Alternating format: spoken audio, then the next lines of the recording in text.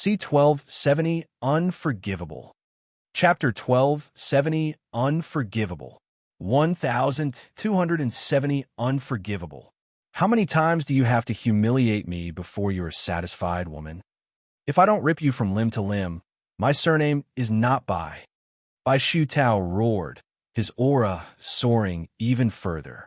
Using his movement technique, Xutao quickly approached Feng Yuxiang, who also used her movement technique to confront him. Just like her appearance, Feng Yuxiang's combat prowess had changed drastically. However, even with her upgrade, she was still behind Xutao and was unable to land a single hit even after 1,000 exchanges. Just how strong is this crazy bastard? Feng Yuxiang couldn't believe that she was still losing to him despite her transformation, and Xutao was still a spirit king while she had entered the spirit emperor realm. Not wanting to disturb Feng Yuxiang's pace, she merely watched them fight from a distance for some time at first, but when she realized that Xutao was slowly pushing Feng Yuxiang back more and more, she decided to join the fight and support Feng Yuxiang, even removing her own restriction, allowing her spirit emperor cultivation to surge forward. How many times do I have to tell you that you want to defeat me, even if you work together?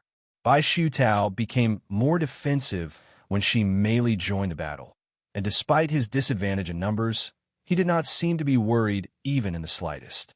Of course, neither Feng Yuxiang nor she melee was going all out, as they were still in the middle of a city, so they were subconsciously holding back their strength, unlike Xutao, who couldn't care less about his surroundings or the innocent people around them. Eventually, the guards in that city showed up, surrounding them. Halt! Do you even realize where you rascals are currently? Fights between cultivators are strictly prohibited inside a city, especially those at your cultivation level. Are you trying to level this entire city? Thousands of guards surrounded them. That crazy bastard attacked us first.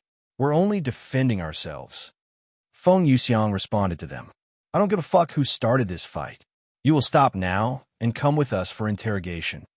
Xutao looked at these guards and sneered. Unless you plan on participating in the fight, I suggest you all get out of here before I make you participate. Who the hell do you think you are? The leader of these guards roared at him. You're not worthy of knowing my identity, Xutao retorted in a chilly tone. Arrogant little bastard. If you think you can fight all of us, you can go ahead and try. Arrest these fools. The leader commanded. Yes. The guards immediately began approaching them in a massive formation for apprehension, making sure that they couldn't escape. Xutao merely scoffed at their pointless attempt, and just as he prepared to slaughter these guards, another voice boomed. What is going on here? A slender figure descended from the sky moments later. She was a gorgeous young woman with a noble aura around her, appearing to be around Feng Yuxiang's age at first glance. Her hair was a mixture of mostly white with some black, and she had yellow eyes, much like Xutao. Upon the arrival of this newcomer, her mere presence was sufficient to freeze the guards in their tracks, and Xutao began to display signs of unease. During the ensuing moment of silence, the young woman surveyed her surroundings, taking note of the city's devastation. I leave you alone for a few days, and in such a short span of time, you've managed to create such a colossal mess. Are you intentionally trying to piss me off, Xutao? The young woman spoke in a cold voice as she stared at him with a piercing gaze that could penetrate even the heavens. Xutao trembled as he replied in a bashful manner. I can explain this, elder sister Ning. The young woman suddenly disappeared from her location and appeared in front of Xutao faster than one could blink their eyes before punching him in the stomach so hard that Zitao's body arched like a bow.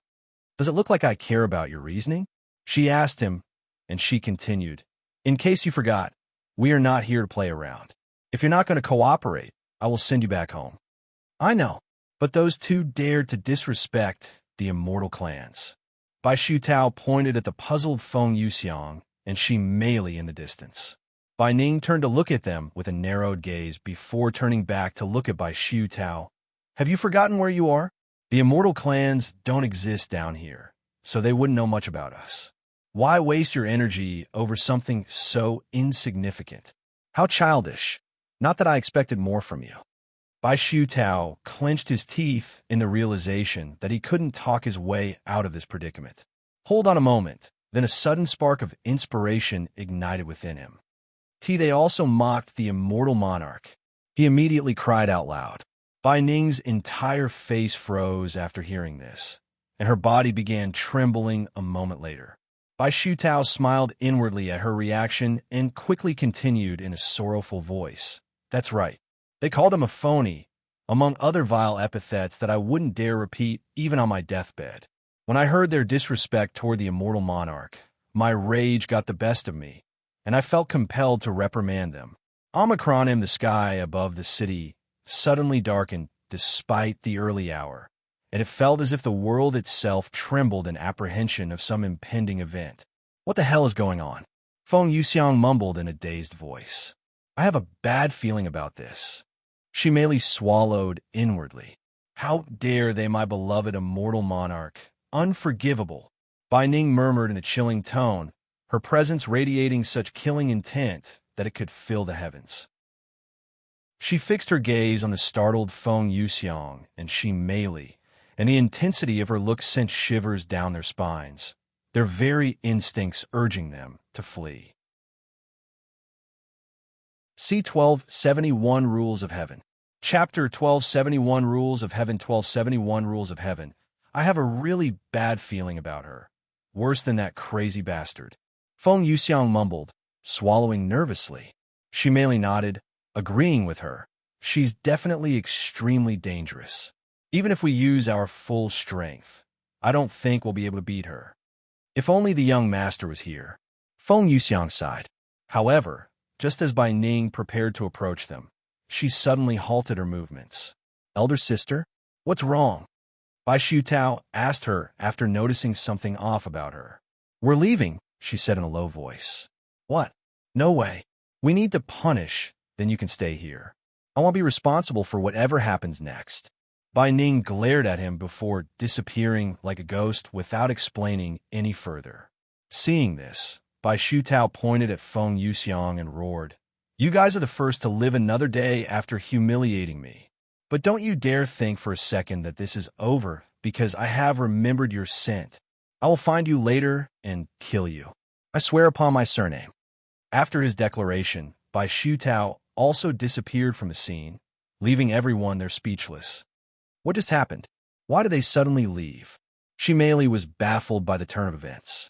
The guards snapped out of their daze shortly after, and since Feng Yuxiang and Shi Meili were still there, they decided to apprehend them. Don't let them escape as well, the leader of the guard shouted. However, just as they approached them, Feng Yuxiang and Shi Meili's body suddenly looked as though they were being sucked into something, the space around them wrapping in a circular motion. A second later, they also disappeared into thin air, leaving the guards dumbfounded. Fuck! Fuck! Fuck! The leader of the guards stomped the ground in anger before ordering the others. I want half of you to chase after them. I don't care if they left the city or not. The other half will stay behind to clean up the mess they made in the city. Meanwhile, Bai Xutao chased Bai Ning several thousand miles away from the scene. When they eventually came to a halt, Bai Xutao asked her in an agitated voice, Elder sister, why did you suddenly up and leave? You could have easily killed those bastards that mocked the immortal monarch. Pap! Bai Ning abruptly turned around and slapped him in the face, sending him flying like a rag doll. You dare raise your voice at me? Are you courting death? She sneered. She turned to look towards the sky and mumbled a moment later. We were being watched by someone at God Ascension. If we had stayed there for a little longer, that person would have likely attacked us. Huh? Why would someone at that level attack us? Bai Xutao expressed his surprise after standing back up. It probably has something to do with those two you picked a fight with, she calmly said. I didn't pick a fight with them. They picked a fight with me by mocking our family and the immortal monarch. Bai Xutao panicked. Do you really take me for a fool, you womanizing bastard? Knowing you and your tendencies, you got angry when they refused to follow you. This isn't the first time something like this has happened, either. Bai Xutao tried to make another excuse, but he was immediately cut off by Bai Ning. You even destroyed a city and killed innocent people. Don't think you'll get away with this. Once we return home, Father will deal with you accordingly. Xutao's body trembled in fear upon hearing her words, but his hatred for Feng Yuxiang and Shi Meili only increased as he still blamed them for his current situation. I swear I will not rest until I make you bitches pay, he cried inwardly. Meanwhile, Feng Yuxiang and Shi Meili had been teleported to another location. Senior, Feng Yuxiang realized why the heavenly white tigers had suddenly left when she saw Dong Yi standing before her. Thank you for rescuing us. If it weren't for you, we would have probably died back there. Feng Yuxiang bowed to him. Dong Yi shook his head. I should be apologizing for the delay. I had left this world temporarily to investigate something. But to pick a fight with the heavenly white tiger immortal clan, you're quite reckless. Lights fell, but they started the fight. Shi Meili sighed. Regardless of how it started, they will keep an eye out for you from now on, especially by Xutao. But there's no need to worry. That by Xutao is a well-known troublemaker, so there are usually people watching over him. I'm not worried about that fool at all, Feng Yuxiang said. I'm more worried about that woman who was with him. Shi Meili sighed. Dong Yi shook his head and said, Actually, there's something else that you should be worrying about right now. What is it? Dong Yi pointed above them, where the sky seemed unnaturally dark for some reason. What is that? Shi Meili asked with raised eyebrows. In no way. Feng Yuxiang swallowed nervously when she saw the sky. Is it just me, or is that a heaven's tribulation? Dong Yi confirmed Feng Yuxiang's worries. Heaven's tribulation? Why is it over here? We weren't the ones who killed those innocent people. Shi Meili exclaimed. No, but you did break a rule of heaven by being a spirit emperor and using such powers in a place that is limited to those below spirit emperor. Dong Yi explained to them. The reason why there are no cultivators above the limit given to each world, and why nobody in the upper heavens dares to descend without proper permission, is simply because of the rules of heaven. When someone violates a rule, an inescapable heavenly tribulation is invoked to punish the offender, with the severity of the tribulation determined by the individual's transgressions. As Feng Yuxiang and Shi Meili had employed cultivation beyond the level of Spirit King in the third heaven, they had breached a rule of heaven, hence their current predicament. C1272 Heavenly Tribulation. Chapter 1272 Heavenly Tribulation 1272 Heavenly Tribulation S. Senior. Is there anything you can do? Feng Yuxiang looked at him for help. As this was her first encounter with heavenly tribulation, it was only natural for her to act nervous. Dong Yi sighed. There is, but there isn't at the same time. I could wipe away the heavenly tribulation for you this time, but it will eventually return in the future, and it will be much more powerful at that time. Therefore, you can only face it. And he continued, Don't worry, your crime wasn't that bad. The heavenly tribulation won't kill you, but it will hurt a little. We have to confront it. Feng Yuxiang swallowed nervously. Don't worry. I have read stories of people using heavenly tribulations to temper their own bodies. It can't be that bad, Shi Meili said, trying to comfort herself. Dong Yi then said, The heavenly tribulation is about to start. You should gain some distance away from each other so you don't make things harder for each other. It'll watch over you so you won't die. They felt much more at ease after hearing Dong Yi's words. A moment later, they began flying away from each other until they were at least 50 miles apart. The sky above them appeared normal for a few moments, almost as though they had escaped the heavenly tribulation. However, it would turn dark again after some time with tiny blue snakes dancing around clouds. The next time I see that crazy bastard, I will definitely make him pay for this. Feng Yuxiang gritted her teeth as she prepared to confront the heavenly tribulation. She sat down and closed her eyes, clearly her mind. While this may be her first time being confronted by a heavenly tribulation, this wasn't her first time seeing one. In the upper heavens, heavenly tribulations occur on an almost daily basis, so she has witnessed a fair share of people fighting them. Many people perish before the heavenly tribulation, but some people have managed to escape, and just as Shi Meili had said, some even use them as a body tempering method. Those who recklessly confronted the heavenly tribulation perished, while those who remained calm and allowed the heavenly tribulation to strike them managed to survive. Feng Yuxiang said to herself. Eventually, amidst the darkened skies, a powerful and thick bolt of lightning descended upon Feng Yuxiang. Boom! In an instant, the ground around Feng Yuxiang was charred black, and it looked as if a bomb had been dropped in her area, with several miles of the land around her being affected by the heavenly tribulation. Feng Yuxiang, who used most of her spiritual energy to block the heavenly tribulation right before it struck her, managed to survive, but her entire body was dripping with blood. I managed to survive, she sighed inwardly, feeling a little relieved. Yet, her despair grew as she realized that the black clouds above her had not dissipated, and it even looked as though it was preparing for a second strike. The number of strikes corresponded to the severity of one's crime, with 3 strikes being the most common. A few moments later, a second bolt of lightning descended on Feng Yuxiang. The destruction caused by the second strike was even more devastating than the first one, as heavenly tribulation only becomes more powerful with each strike. When struck by the second heavenly tribulation, Feng Yuxiang's life flashed before her eyes for a brief moment, recalling all of the time she spent with Yuan and the others, even though it was only a tiny portion of her experience.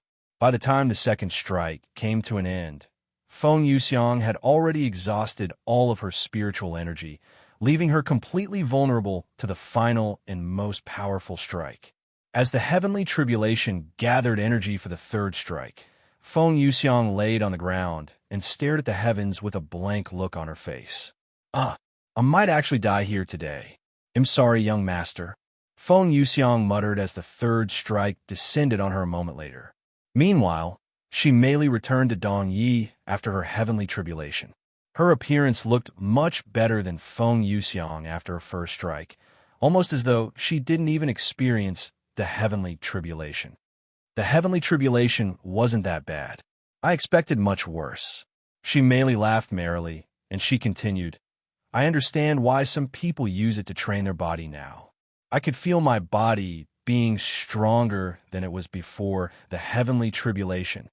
She then asked, Senior, where's Feng Yuxiang? Her heavenly tribulation should be ending soon, he said. After a few minutes of silence, he spoke again, Follow me. She merely nodded and followed him to where Feng Yuxiang confronted her heavenly tribulation. When they arrived, she Mei's eyes widened in shock as she gazed upon the devastation that far exceeded what she had experienced. What in heaven's name happened here? Was this caused by the heavenly tribulation? There's no way, right? She Mei turned to look at Dong Yi for answers. Lightsvel, he nodded and explained, the strength of one's heavenly tribulation depends on 2 primary factors, the gravity of their transgression and their personal strength. You may be a spirit emperor, but Feng Yuxiang's true strength is far stronger, hence the difference between your heavenly tribulation. Wait, but that's only if she has her original strength, right? There's no way she could have endured such a powerful heavenly tribulation with her current prowess because of the curse. Unfortunately, the heavens don't take into account such minor details. Dong Yi sighed. Titan, what happened to her? Don't tell me that she died. I cannot sense her presence. She Mei began panicking when she realized this. She's not dead, but...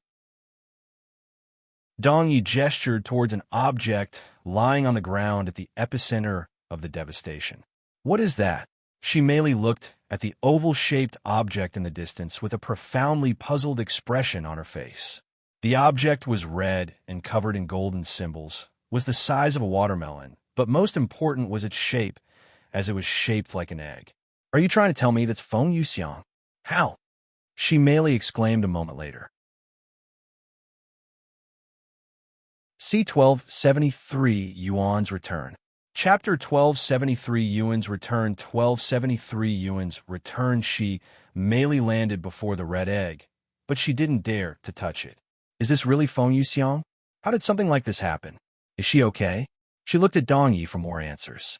Dong Yi nodded and responded, She's fine. She's currently in a state of recovery that occurs when a phoenix is on the verge of death. It's their final line of defense. While in this state, she will be protected by that shell until she fully recovers. With that being said, this isn't something just any ordinary phoenix can do. Only those with the powerful bloodlines would be able to do something like this, mostly those related to royalty. How long will it take for her to recover? Ximeli then asked. Unfortunately, it's hard to say. Some phoenixes may take months to recover, while others take years. And since her bloodline was cursed, it might take longer than usual. I wouldn't be surprised if it takes several decades for her to emerge from that shell. No way. Ximeli was speechless. She could have never expected something like this to happen right when Yuan left. How should I explain this to Yuan when he returns? She sighed. Just tell him the truth. You're not at fault here. Neither of you are, so he won't blame you for it. I know, but it still sucks to be the bearer of bad news. After a moment of silence, Ximeli asked, So, what should we do with this egg, her shell? Take it with you and keep it safe. Ximeli looked at the egg with a look of hesitation on her face. After all, it could be extremely fragile, and she did not want to cause any harm to it. Dong Yi smiled when he saw her expression, and he said, Don't worry, the shell isn't so fragile that it would crack easily. In fact, it won't leave a scratch even if you were to attack it with your full strength. It isn't their final line of defense for nothing. If you say so. Ximeli felt much better after hearing Dong Yi's words, but she still handled it with extreme care when she picked it up, treating it as though it was a golden egg. It'll take you back to the cabin, where you can recover your own strength until my lord returns. Dong Yi said to her a moment later. Ximeli nodded, and they disappeared into thin air shortly after. Meanwhile, the city was in full panic after what had transpired. A good portion of the city had been destroyed by the event, and hundreds of people had perished. Tian Songyun and Tian Xinzu stood outside their home, looking at the destruction before them. Heavens, if the fight had been just one block closer, our residence would have been destroyed too. Tian Songyun muttered in a dazed voice. Just what in heaven's name happened out there? Tian Xinzu sighed. Back at the cabin, Ximeli asked Dong Yi, Can you tell me a little more about the immortal clans? Just who are they? There's really not much to say about them. They're just a bunch of arrogant beasts running around with the immortal monarch's name behind their backs because their ancestors served him. In terms of influence, they're up there with the 4 ancient families and the royal families. Of course, they're also quite powerful, especially the Heavenly White Tiger clan. Their greatest strength is, well, their strength, rivaling even dragons. So their ancestors served Yuan? Ximeli asked for clarification. Indeed, the ancestor of the Heavenly White Tiger was one of the 9 supreme beings that followed the immortal monarch. He was a very loyal fellow who would put the immortal monarch before anything in his life. If the immortal monarch told him to jump off a bridge, he'd do it without hesitation. Some would even call it an obsession. Seriously? If that's true, his descendants must have fallen quite hard. Ximeli shook her head as she recalled by Xutao's personality. The immortal clans used to be entirely different, beasts with actual pride for their legacy. Nowadays, however, they're just a bunch of selfish bastards who abuse the immortal monarch's name for their own profits, and they get worse with each generation. Yuan won't be happy to hear this. Ximeli sighed. The Lord will probably be pissed, especially after he fully recovers his memories. Dong Yi closed his eyes and recalled the immortal monarch's relationship with his followers and sighed inwardly. Anyways, it's about time for me to leave again. I will return when the Lord returns. Dong Yi suddenly said, Okay, once again, thank you for saving us. Ximeli nodded. After Dong Yi left the cabin, Ximeli placed Feng Yuxiang on the bed and wrapped the blankets around her like some kind of nest. Then, she sat on the wooden floor and began cultivating to recover her own injuries. Omicron M, a week passes in the blink of an eye. During this time, Ximeli did not stop her cultivation even for a second, and Feng Yuxiang remained unmoving on the bed. The city, which had been ravaged by Xutao, had now been cleaned up and was in the process of restoration. On Earth, Yuan would spend most of his time in the bedroom with Meishio and Chu Liuxiang, only leaving from time to time to spar with Li Jinsi. As for the other members of the faction, they were busy with their own things in Cultivation Online. Another week passed with little change in everyone's routine. During this time, Yuan managed to contact Bai Lihua to thank her for the information regarding the 10 great families.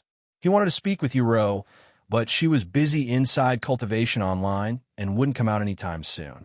I will let Yuro know that you try to contact her later. Do you want to set up a meeting for when she returns? Bai Lihua asked him. No, it's fine. I will be returning to Cultivation Online soon, and I don't know when I will return this time. I see. Then if there's any message you want to pass to her, just let me know. Yuan nodded. Then can you tell her I understand? He'll let her know. Thank you again. After his conversation with Bai Lihua ended, Yuan notified Meishio and the others that he would be returning to Cultivation Online that day. Then he'll meet you guys at Cultivator's Haven in a bit, Yuan said to them. Meishio, Chu Liaoxiang, and Li Jinxi nodded in acknowledgement before they returned to their rooms. C1274, Where's Feng? Chapter 1274, Where's Feng? 1274, Where's Feng? After returning to his room, Yuan placed the console on his head and entered. What happened here? Yuan raised his eyebrows in a puzzled manner when he saw the buildings around him being repaired. You didn't hear? A pedestrian heard his mumbling and said, a huge fight between several powerful cultivators occurred in the middle of this city about 2 weeks ago, destroying a third of the city and killing hundreds of innocent people. Right after I left for my break? How unfortunate. Yuan sighed, as he could have probably done something to prevent it. The culprits were never caught either, as they had vanished into thin air like ghosts right as the guards surrounded them. Thank you for the information. Not paying any more attention to the events, Yuan tried to notify Feng Yuxiang of his return. Feng, I am back. Where are you guys? However, there was no response from Feng Yuxiang even after waiting for several minutes. Yuan didn't find anything weird about it initially because he could still feel his connection with her. Did she go so far away that she can't hear me in just 2 weeks? Where on earth did they go? He wondered inwardly. Yuan tried to contact Feng Yuxiang again, but when he received no response, he decided to visit the Tian family first. The old lady answered the doors again, but she allowed him to enter their household immediately. Please wait in the guest room. They'll call for the masters. Thank you. Sometime later, Tian Songyun entered the guest room. Where's the senior? Yuan asked in a slightly worried tone. He returned to the sect first. He'll be returning soon with Yinyu. Oh, that's good. I thought he was caught up in the incident 2 weeks ago. We were almost caught up in it. If they had fought even a block closer to our house, we wouldn't be here right now. A fight between spirit kings in the middle of a city. I can't imagine the kind of crazy bastards that would do such a reckless thing. Tian Songyun shook her head. Anyways, what are you doing here? I just wanted to speak with Miss Yinyu one last time before I leave this place, he said. Oh, right. You did say something like that before leaving last time. Although she's still holed up in her room, she's definitely getting better. We'll see if she's ready to speak with you now. Thank you. Tian Songyun then left to find Tian Yinyu in her room. After knocking on the door, Tian Songyun announced, Yuan is here to see you. Some shuffling could be heard from inside the room before it went silent again. Tian Songyun sighed. When are you going to stop being so childish? Do you have any idea how many times your father has been rejected by me in the past? Anyway, this is probably your last chance to see him. Once he leaves, he will be leaving the third heaven for good. So, before Tian Songyun could even finish her sentence, the door slammed open and Tian Yinyu came out with a resolute expression on her face. Without saying anything to Tian Songyun, Tian Yinyu walked to the guest room, where Yuan was waiting. It's good to see you again. Yuan smiled at her appearance. Tian Yinyu nodded, and she spoke in a low voice, Sorry for leaving so abruptly last time. It's fine. Yuan shook his head. Anyways, I'm here to say my goodbyes today, as I will be heading towards the fourth heaven soon. Tian Yinyu gritted her teeth after hearing his words, and the thought of not being able to see him again greatly disturbed her heart to the point where she could feel pain. Lights fell after a moment of silence. Tian Yinyu spoke in a soft yet resolute voice. I may not be worthy right now, but I swear that I will become someone worthy of being beside you the next time we meet." She then bowed to him and continued, "Thank you for everything, Yuan. I will remember it for the rest of my life." Unsure of how to respond to her, Yuan could only silently nod his head in acknowledgement. The next moment, Tian Yinyu turned around and walked away, returning to her room. "Let's return to the sect as soon as possible, mother," Tian Yinyu said to Tian Suyin in the hallway. Tian Suyin nodded. "We can leave in the morning. I'll go pack my things then." After Tian Yinyu disappeared into her room, Tian Suyin returned to the guest room. "Then I'll be taking my leave now," Yuan said as he prepared to leave. "Stay safe," Tian Suyin said to him as he left their front gate. As Yuan walked away from the Tian family's household, a figure appeared before him like a ghost. "Welcome back, my liege." Dong Yi bowed to him in a respectful manner. "Perfect timing. I was going to call for you in just a moment." Yuan said, "Do you have another mission for me?" He nodded. "Yes, and this one is quite crucial." Dong Yi nodded. "I understand. However, there is something that you should know right away." "What's the matter?" Yuan had a bad feeling when he saw Dong Yi's expression. "It's related to your servant, Feng Yuxiang." Yuan frowned upon hearing this, and he inquired, "Did something happen to her?" "It'll be much easier to explain if you saw the situation for yourself. They'll bring us to the cabin immediately." Dong Yi waved his sleeves, teleporting both of them to the cabin. When they arrived outside the cabin, Shi Meili could be seen standing by the door. "Are you okay, Meili?" Yuan asked her since he knew that she had been with Feng Yuxiang before he left. She nodded. "Yes, I am. But Feng Yuxiang?" Once they entered the cabin, Yuan looked around the room with a puzzled face, as had expected to see Feng Yuxiang, but there was only a single egg resting on the bed. "Where's Feng?" he asked. Shi Meili pointed at the egg on the bed and replied, "She's right over there." "Eh."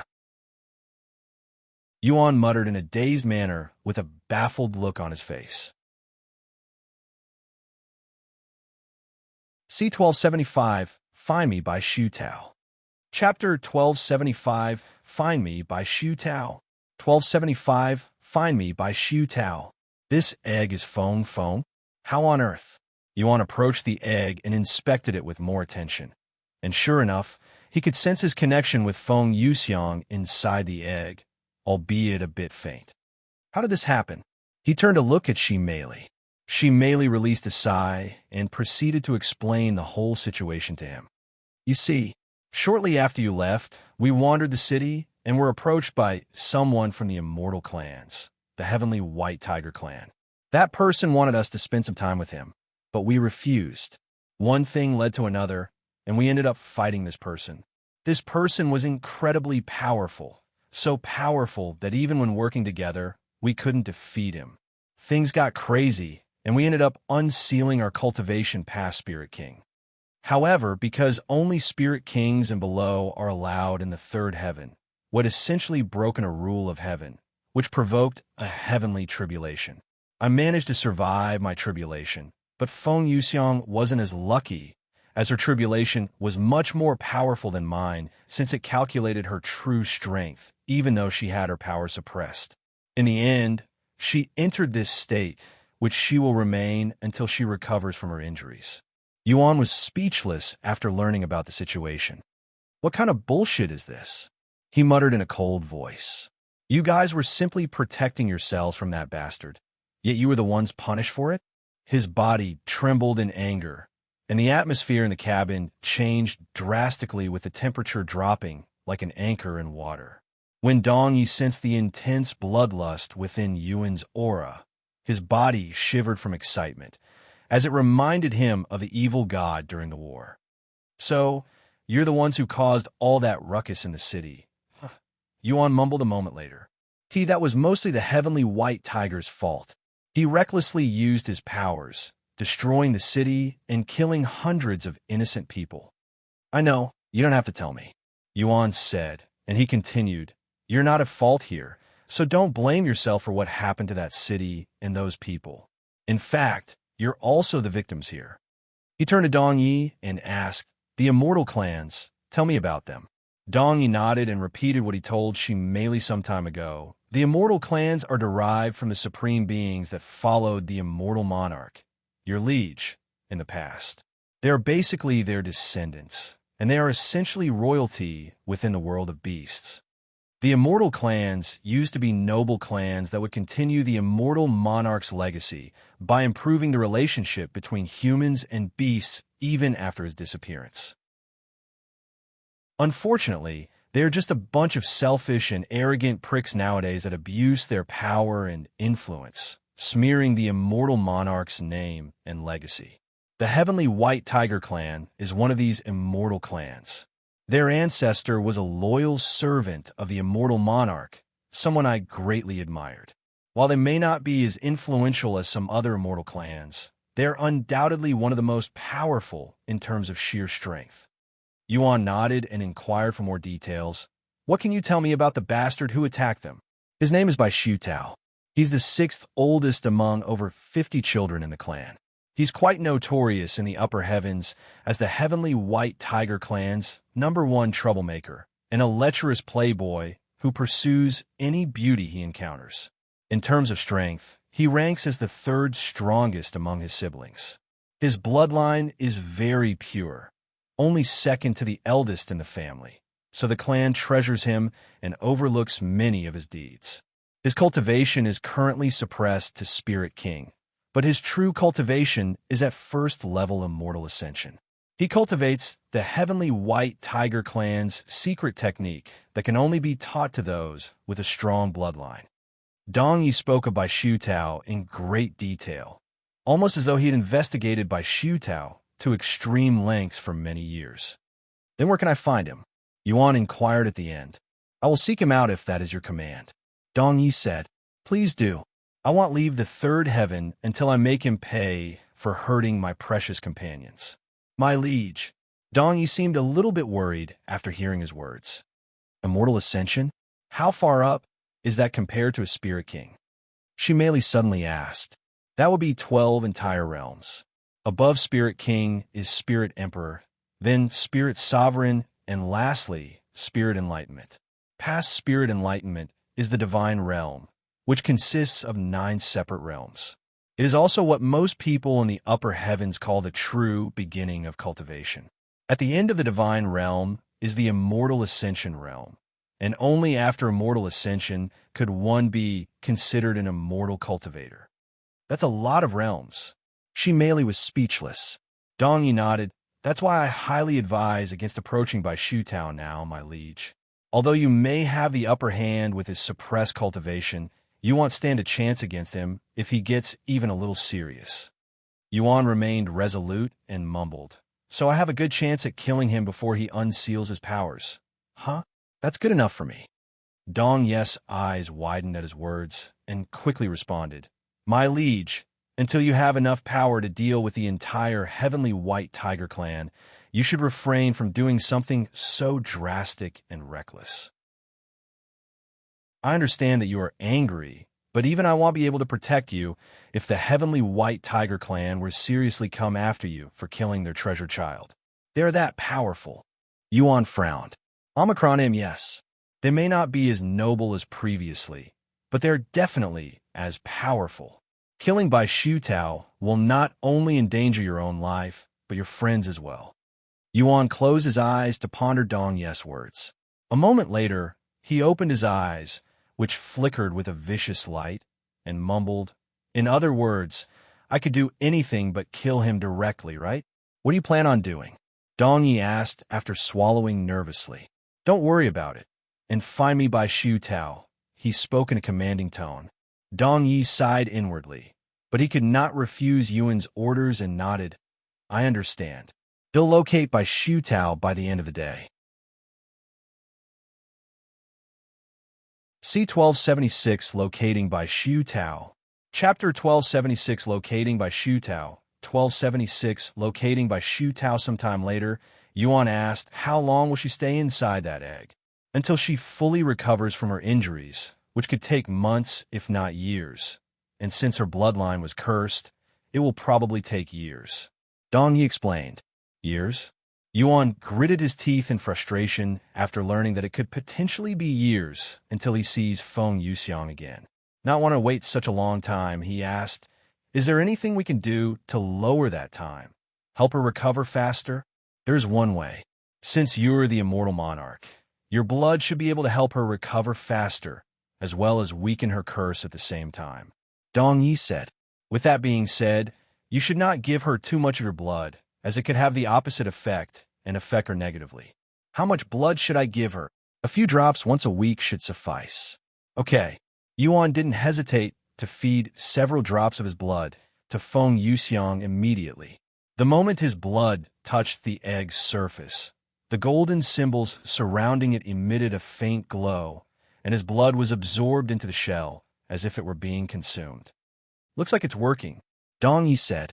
Yuan sighed in relief, and he prayed that it wouldn't take years before they met again. He then asked one more thing. "Can I take her with me when I travel?" Dong Yi nodded, "Of course. However, if you want to carry her around safely, you'll need a special spatial ring that can store living entities inside. Fortunately, I happen to have something like that with me." He proceeded to retrieve a spatial ring and offered it to Yuan. This is a grand spatial ring. Unlike ordinary spatial rings, they have a whole world inside, allowing you to carry around living beings. The only drawback is its size, so you won't be able to fit as many things inside as an ordinary spatial ring. Even the biggest grand spatial rings out there won't have as much capacity as a medium-sized spatial ring or storage pouch. This grand spatial ring has enough room to fit Feng Yuxiang and 2 other individuals. "Thank you for this." Yuan accepted the grand spatial ring. As curious as he was about its value, he feared that he would not be able to accept it after learning about it. "My liege," Dong Yi called him. "Yeah?" When Yuan looked at him, Dong Yi suddenly lowered his head and spoke in a sincere voice. "I'm truly sorry for this inconvenience. If this useless sack of old bones had shown up a little earlier, your precious friends wouldn't have been hurt. I had left the third heaven briefly to investigate the other ancient seal holders, but this isn't meant to be an excuse at all. I will accept any punishment you may have for me." Yuan shook his head and said, "Stop it. You're not at fault here. And if it weren't for you, things would have ended much worse for all of us. So if anything, I should be thanking you." "Thank you for protecting my friends, Dong Yi." "Ah, my liege," Dong Yi muttered as he felt profound emotions welling up within his ancient soul. He then stood tall and spoke in a serious voice. "This humble servant shall look for by Xutao right now. If you need anything, just send me a message and I will come running back." "Take us back to the city before you leave," Yuan said as he stored Feng Yuxiang inside the grand spatial ring. Sometime later, Yuan and Shi Meili returned to the city while Dong Yi went to find by Xutao. "What are we going to do now?" Shi Meili asked him. "I'm going to meet up with some of my friends to let them know that there will be a slight delay in our journey, and then I will deal with by Xutao. After that, he'll find Liang Xiaosheng for his ancient seal. Oh, I also have to deal with the 10 great families before we make our way to the 4th heaven." "Your friends? 10 great families?" Shi Meili raised her eyebrows. "Oh, you haven't met them yet, but they'll be traveling with us to the 4th heaven. As for the 10 great families, they aren't even worth mentioning," Yuan briefly explained. Sometime later, Yuan arrived at the cultivator's haven. When he arrived, he could see 3 beauties standing outside the building. When these beauties noticed him, they immediately walked over with smiles on their faces. "Omicron, who is this?" Chu Liuxiang asked, her gaze fixated on Shi Meili. "This is Shi Meili." Yuan introduced her. "Oh, you're the princess from the ancient dragon city, right? Nice to meet you. I'm Chu Liuxiang. Meishio, Li Jinsi. These are my friends, and they'll be traveling with us," Yuan added. "Hello. I wasn't expecting to travel with such a large group." Shi Meili greeted them with a bright smile. However, she was crying inwardly. These 3 humans are so gorgeous. Does he only have beautiful females as friends or something? Not only are his servants beautiful, but even his traveling companions are beautiful. This made Shi Meili recall her talk with Shi Mingze about having more rivals in the future. Meanwhile, Yuan said to them, "I'm sorry, but something came up, so we'll have to delay it for a little longer. What happened? Is there anything we can do to help? Meishiu asked. Yuan showed them Feng Yuxiang's egg and explained the situation to them. What? How dare that bastard do such a thing to Feng Feng? Xiaosheng was greatly agitated by the end.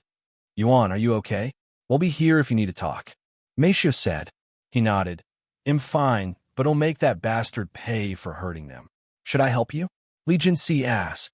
No, this man is really powerful. Even I wouldn't be able to defeat him if he used his full power. If he's as powerful as you say, how will you make him pay? He restricted his cultivation to Spirit King to obey the rules of this place. So it's not as though he's untouchable from the get-go.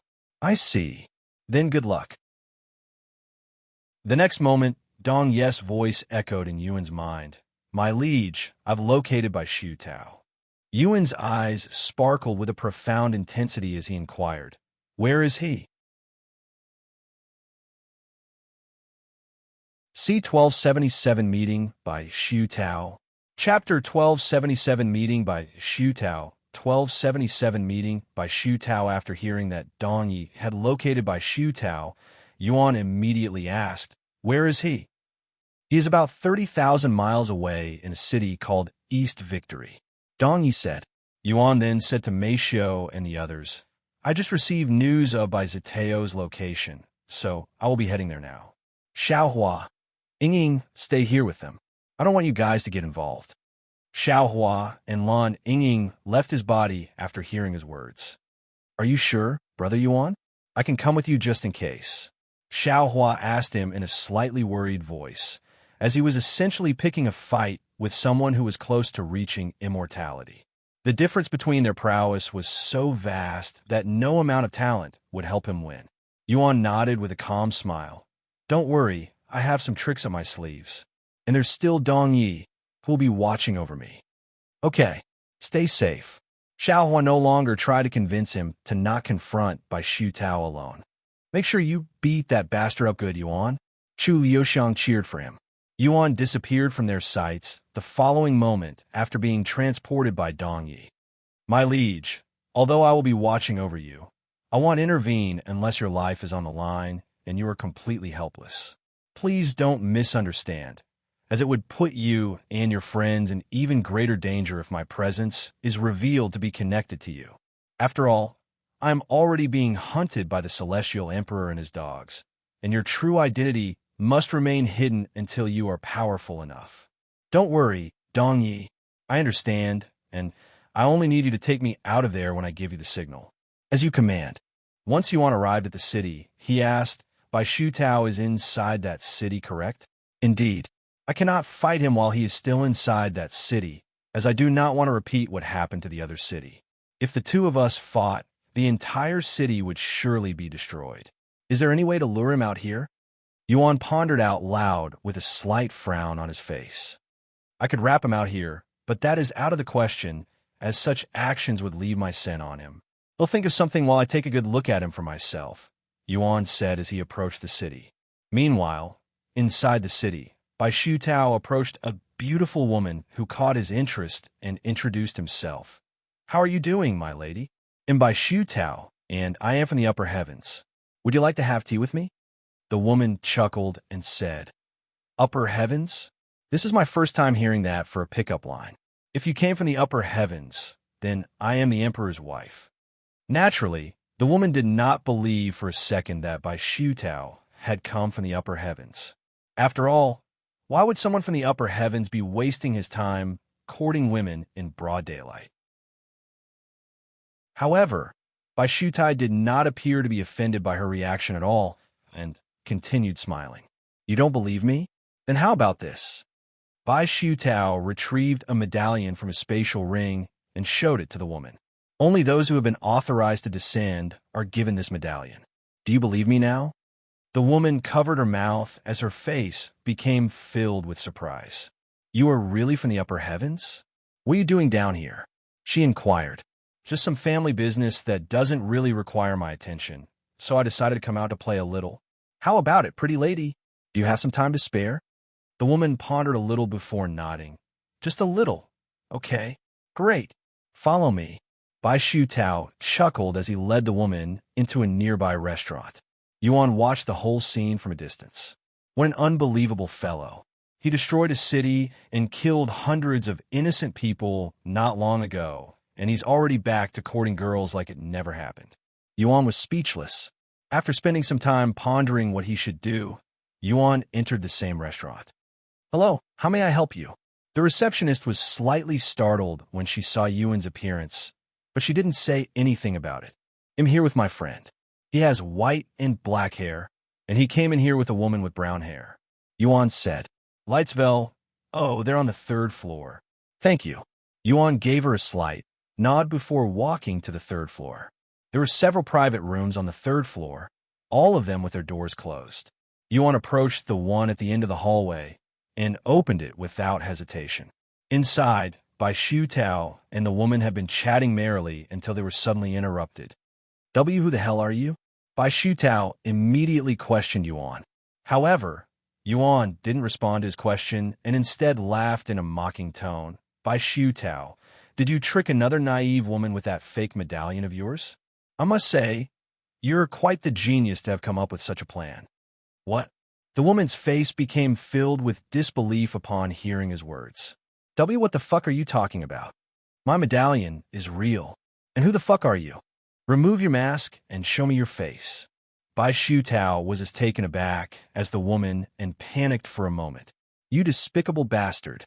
In a fit of anger, the woman threw her tea at Bai Xutao, soaking his face, and then stormed out of the room without giving him a chance to defend himself. Yuan didn't say anything and merely stared at Bai Xutao in silence. A moment later, Bai Ziteo's voice cracked with fury as he bellowed, "Why you fucking bastard!" His entire body quivered with rage as he slammed the table, destroying it. Seeing his reaction, a smile appeared on Yuan's face that was covered by his mask. C1278 Confronting Bai Xutao. Chapter 1278 Confronting Bai Xutao. 1278 Confronting Bai Xutao. "I don't care who you are. I swear upon my name that I will rip you from limb to limb and feed your bones to the dog for this humiliation." Bai Xutao growled as he stood up and glared at Yuan with intense, killing intent in his gaze. In his entire life, he has never felt so humiliated before, and what he experienced with Feng Yuxiang and she Meili could be neglected in comparison. In response, Yuan chuckled. "Rip me from limb to limb? You can't even court girls properly, yet you want to do something that complicated? I cannot wait to see you try." Bai Ziteo's face was so red from anger that steam could be seen coming out of his ears. "I'm going to kill you." Bai Ziteo's aura exploded. However, before Bai Xutao could do anything, Yuan escaped through the window. Bai Xutao was taken aback by this and roared, "Are you serious? Where the fuck do you think you are going?" Without even thinking about it, Bai Xutao immediately chased after Yuan. While in hot pursuit of Yuan, Bai Xutao couldn't help but notice the familiarity in Yuan's movement technique. However, his seething anger prevented him from realizing that it was the very same technique employed by Feng Yuxiang when they fought. "Hey, you're a little slow for a dog. Are you hurt somewhere? Do you want me to slow down a little for you?"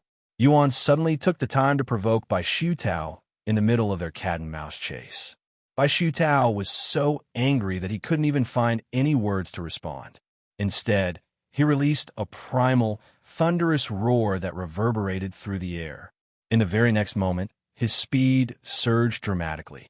Seeing this, Yuan also increased his speed, just enough that it seemed like Bai Xutao was slowly catching up. Eventually, they ventured so far from the city that nothing but trees and mountains stretched as far as the eye could discern. Once he was confident that their fight would not disturb anyone, Yuan slowed down to a halt. When Bai Xutao saw this chance, his eyes lit up, and without stopping, he rushed at Yuan with his claw-like hands ready to snatch Yuan by the throat. Right as Bai Ziteo's claws reached his throat, Yuan's figure flickered, disappearing right before Bai Ziteo's eyes. "Gah!"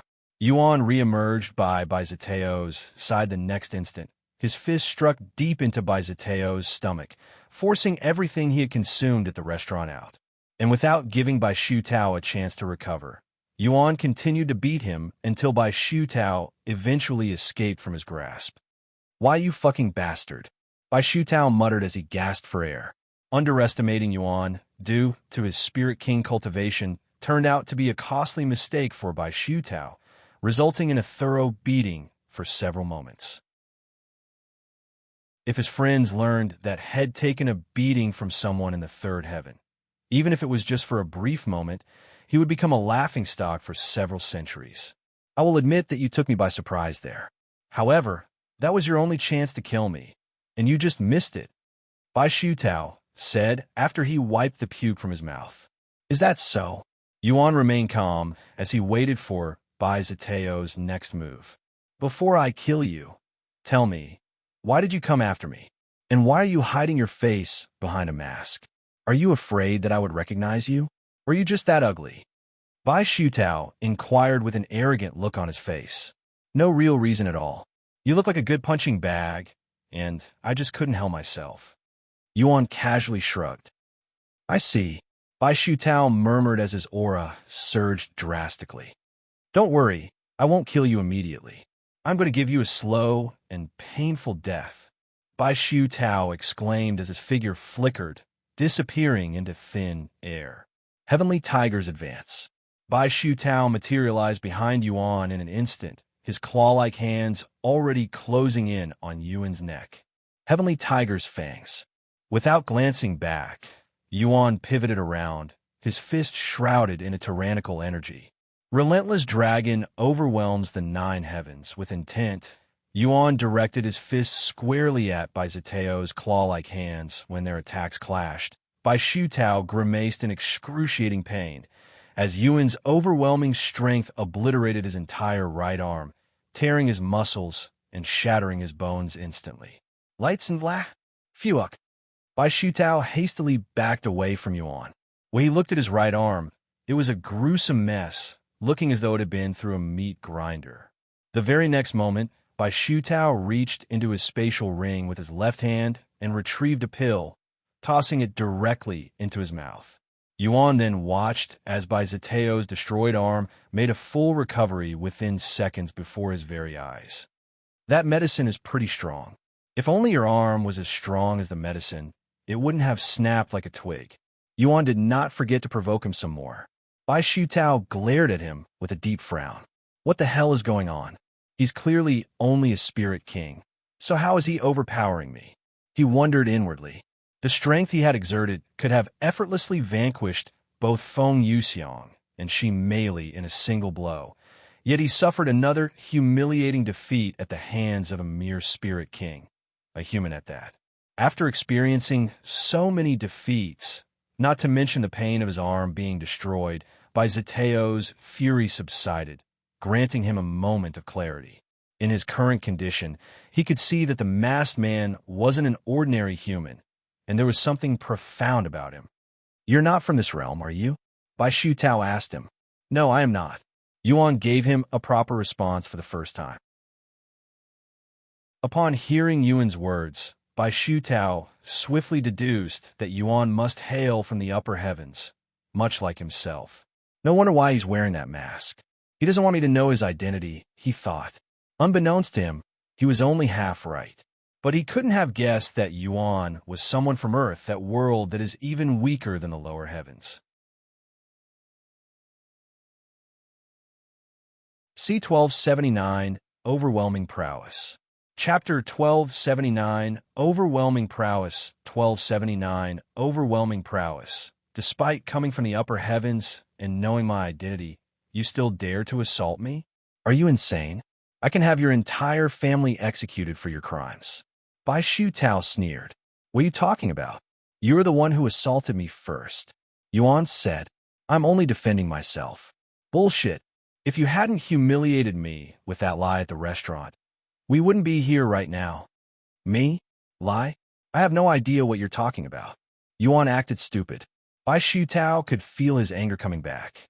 Enough of this. I don't care why you approached me, but you'll regret it. They'll make sure of it. Bai Zitao's aura increased even further, almost as though he had no limits to his strength.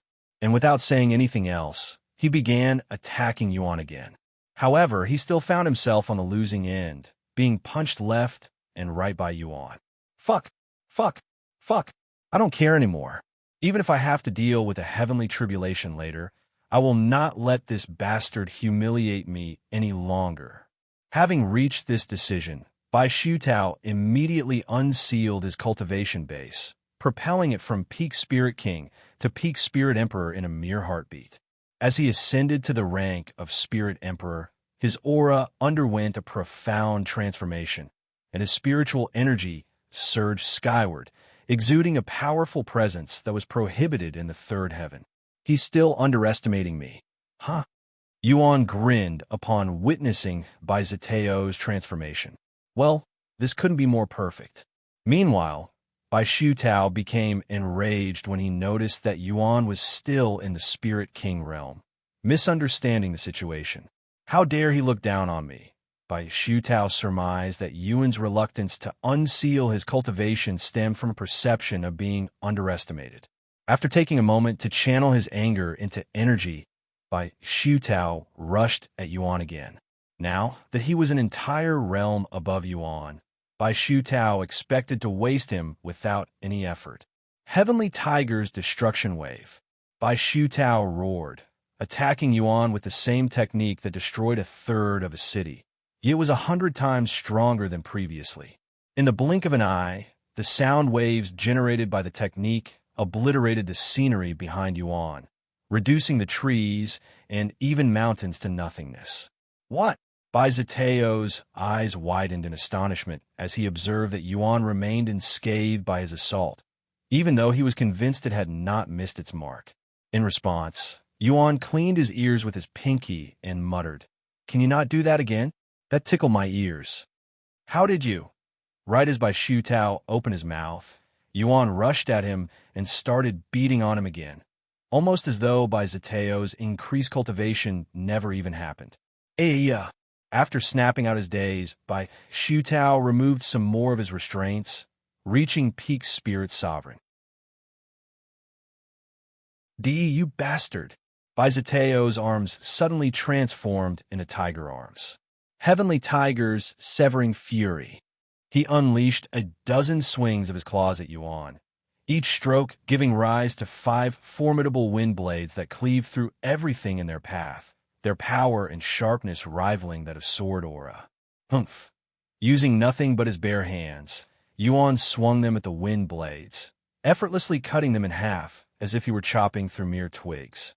The split wind blades continued to fly into the distance, cleaving through anything that dared to block their paths as easily as cutting tofu. In no way. What are you? Xutao was in disbelief. He simply couldn't believe that he was still being overwhelmed by a Spirit King while he was a Spirit Sovereign.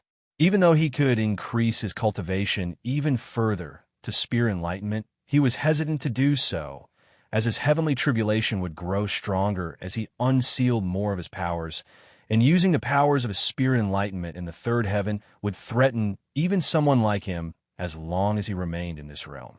With increasing his cultivation ruled out as an option, Xutao resolved to execute the next best course of action. I didn't think I would bring this out in a place like this. Xutao muttered as he retrieved a pair of white gloves that resembled a tiger's paw. The pair of gloves emitted a distinct aura that could only be associated with soul weapons, a feeling that Yuan was well acquainted with. The moment he wore the gloves, Xutao's aura skyrocketed even further, even though his cultivation remained the same. Each soul weapon possessed its individual set of effects, and the gloves seemed to have substantially increased Xutao's stats, as he was at least 3 times more powerful compared to just moments ago. Yuan contemplated summoning his Empyrean overlord, but he was concerned that such an action might unveil his true identity, so he had to decide between Starry Abyss or Dragon Soul. Since I have never used Dragon Soul before, it'll almost be impossible to identify me unless they go to the ancient Dragon City. Yuan thought to himself, summoning Dragon's soul a moment later. Che, so you also have a soul weapon. Although Xutao wasn't surprised that someone as powerful as Yuan had a soul weapon, he had hoped that wasn't the case. Whatever. Even if you have a soul weapon, there's no way it's more powerful than mine, which belonged to the heavenly white tiger god himself. Xutao exclaimed as he confronted Yuan with confidence. Even though he summoned his soul weapon, Yuan didn't immediately use it and still relied on his limbs to fight Xutao, mostly his legs.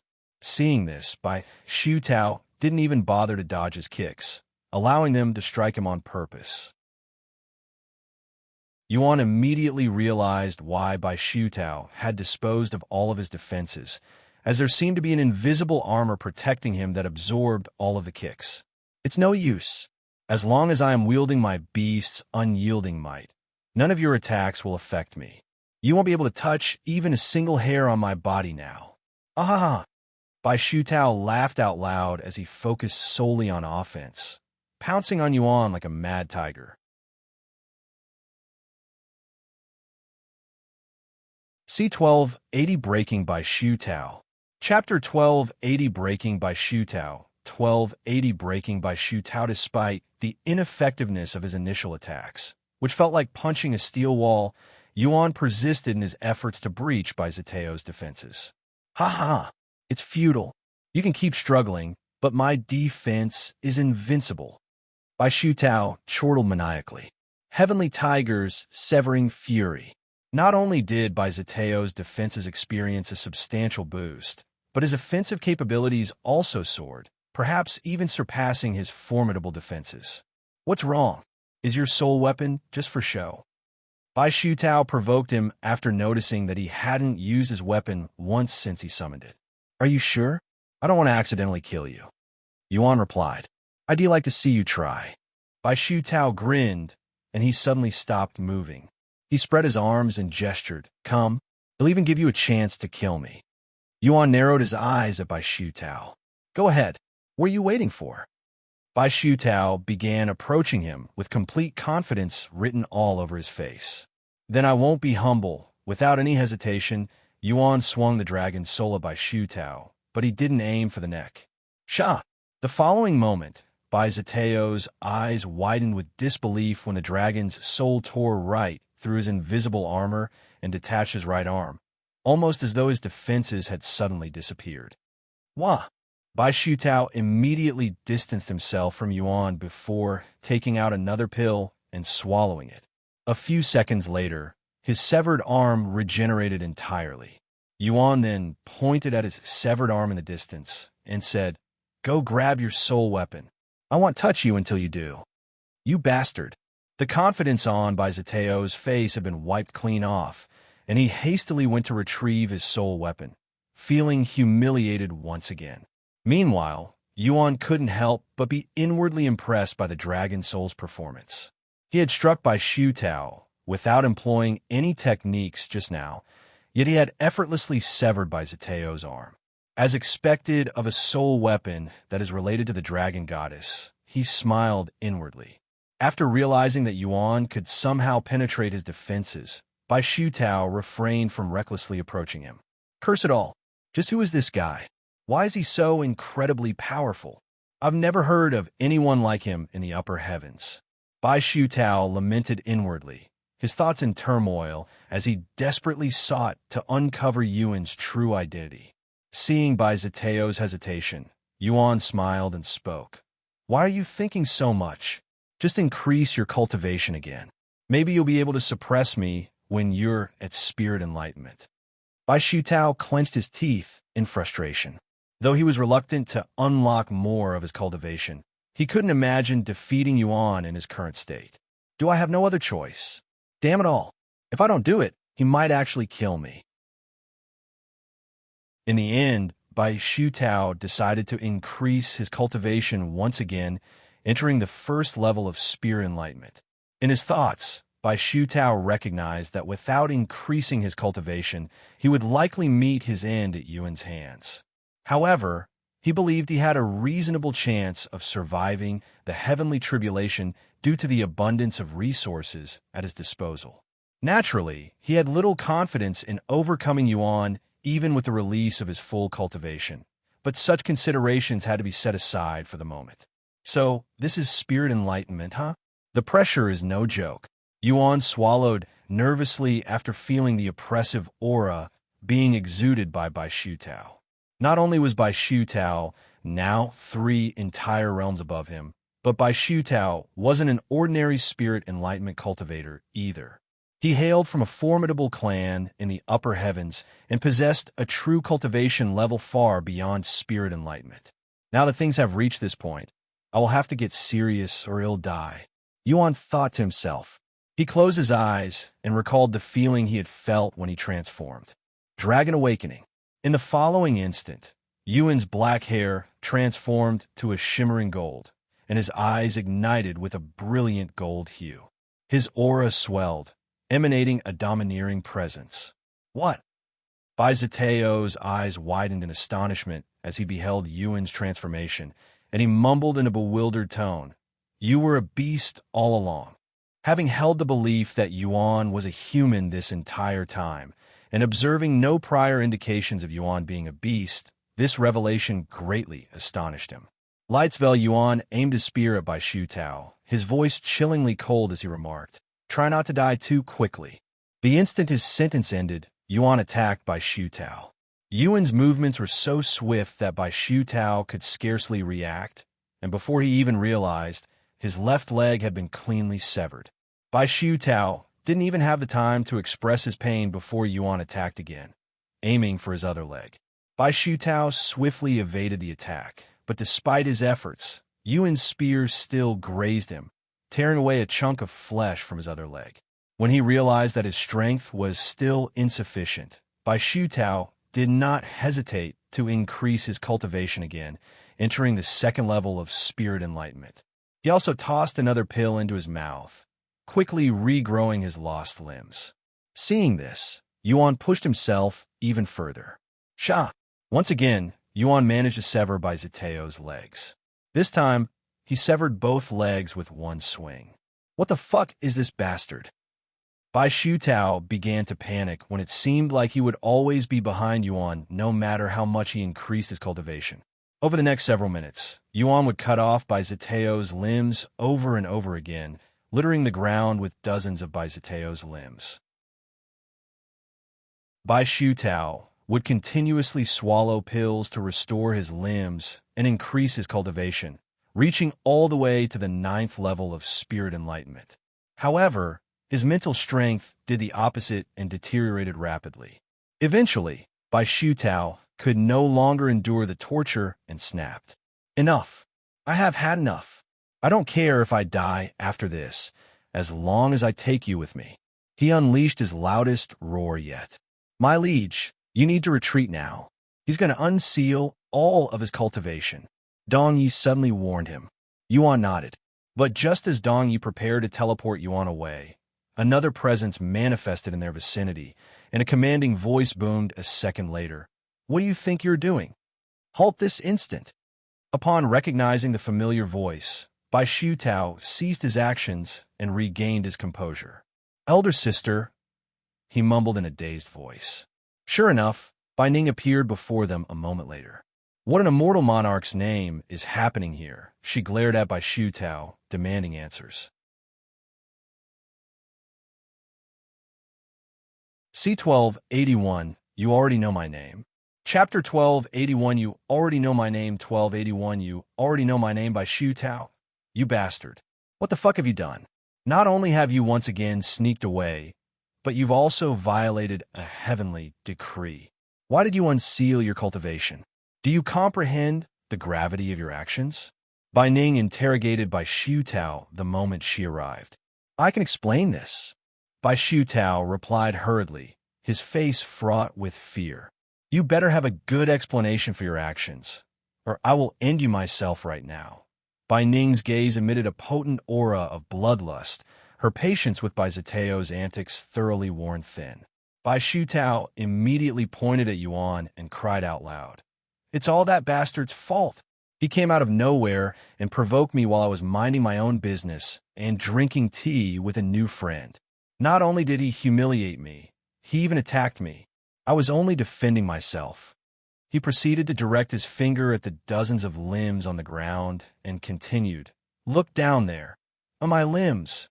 I was forced to use almost all of my supreme rejuvenation pills because of him. Bai Ning looked at the ground, where Bai Zitao's severed limbs were scattered about like trash, and frowned. Turning her attention to Yuan, she inquired, "Who are you?" It's common courtesy to offer your own introduction before seeking to learn about others, Yuan replied calmly. Following a momentary silence, Bai Ning abruptly vanished from her position, appearing in front of Yuan with a swiftness so remarkable that he could barely perceive the motion. "I won't ask again," she spoke in a frigid tone.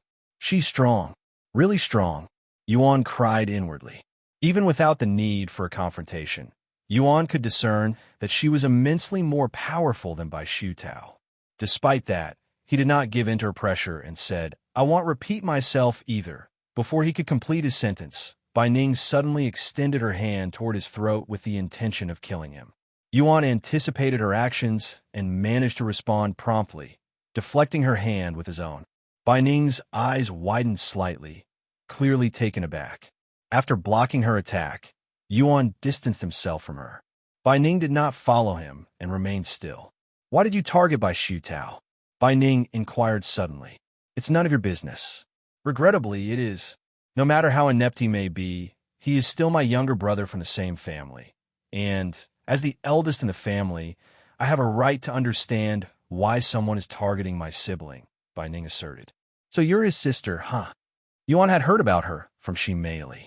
However, since she wasn't involved in their incident, Yuan couldn't justify attacking her, even if she was Bai Zitao's sibling.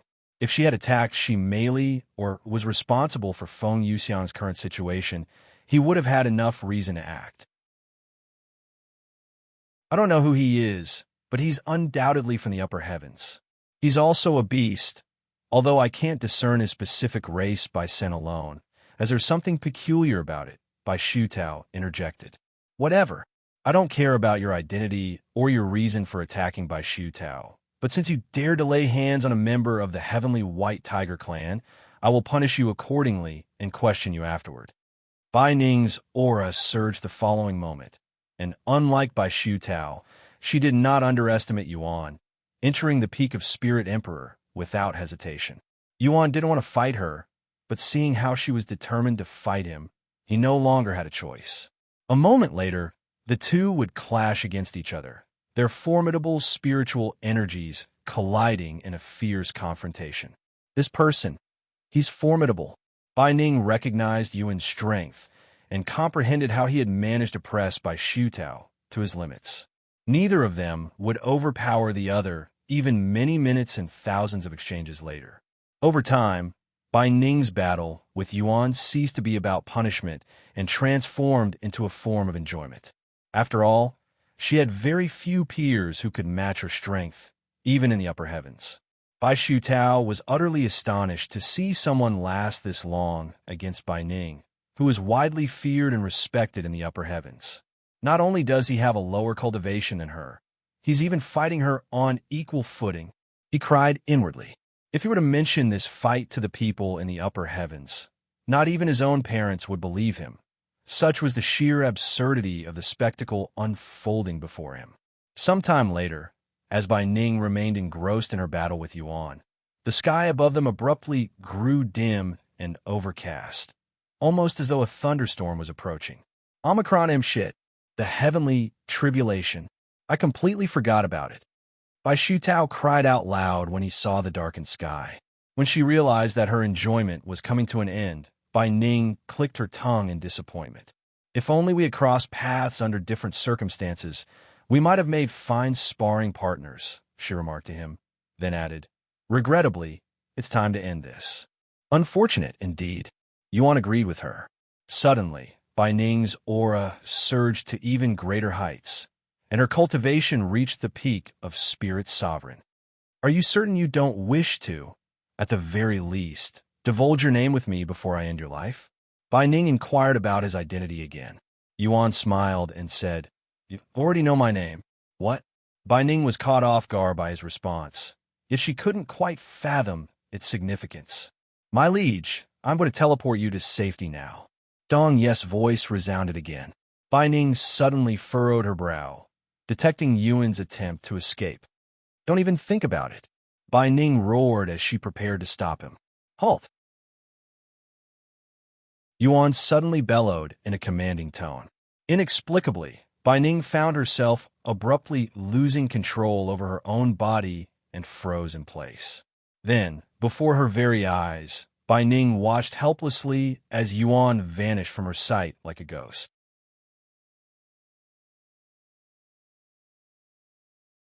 C1282 Crucial Matter.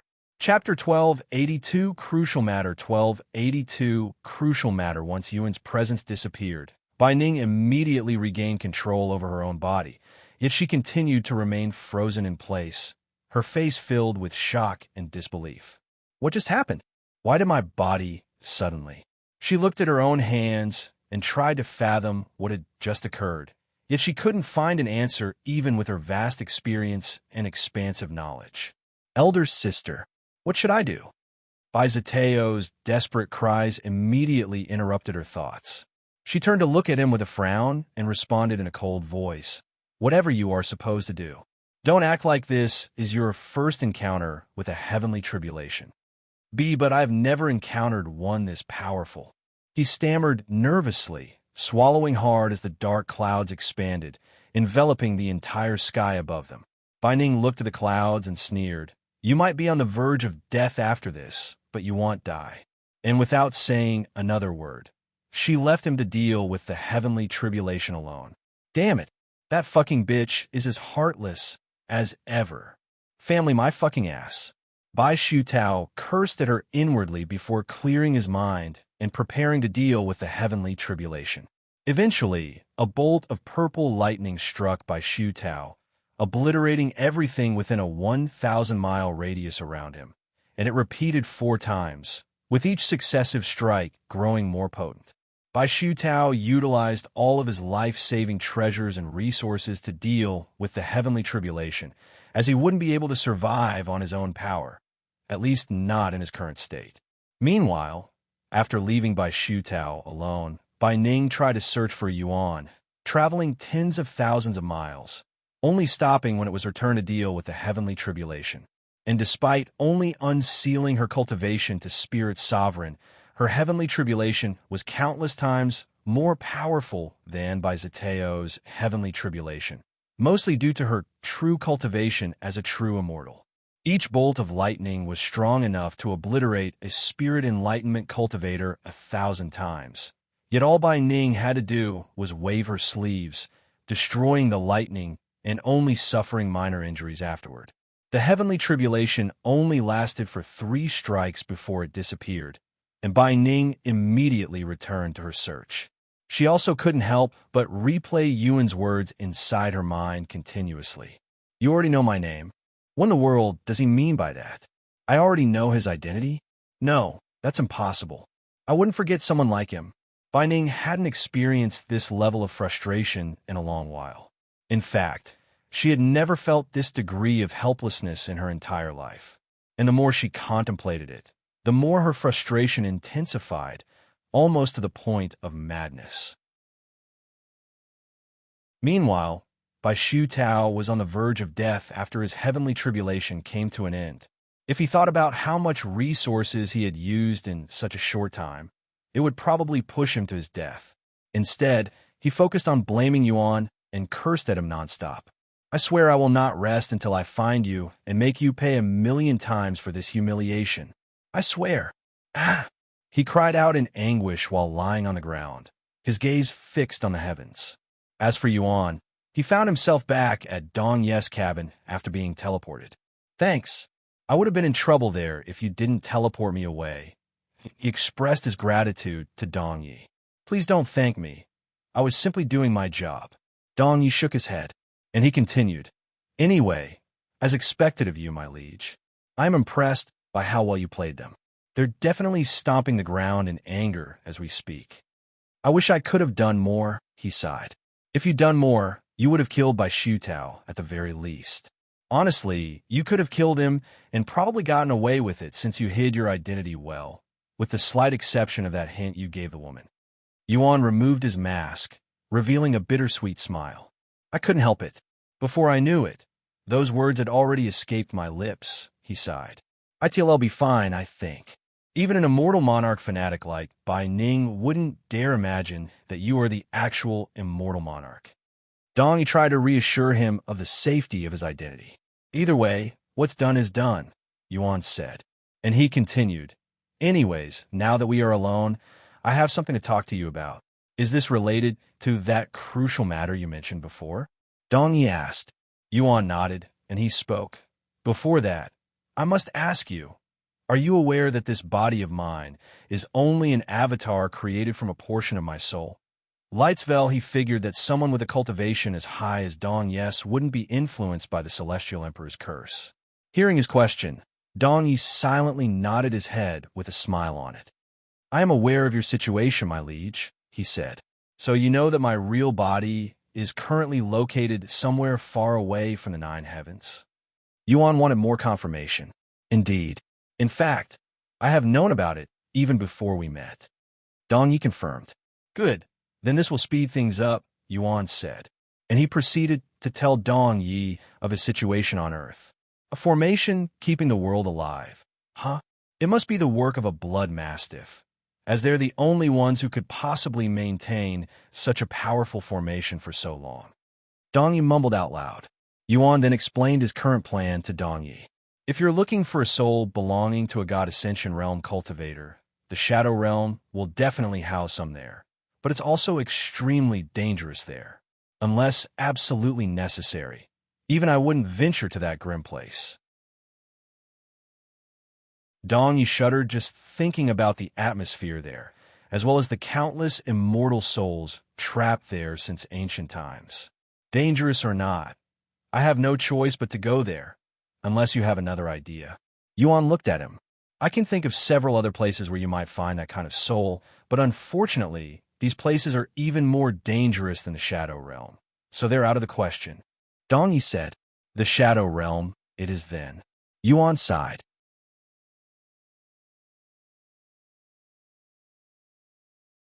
C1283 Gateway to Hell. Chapter 1283 Gateway to Hell. 1283 Gateway to Hell. Speaking of the Shadow Realm, do you know how I can reach that place? Yuan asked. I know there's a way to get there in the lower heavens, but I'm not sure I can enter that place again, so I will need a new path there. The fourth heaven, Dong Yi responded, continuing in a grim voice. In the fourth heaven, there is a place called Vanishing Valley. It's a dangerous area, one of 4 gateway to hell to exist in the 9 heavens. Gateway to hell? Yuan raised an eyebrow. Dong Yi then explained, they're also called forbidden zones, extremely dangerous areas that even immortals avoid at all costs. Most people that enter will never return, hence the name. Fortunately, the Vanishing Valley is the least dangerous of the 4 out there, but that's not really saying much. The Vanishing Valley is a deceptive place that may not appear very expansive at first glance, but once you step into the valley, it magically stretches on endlessly, ensnaring you within its confines for eternity, not to mention the countless powerful magical beasts roaming within that place. And when I say powerful, I mean there exist magical beasts rivaling immortal cultivators, despite it being located in the 4th heaven, where the limit is spirit enlightenment. Magical beasts as powerful as immortals? Yuan swallowed nervously after hearing this information.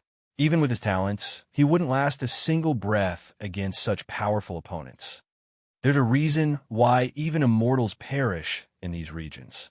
Forbidden zones defy all logic and transcend heavenly rules. They're domains not intended for humans, Dong Yi added solemnly. Is this the only way into the Shadow Realm? Yuan then asked. No, but the next entrance is in the 7th heaven. Unless you want to wait until then, you will have to enter through the Vanishing Valley. And even if you wish to wait, it won't be any safer than the Vanishing Valley. I will head to the Vanishing Valley then, Yuan declared. Will you be coming with me? He then asked. I have faith in your abilities, my liege. Dong Yi smiled. So you won't be coming, regrettably. I'm unable to enter a forbidden zone due to their unique properties, which would strip me of my technique and reveal my existence in this world. Dong Yi lamented. Unique properties? Yuan inquired for more information. Dong Yi nodded and continued with his explanation. All forbidden zones are shrouded in unique energy that nullifies any disguises, including concealment techniques. And without such techniques, my presence would be announced to the entire world, which will lead to an all-out war. Is that so? Well, I wasn't expecting you to follow me everywhere I go, anyway. Yuan shrugged. I have one more question. The curse cast by the Celestial Emperor, which is currently afflicting many in the 9 heavens. Is there any way to dispel it? How did you manage to evade it? Dong Yi did not immediately respond and pondered for a moment before answering. The curse itself has no effect on those at God Ascension. As for getting rid of the curse for those already affected, this useless servant has very limited experience when it comes to curses, so I cannot help you. I'm sorry. Yuan shook his head. It's fine. I'm sure we'll find a way eventually. Sometime later, Dong Yi said, My liege, regarding the matter with the ancient seals, I have located Liang Xiaosheng, the previous patriarch of the Azure Dragon clan. Oh, where is he? He spends most of his retirement at the Tunes of Heaven's establishment in Northwind City. It's not far from here, actually. If that's the case, I should visit him first before I return to the others. My liege, if you are after his ancient seal, you will most likely have to take it from his corpse, as it is their job to protect the seal even at the cost of their lives. Dong Yu warned him. The identities of the ancient seal holders are shrouded in secrecy for a reason, as they bear the responsibility of safeguarding the seals. It's only logical to assume that taking them by force might be the necessary course of action. Yuan fell silent, as he didn't want to forcefully steal the ancient seal. Is there any way to acquire the seal without fighting? Yuan asked.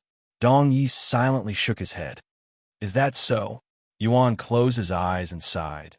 He'll try to convince him to hand over the seal without fighting, but if I must, I will take it by force. Then I'll take you to the city now. Dong Yi said. Sometime later, Yuan was transported right outside of Northwind City. Lightsenville upon entering the city, he immediately began inquiring about the Tunes of Heaven's establishment. Tunes of Heaven's establishment? Head to the entertainment district in the southern part of the city. You'll realize you're close when you begin hearing music. Thanks. Yuan began heading towards the south as directed. After walking for several minutes, Yuan suddenly caught the sound of a zither being played. I must be getting close. The sound only grew louder as he got closer to his destination, yet nobody on the street seemed to be bothered by it. In fact, they were all enjoying the free music. Eventually, he spotted the Tunes of Heaven's establishment. It was an expansive 4-story building that occupied half of the city block. The constant flow of people entering and exiting the establishment indicated its popularity. When Yuan approached the entrance, he was stopped by a beautiful young woman who asked him, Are you here to dine in the lobby? Or, do you have an appointment with someone? I'm here to dine, he said. And are you here alone? I am. I understand. Please follow me. Yuan nodded and followed the woman inside. The first floor had the appearance and setup of a restaurant, but there was a small stage at the center of the room, graced by another beautiful woman who was performing with her zither.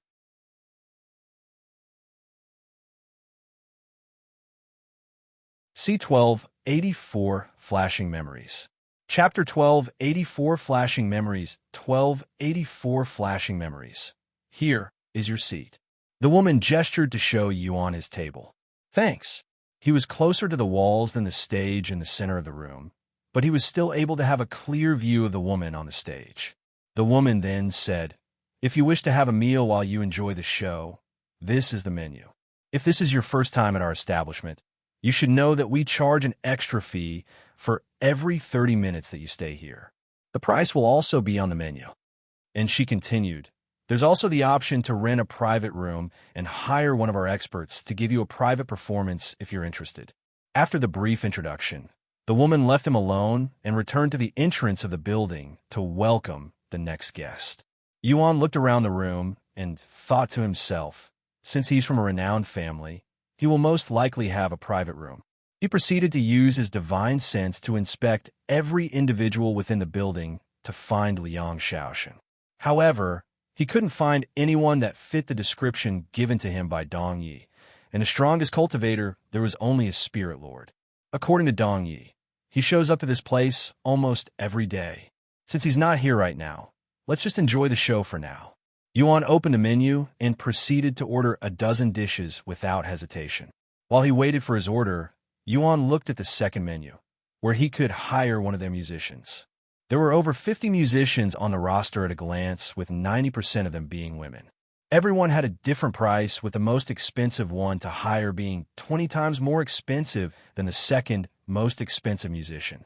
Li Luoyang, 100 spirit stones an hour. Yuan's eyes widened at the extraordinary price tag. He personally cannot imagine spending so much money on an hour of music. Once he was finished with the menus, Yuan turned his focus to the woman performing on the stage, mostly to her slender fingers and the way they played the zither. Before he realized it, the music had put him into a trance-like state. In the midst of his daze, an image suddenly flashed inside his head, a piece of memory that he did not recognize. That was, in that fleeting memory, he witnessed a beautiful young woman playing the zither on a stage, yet the surroundings and the musician on the stage were somewhat different.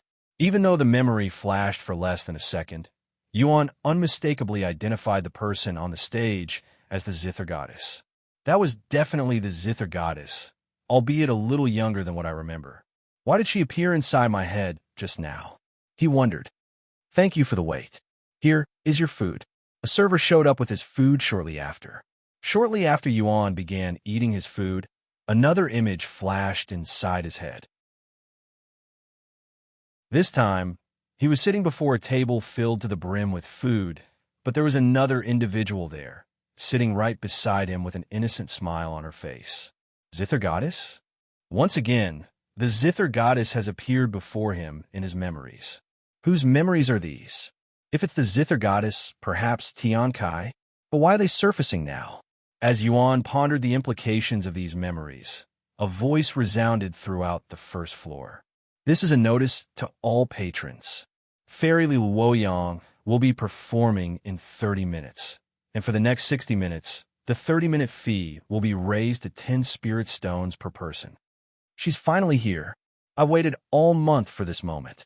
I barely managed to save up 20 spirit stones for her. Despite the exorbitant price tag, nobody in the establishment voiced complaints. On the contrary, many of them seemed exhilarated, their faces brimming with anticipation. Witnessing the excitement of those around him, Yuan also felt a rising sense of anticipation. 15 minutes later, Yuan noticed a particular individual entering the establishment, emanating the aura of a peak spirit king.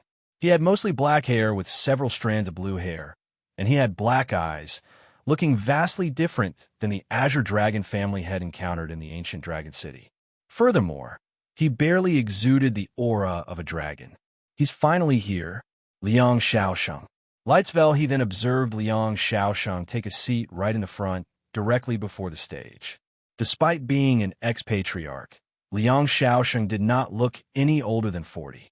Yuan began pondering how he should approach Liang Xiaosheng. Finally, the woman who had been playing music for the past hour concluded her performance and vacated the stage. A few moments later, the lights on the first floor abruptly dimmed. Suddenly, the sound of a zither echoed through the establishment, this time producing a few random notes.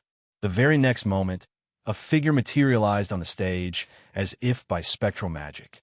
She was a tall beauty adorned in a pink outfit that accentuated her generous curves. Hello, everyone. The woman greeted as she took a seat on the stage, placing a black zither on her legs. My name is Li Luoyang, and I will be entertaining you for the next hour. The entire place erupted with excitement, with everyone cheering loudly for her.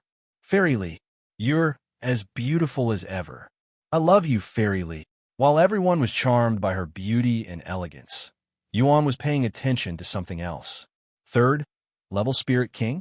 Her cultivation is quite impressive for a musician in this place. He hadn't anticipated the musician to be a cultivation expert, but it explained her high fees. Today, I will be performing a special piece one that was passed down to me by my master 300 years ago. It's called the Old Dream, Li Luoyang announced. The Old Dream, Yuan mumbled, sensing an odd sense of familiarity with the name.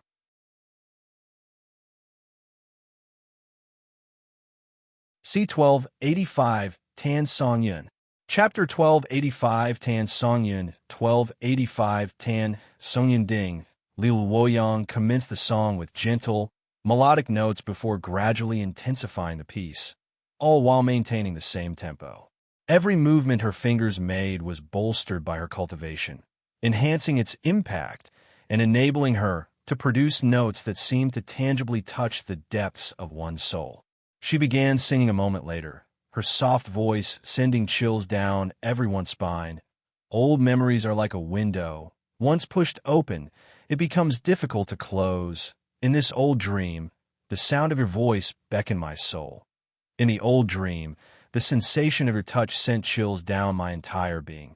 Yuan closed his eyes and indulged himself in the soft sound of Luoyang's voice. Unbeknownst to him, tears had begun flowing down his cheeks. Gradually, more unfamiliar memories began flashing in his mind.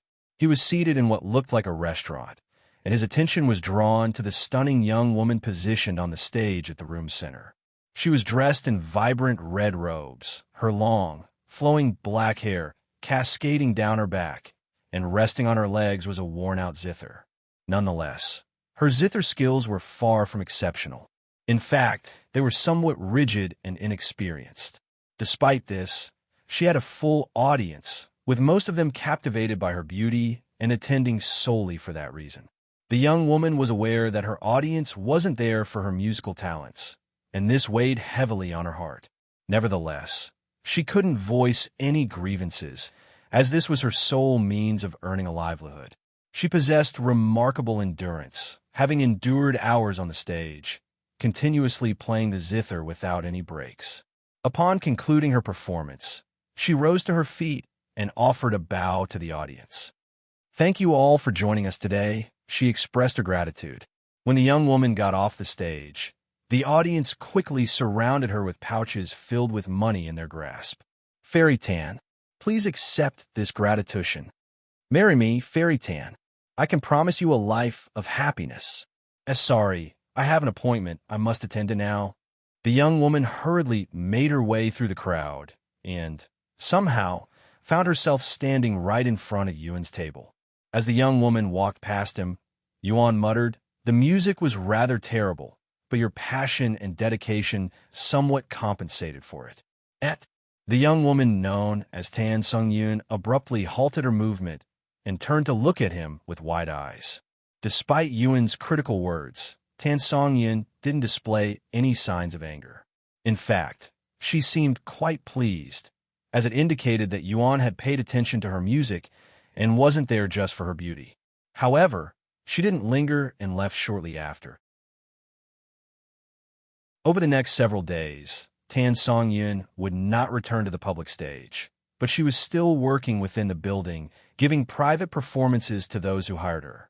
Whenever she moved about in the restaurant, she would notice Yuan sitting at the same table from time to time. Eventually, she gathered all the courage she had been building up for weeks and approached him, asking, "Excuse me, would you be willing to hire me for a session? One of my clients happened to cancel his appointment, so I have a free slot later tonight." "Huh?" Yuan looked at her with a slightly surprised face before uttering, "With your terrible skills? I'd rather not waste my money." His words left Tan Songyun absolutely gobsmacked, as she had never been rejected before, much less in such an embarrassing manner. However, before she could utter any response or storm away in anger, Yuan continued speaking, "Though, if you want, I'm willing to let you hire me." "You want me to hire you? For what?" Tan Songyun asked out of curiosity. "They'll teach you how to play the zither." "You know how to play the zither?" she subconsciously muttered. "Lightsenville, if I didn't, why would I even bother asking?" Tan Songyun realized how dumb her question had sounded, and her face flushed with embarrassment. "This is a once-in-lifetime opportunity for you. You have no idea how many people yearn for my guidance," he added. "I can assure you that a single lesson will transform your music." "Why me?" Tan Songyun couldn't help but ask, wondering if he was only trying to impress her and court her like the others. Why? Because your skills are so terrible that I pity you. Yuan shrugged. Is that so? Then tonight at midnight, come to the 3rd floor. They'll be in the room at the very end of the hallway. Tan Songyun said. Midnight? If I don't accidentally fall asleep before then. Yuan casually said. Then I will be waiting for you. Tan Songyun replied before walking away and resuming her work. Several hours later, precisely at midnight, Yuan ascended to the 3rd floor and made his way toward the room at the end of the hallway. Come inside. Tan Songyun's gentle voice resounded from the room after he knocked on the door. Inside the room, Tan Songyun was seated on a small platform at the far end of the room, near the wall. Welcome. Tan Songyun realized at this moment that she still hadn't learned of his name. After closing the door, Yuan spoke with a smile on his face. Tian Kai. That is my name. Then, Senior Tian, I'm looking forward to your guidance. Tian Kai then stated, before we proceed, I haven't yet disclosed my fee. Ordinarily, wouldn't one inquire about the price before making a purchase? How much for a session? She asked a moment later. That will depend on how much effort ITLL take to teach you, so I won't know until then, but it won't be cheap. Tian Kai calmly replied without giving an answer. Tan Songyun couldn't help but feel a bit apprehensive, as if she might be taken advantage of, but at the same time, she had this indescribable sense of curiosity toward him for some reason. Maybe it was his confident demeanor, his straightforward character, but it could also be something else. If he asked for an unreasonable amount, I could always refuse. It's not as though he could force me to pay him, she thought to herself as she nodded her head, accepting his guidance.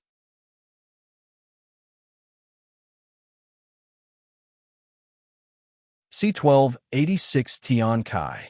Chapter 1286 Tian Kai, 1286 Tian Kai. Let's begin the session.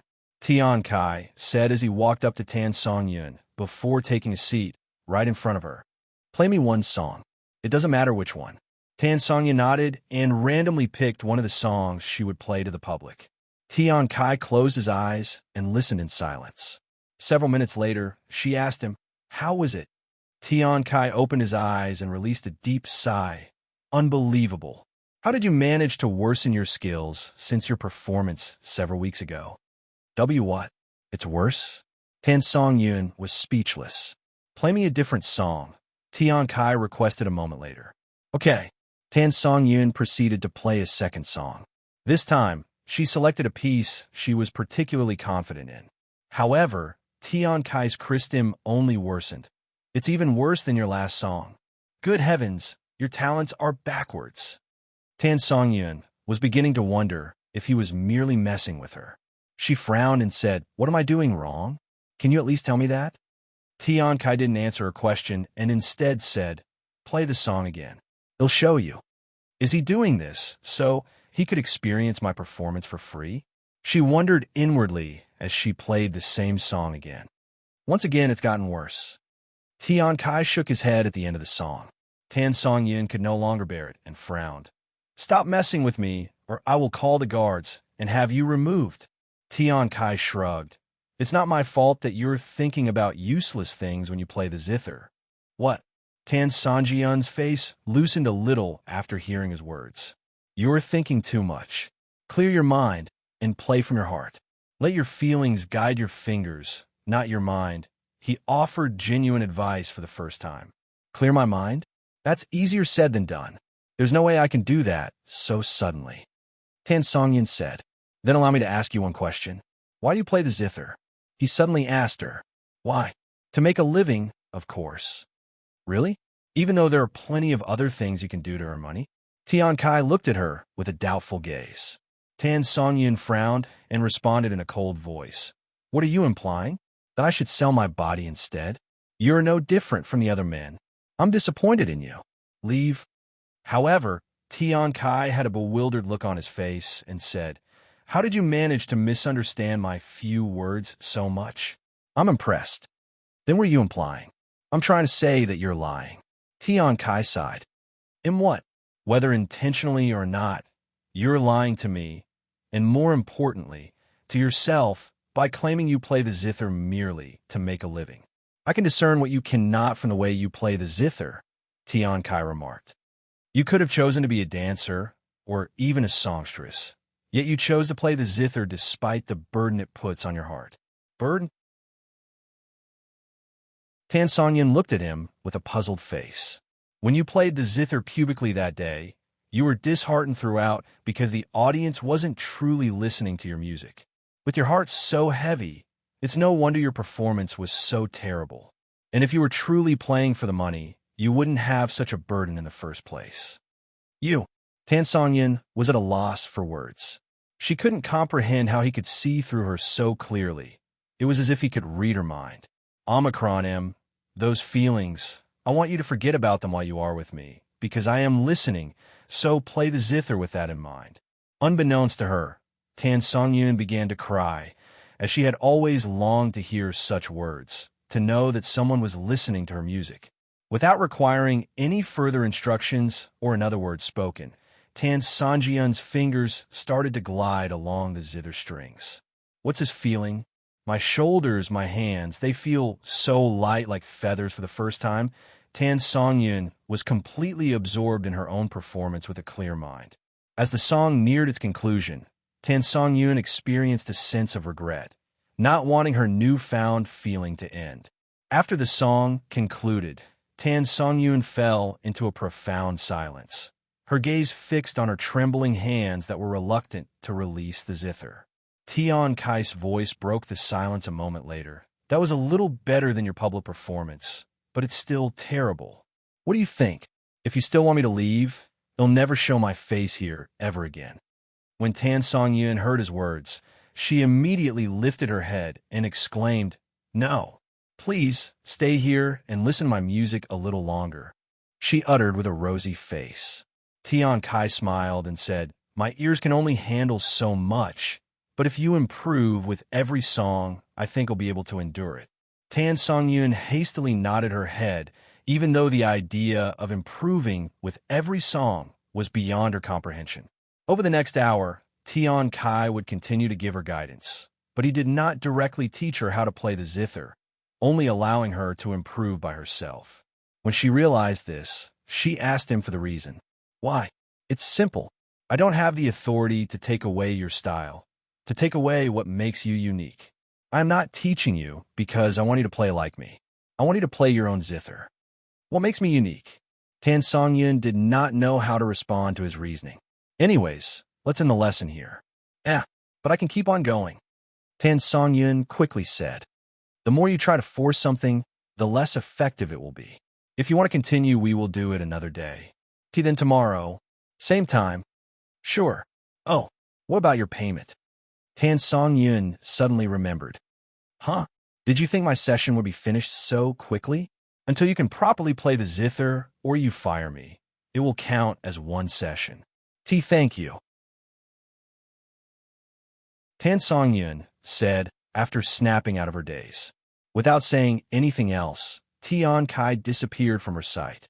And for the rest of the night, Tan Songyun would continue practicing the zither, imagining that Tian Kai was still in the room and listening to her the whole time.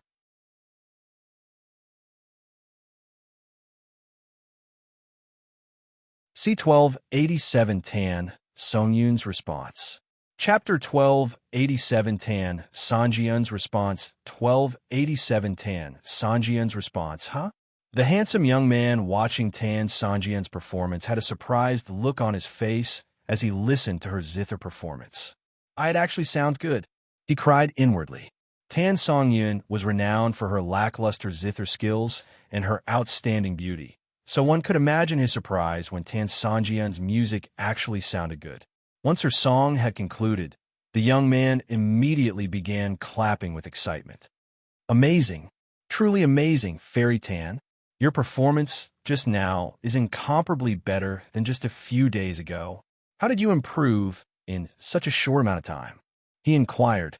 "I am presently receiving guidance from an expert," Tan Songyun shared without divulging too much information about Tian Kai. She wanted to keep their relationship a secret because her clients frequently expressed jealousy. "Anyways, this is the end of our session. Thank you for always coming back to see me, Tan Songyun said, with a beautiful smile on her face. The young man's face flushed with redness, and he said, Fairy Tan, please wait a moment. He proceeded to retrieve a large case from his storage pouch and placed it before her. This is... Even without seeing the interior of the box, Tan Songyun had a good idea what this was about, as it wasn't her first time being in such a situation. The young man opened the box, revealing gold bars among other precious treasures. I love you, Fairy Tan. Please marry me. I promise that you'll live a carefree life for the rest of your life. The young man declared with a solemn expression on his face. With a heavy expression on her face, Tan Songyun replied, I'm sorry, but I cannot respond to your feelings. Why? The young man expressed despair. You don't tell me. You already have someone in your heart. Tan Songyun suddenly visualized Tian Kai inside her mind, but she quickly tossed it aside and said, No, that's not it. Then for what reason are you rejecting me? I'm simply satisfied with my current life and do not wish to start a family yet. Half of what she said was true, with the other half being a lie, but even Tan Songyun herself couldn't tell which was which. I understand. However, I will not give up on you, Fairy Tan. If you're not ready now, I will wait until you are ready for a family, the young man said before making his way to the exit. Wait, your treasures. Tan Songyun stopped him when he left behind the box of treasures. Consider it as a gift for me. And without any hesitation, he walked out of the room.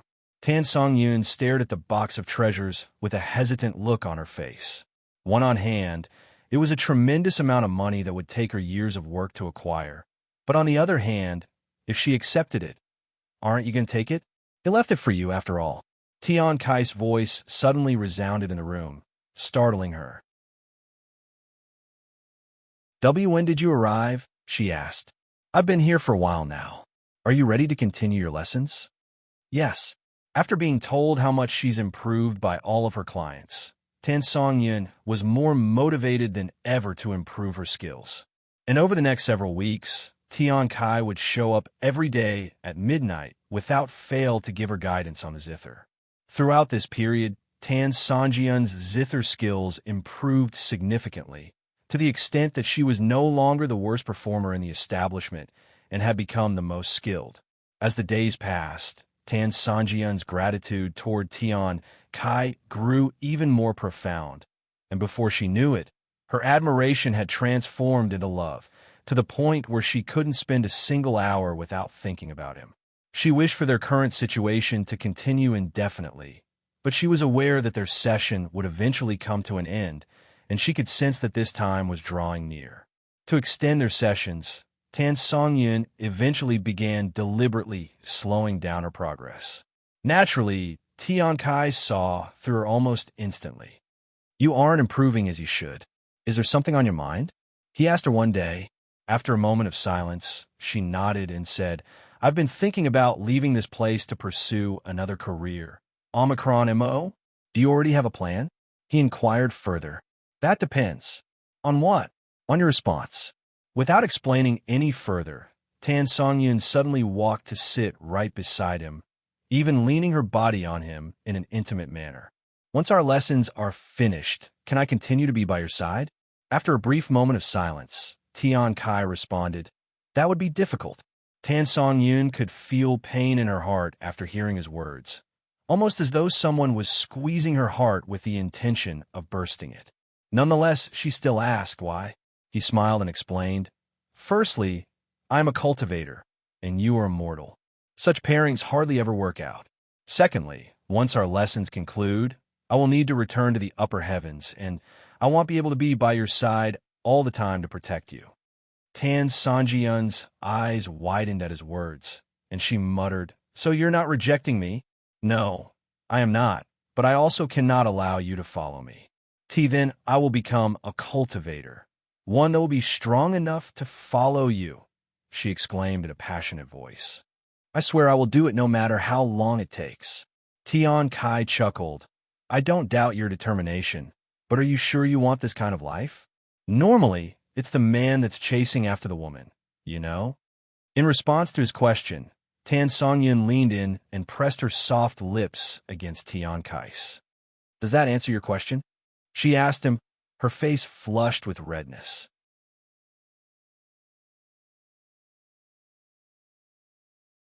C1288, let us meet each other again in the upper heavens. Chapter 1288, let us meet each other again in the upper heavens. 1288, let us meet each other again in the upper heavens. After kissing Tian Kai, Tan Songyun muttered, after this is over, I'm going to leave this place. Where will you go? Tian Kai asked her. I'm going to walk the path of a cultivator and join a sect. Is that so? Being a cultivator isn't as easy as most mortals believe, you know. It's a path that's filled with blood and corpses. I am aware, but that won't stop me from chasing after what I love, what I desire. Tan Songyun suddenly stood up and pulled him towards the cold bed. Are you sure? Tian Kai asked her. As a private performer, Tan Songyun had been offered an immense amount of wealth by her clients in hopes of embracing her body, as that was a common interaction for those in her line of job. Despite the enticing amount of money that could let her live a life of luxury, she refused every single one of them and kept her body pure. I'm sure. Tan Songyun nodded in a bashful manner. That night, Tan Songyun gave her innocence to Tian Kai, and they didn't stop until the following morning when someone knocked on her door. Fairy Tan, are you awake? Your client is already here. He'll be there in a moment. Tan Songyun quickly replied. However, she had no intention of attending that appointment. When will you leave this place? Tian Kai asked her as she got out of the bed to get dressed. Right now, she said, taking him by surprise. What? Right now? But what about your job?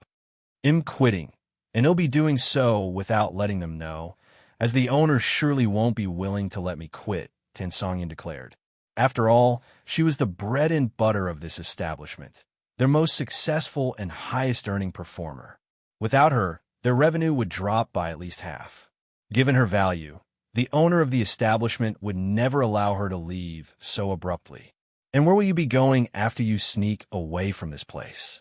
Straight to the closest sect? It's too sudden. Are you even thinking this through? Tian Kai couldn't help but express his concerns. I don't know where I will go, but I have enough money to not worry about such things for now. I haven't decided on which sect to join yet, but I'll join one before I run out of money. Tian Kai rubbed his eyes and sighed. Are you really sure you want to do this? She stared at him with a resolute face and nodded. I won't repeat myself. I want to stay by your side, and I am willing to do anything to realize that dream. Tan Songyun realized that she might be moving a little too fast, especially since she barely knew Tian Kai, but she also knew how her heart felt about him and what it desired. Seeing how adamant Tan Songyun appeared, Tian Kai showed a defeated smile on his face. In that case, why don't you stay with me for a bit? Tan Songyun's eyes widened, seemingly taken aback by his unexpected offer. After all, our lessons are not finished yet, and since you'll be joining a sect, I've decided to teach you a little more than I had planned. After a slight pause with no response, he asked, You don't want to? Tan Songyun immediately snapped out of her daze and replied, I do. Please let me stay with you. Then you should start packing, he said with a smile.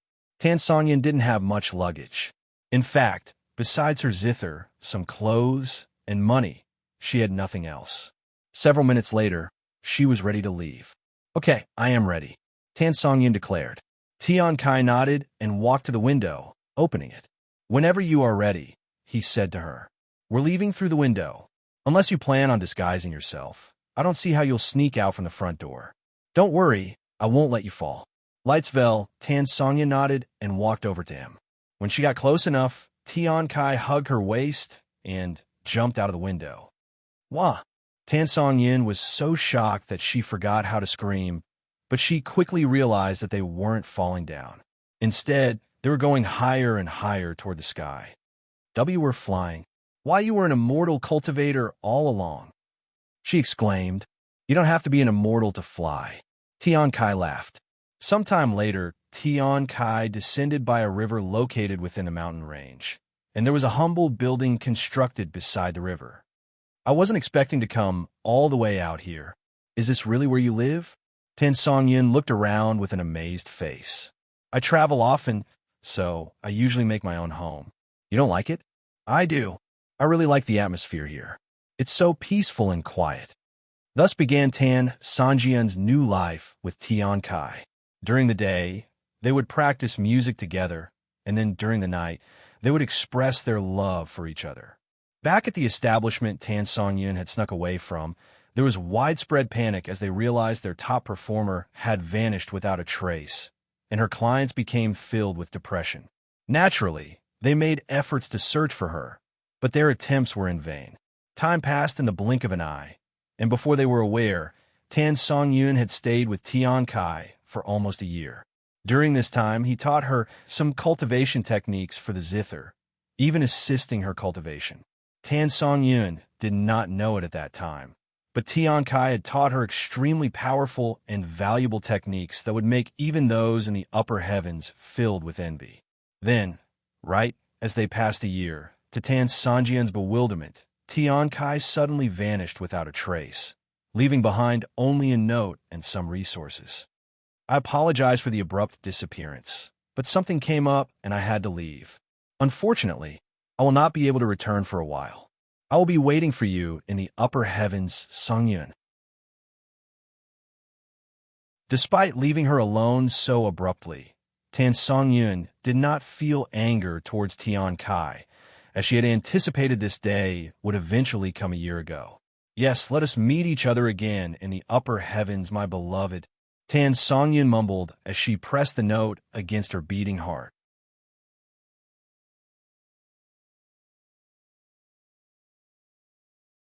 C1289 Reschedule.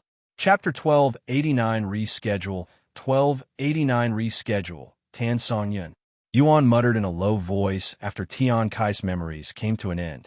Although Tan Songyun did not know of his reason for leaving, Yuan did. If the Celestial Emperor hadn't found him, he would have definitely remained by her side for as long as possible. He sighed inwardly. Nonetheless, he was quite shocked to learn of Tian Kai's relationship with Tan Songyun, who would eventually become known as the Zither goddess. Teacher and lover, huh? I wonder if she's still looking for me. Yuan wondered as Li Luoyang's performance reached its end. There were still many unanswered questions, such as how Tian Kai and the Zither goddess met in the first place, as he was told that they didn't know each other by Songlinger. He was told that the Zither goddess had been born 25,000 years ago, while the god of music existed for millions of years. What if Songlinger had been talking about a different god of music? What if Tian Kai wasn't the god of music like Head originally thought? These are questions that won't be answered until he finds the Zither goddess or regains more of Tian Kai's memories. Thank you all for coming here today to witness my performance. I will return next month and have hopefully improved my skills by then. Li Luoyang gave the audience a respectful bow, causing the place to erupt with cheering and encouragement. At the end of her performance, the light in the room slowly returned, and the workers there would go from table to table asking for payment. Coincidentally, Yuan's table was towards the exit, so Li Luoyang would be walking in his direction. When Li Luoyang got close enough, Yuan subconsciously muttered, "For your first song, you should slow down a bit on the 51st, 88th, 109th, 171st, and 182nd note. Speed up on the 17th, 27th, 49th, 82nd, 122nd, and 251th note." Li Luoyang halted her movements and glanced at Yuan with a shocked expression on her face. Even without Yuan's advice, Li Luoyang knew that she had misplayed several notes, but had also mentioned notes that even she didn't realize she had messed up. Her performance was nothing short of perfect to the audience, and she's never received any complaints before, much less being corrected on a song that only she should know how to play. So one could imagine the surprise on her face. How does he? It's not as though I play the old dream often, either. And before she could respond, Yuan continued, "You're the Zither goddess disciple, aren't you? If you have some time later, I would love to have a chat with you." It wasn't a secret that Li Luoyang had received guidance from the Zither goddess, as it was part of her advertisement campaign, but with the way he spoke, Yuan made it sound like he didn't know before today. "Do you know my master?" Li Luoyang couldn't help but ask him. He nodded somewhat. And what was your relationship with her? She continued inquiring. Yuan pondered for a moment and retrieved the soul-ensnaring Zither before responding. Our relationship is a bit difficult to explain. That's the soul-ensnaring Zither. Why do you have something like that on you? Li Luoyang nearly dropped the Zither in her grasp when she saw the soul-ensnaring Zither, something owned by the Zither goddess. As far as she was aware, the Zither goddess had left the soul-ensnaring Zither in the lower heavens, and only those who could play it could receive it. Does that mean he can play it? Li Luoyang swallowed nervously at the thought of hearing the soul-ensnaring Zither sound, as she had tried to play it before and failed miserably. Seeing her expression, Yuan plucked one of the strings with a smile on his face. The moment he released the string, a heavenly note resonated throughout the building. Although it was just a simple, single note, it was filled with wonder and mystery. The sound sent chills down Li Luoyang's entire being. After a brief moment of silence, she asked him, "Do you have time now? I'd like to invite you to my room." Before he could even answer, Yuan felt a cold gaze behind his back. It was Liang Xiaosheng, and he was giving him deadly stares for some reason. However, such a question would be answered the very next moment. "Lady Li, you mustn't. You have a very important client today. He's from the Azure Dragon family." One of the workers there reminded her of her schedule. Li Luoyang sighed. "Young man, will you be staying here for long? Or you can come back later tonight when I'm off work." "Unfortunately, I have somewhere else that I need to be, so I won't be here for long." Li Luoyang began to contemplate. She didn't want to offend the Azure Dragon family, especially since her client was their former patriarch.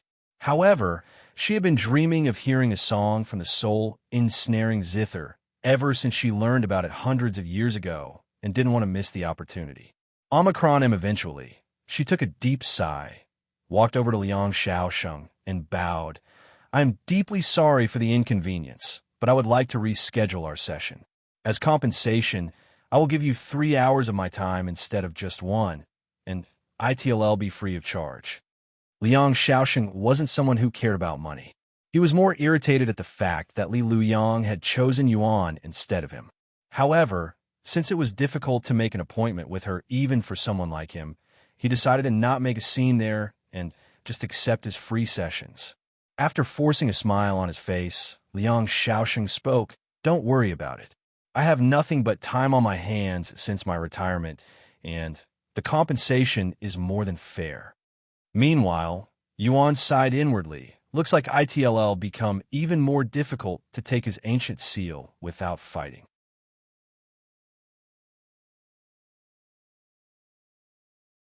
C1290 Mysterious Beauty. Chapter 1290 Mysterious Beauty. 1290 Mysterious Beauty. After confirming her rescheduling with Liang Xiaosheng, Li Luoyang brought Yuan to her room on the 4th floor. Unsurprisingly, as the establishment's most popular and highest-earning performer, Li Luoyang's room took up half of the 4th floor. The interior of her room was simple yet elegant with decorations that were barely noticeable until Li Luoyang stood near them, enhancing her beauty. "Please, make yourself comfortable," Li Luoyang said to him as she took her usual seat by the platform. Yuan sat directly in front of her. "So, what would you like to know about my master?" Li Luoyang asked him. "Oh, just so you know, this information won't come for free. In return, I'd like you to play some songs for me with that soul-ensnaring Zither." "Of course." Yuan nodded. "Then, for my first question, do you know where the Zither goddess is now?" "No, but she visits the lower heavens once every few hundred years." "Do you think she'll visit soon?" "I doubt it since she visited 100 years ago." "I see. Then how did you become her disciple?" "Well, she was a patron at this establishment when I happened to be performing that day, and she approached me with the offer of guidance. I refused at first, unaware of her identity."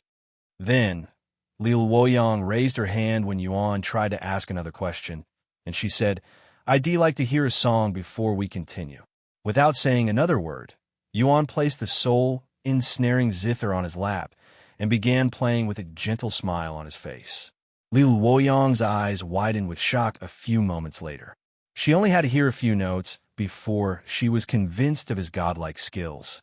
Yuan's music penetrated the walls and quickly filled the building, shocking everyone inside.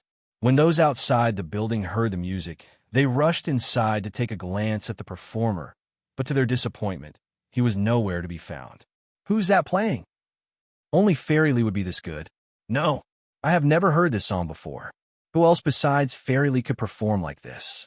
It's even coming from the 4th floor. What about that young man who went with her? She must have known about his skills, hence why she risked defending Senior Liang." Yuan's performance lasted only a minute, which was far from enough to satisfy the audience. Are you also her disciple?" Li Luoyang asked him afterward. Yuan pondered for a moment before responding. "I guess you can say that since she taught me how to play this zither." "So she taught you? No wonder why you can play it," Yuan then asked. "Can I ask my next question now?" She nodded. "Do you know anything about the zither goddess relationship with the god of music?" "God of music?" Li Luoyang raised her eyebrows, and she asked, "Which one?" "There's been many throughout the years." Someone named Tian Kai." "Tian Kai. Sorry, I am not aware of any god of music by that name." "Is that so?" This confirmed Yuan's suspicion that Tian Kai was never the god of music. If Tian Kai wasn't the god of music, who was he? And why was the Zither goddess absorbed in the god of music statue? "Can you tell me what you know about the god of music? Not the people, but the title in general." Li Luoyang nodded, but she also pointed at his zither. A moment later, heavenly music filled the establishment once more, attracting even more customers to the building. The music lasted a little longer this time, allowing the workers at the building to pinpoint the location it came from. "It's definitely coming from Lady Li's room. How much would it cost to hire someone like him?" The owner of the establishment muttered to herself as she pondered how much she was willing to pay. Once the music ended a few minutes later, Li Luoyang asked him, "How long did it take you to reach that level of skills?" "A few years," he responded with a smile. Li Luoyang burst out laughing. "That's a great joke. A few years, pfft." Anyone in her position might think that Yuan was joking, but if she knew that Yuan had only started playing the zither a year ago, she might consider giving up on playing herself. Anyways, the title of God of Music gets passed around quite often, so much so that it doesn't really matter nowadays. If you want it, you can challenge the current God of Music and snatch it from them. I think you'll have a good chance with your current level of skills.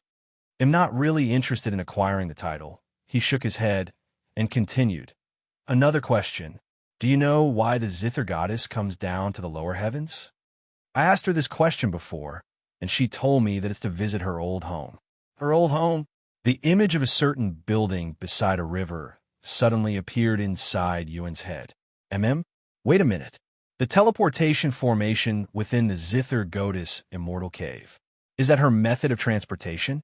Its existence would make much more sense if she used it to visit the lower heavens every few hundred years. Does this mean I have a good chance to find her in the 5th heaven? He suddenly came to this realization. Meanwhile, in the lower heavens, a veiled figure approached a certain building. "Identity yourself." The guard of the gate stopped this person at the entrance. The figure removed the veil, revealing a stunningly beautiful face, and she spoke in a low voice, the soul-ensnaring Zither. "I cannot sense its presence. What happened to it?" Despite being startled by her shocking beauty, the guard managed to utter, "It was taken." The woman frowned upon hearing this news, even emitting a subtle hint of killing intent. "Who took it?" "I don't know, but it was with Master Zhou's approval since that person managed to play it." The woman fell silent after learning of this news, and her killing intent immediately vanished.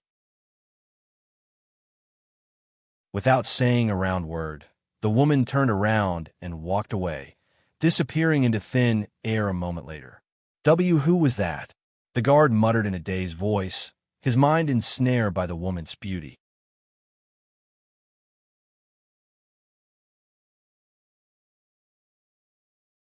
C1291 Zither Goddess Return.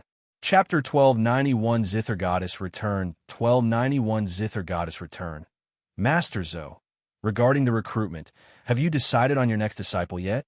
A group of adults sat before Master Zhou, who was renowned as a top Zither expert in the lower heavens and also the previous owner of the soul-ensnaring Zither. Not yet.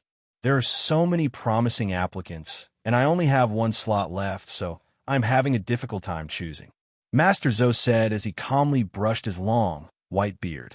Suddenly, the door slammed open, and a veiled figure nobody there recognized walked inside. Who dares interrupt? An awe-inspiring and unparalleled presence enveloped the room, leaving everyone in a state of paralyzing awe and fear. While the room was filled with silence, the veiled figure walked to the center of the group and asked them in a cold voice, "Which of you is surnamed Zhou?" That would be me. Dare I ask your identity, senior? And why are you looking for me? Master Zhou raised his hands, which were still trembling in fear. The veiled figure then spoke. "The soul-ensnaring Zither that I had left in your ancestors' hands for safekeeping. Why did you give it away?" "The soul-ensnaring Zither? Impossible. You can't be the Zither goddess." Master Zhou exclaimed in utter shock as this realization dawned upon him. The veiled figure suddenly retrieved a thin-bladed sword and pointed it at Master Zhou's throat, yet nobody in the room dared to move a finger, their bodies still frozen in fear. "Answer my question," she demanded. "The soul-ensnaring Zither has been with my family for over 25,000 years, collecting dust all the while because nobody could play it," Master Zhou explained, and he continued, "I was never informed of its purpose, entrusted to us for safekeeping. Thus, I believe that if anyone possessed the ability to play it, they should rightfully inherit it." After a moment of silence, the veiled figure asked, "The person who inherited it, this Yuan, where can I find him?" "I'm sorry, but I do not know. However, I know someone who may be able to answer your question, Zither goddess. Fei Yuan. She's a disciple from the Dragon Essence Temple.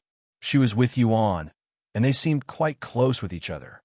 After another moment of silence, the veiled figure spoke. "Given your familial ties to my dear friend, I shall not chastise you for parting with my cherished Zither." Thank you, Zither goddess." "Stop it. Excuse me? That nickname. I never liked it." "Then how shall I address you, senior?" "By my name, Tan Songyun." After saying those words, Tan Songyun lowered her sword and walked out of the room before disappearing like a ghost. "That was the Zither goddess? She's quite different from what I've heard," one of them whispered, his voice filled with bewilderment, long after her departure. "Right? I always thought she was a benevolent goddess," said another. "That was probably the Zither goddess from 25,000 years ago. People can change a lot in a year, much less thousands of years," another sighed. Meanwhile, at the Dragon Essence Temple. "Amazing. Fairy Fei, you've improved once again. I love you, Disciple Fei." After her performance ended, her audience at the Dragon Pavilion cheered like there was no tomorrow. Fei Yin gave an elegant bow and said, "Thank you all. This will be all for me today. See you next month, Fairy Fei. I'll be waiting for you." Omicron and Fei Yin left the Dragon Pavilion shortly after and made her way back home. It's almost been a year since he left. What's he doing now? Where is he? Fei Yin pondered about Yuan as she walked home. It's almost been a year since he left. What's he doing now? Where is he? Fei Yin pondered about Yuan as she walked home. Suddenly, her thoughts were interrupted when a veiled figure descended from the sky and landed right in front of her. "What?" Fei Yin jumped back after being startled. "Are you Fei Yin?" Tan Songyun asked her without even giving her a chance to recover.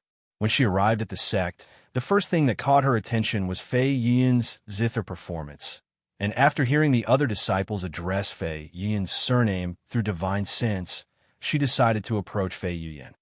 "Why, yes, I am, but who are you?" Fei Yin asked. "Then are you familiar with Yuan?" "Yuan." Fei Yin was taken aback to hear his name just as she had been thinking about him. If this wasn't fate, what else could it be? "I'm sorry, but you won't be able to find him here," Fei Yin said a moment later. "Where can I find him?" "I don't know." Fei Yin shook her head. Once again, Tan Songyun retrieved her sword and pointed it at Fei Yin. "If you value your hands, I'd suggest you tell me the truth." Fei Yin was dumbfounded as she didn't expect her to get so aggressive so suddenly. Why are you looking for him? He has something that belongs to me. Sorry, but I really don't know. He left for the second heaven almost a year ago. Fei Yuan had no problem telling her the truth, as there was no way this mysterious woman could find Yuan with such a clue, and it would be like looking for a needle in a haystack. Tan Songyun gritted her teeth in frustration after hearing this news. Second heaven? How troublesome. She cursed inwardly. Tell me everything you know about this Yuan, and what will you do when you find him? Fei Yuan asked. That's none of your business. Fei Yuan gritted her teeth and uttered, Then I won't help you. You don't care about your hands?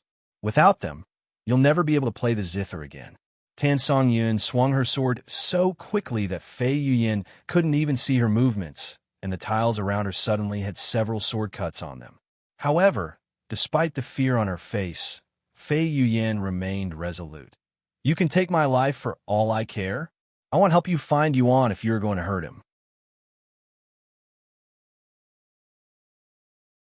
Tan Songyun fell silent, leaving Fei Yuan to wonder about her expression hidden behind the veils.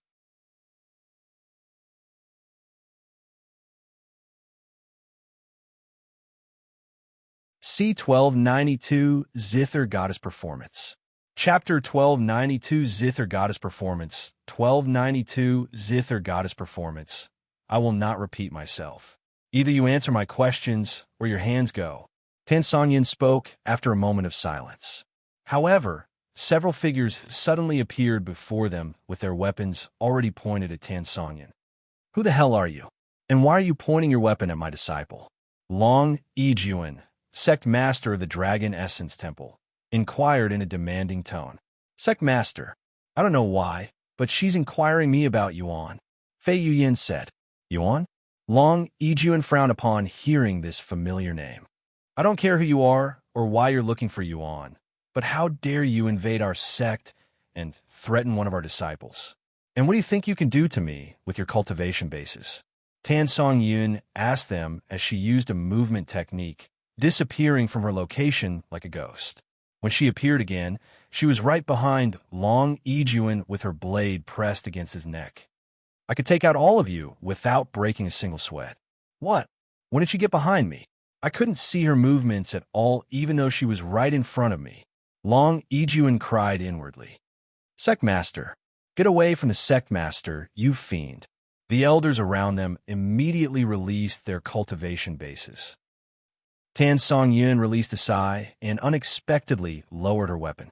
Now, one of the elders shouted and suddenly attacked. Wait, Liang Yuan tried to stop him, but he was too late. However, before the elder's weapon could even get close to her body, Tan Songyun's arm flickered, and the elder's weapon shattered like glass after being struck by a rock the very next moment. Before the elder could even process what had just happened, Tan Songyun used her other hand to grasp his neck, lifting him into the air like nothing. Please, wait. Liang Yuan cried out loud after seeing this. Nobody there dared to move a muscle, fearing that she might snap the elder's neck the moment they did. After a moment of silence, Tan Songyun swung her arm, flinging the elder to the side like garbage. She then said, the soul-ensnaring Zither. Your friend took something that he wasn't supposed to, so I'm looking for him. What? The soul-ensnaring Zither? Fei Yuan's eyes widened with shock as she came to a realization. You can't be the Zither goddess. Tan Songyun removed her veil, revealing her beautiful face, and said, I don't like that nickname. Tan Songyun is my name. The place turned silent once again as everyone there tried to grasp the situation. Are you really the Zither goddess? Liang Yuan couldn't help but doubt her identity. Tan Songyun glared at him and said, I don't have the time to entertain you. Tell me everything you know about Yuan, and I will be on my way. If you play a song for us and prove your identity, I will tell you everything I know about Yuan. Fei Yuan said, and she continued with a resolute face, If not, I won't tell you anything even if you kill me. Tan Songyun sucked her teeth in an annoyed manner, yet she did not reject Fei Yuan's offer. She then beckoned at Fei Yuan. causing the Zither in Fei Yuyan's arms to float towards her. With the Zither hovering in the air right before her chest, Tan Songyun immediately began playing the strings. Instantly, the atmosphere in the entire sect changed, filled with heavenly music resonating through the air. Fei Yuyan and the others near Tan Songyun could see illusions around her, almost as though a world had been materialized by her music. However, the music was cut short and stopped midway. It was such a blatant pause that it nearly made the audience puke out blood from anger. Omicron MW, why did you stop so suddenly? Fei Yuyan demanded an answer with a frown on her face. I didn't come here to perform for you. I should have proved my identity with that much. Now, tell me about Yuan. And no, I requested for a song, not half a song. Fei Yuyan did not want it to end there. Enough, Tan Songyun roared, her voice carrying some of her cultivation base. Cough. Fei Yuyan and those around her suddenly coughed up a mouthful of blood. My patience has run out. If you don't stop this nonsense right now, I will not hesitate to kill you. If you think you're my only option of finding Yuan, you can ignore my warning. All right, I apologize for overstepping my boundaries. Zither, Senior Tan, your music was so good that I couldn't help myself. Fei Yuyan sighed. I'll tell you everything I know about Yuan, but let's go somewhere more private. Fei Yuyan turned to look at Liang Yuan and continued. It'll be fine, Sectmaster. Thank you for everything. If you say so. Liang Yuan and the other elders left them alone shortly after. Fei Yuyan brought Tan Songyun back to her own living quarters, where she explained her relationship with Yuan and everything she knew about him. Even if he's a genius, the soul ensnaring Zither requires a unique technique that only I know to play. So, how? Did he create another technique for it? That's absurd. Tan Songyun was not aware of teaching Yuan the technique, as that was something done by the soul ensnaring Zither on its own accord. And that's all I know about him. I know it's not much, but it's good enough. Tan Songyun interrupted and immediately made her way for the exit. Wait. Fei Yuyan suddenly stopped her. What do you want? I know this may be asking too much, but can you give me some advice on the Zither? How can I play like you? Fei Yuyan asked. You want to play like me? Tan Songyun asked for confirmation. Yes. Fei Yuyan eagerly nodded. Then you might as well quit playing the Zither. Fei Yuyan's eyes widened at her unexpected response. Are you playing the Zither just to play like me? Or are you playing it because you enjoy it? Everyone has their own style and uniqueness, and I don't have the authority to take that away from you. Tan Songyun retrieved a small book and tossed it at the dazed Fei Yuyan. That will not teach you to play like me, but it might help you improve your own style, if you have the talents for it. Thank you, Senior Tan. I will not disappoint you. I'm not expecting anything from you, Tan Songyun said before disappearing from her sight. Though she may appear cold and ruthless at a glance, she's actually very kind and thoughtful on the inside. Fei Yuyan sighed as she stared at the book in her hands. Yuan, good luck.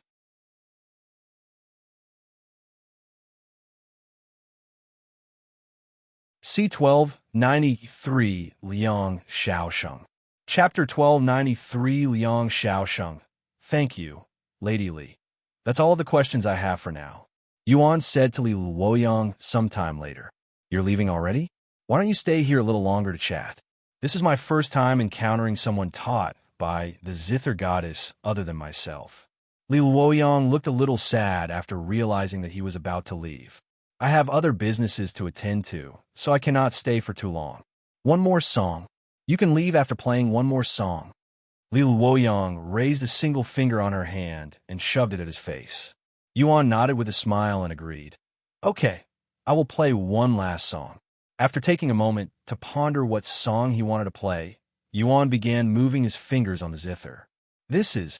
Li Luoyang's eyes widened with excitement when Yuan started playing the old dream.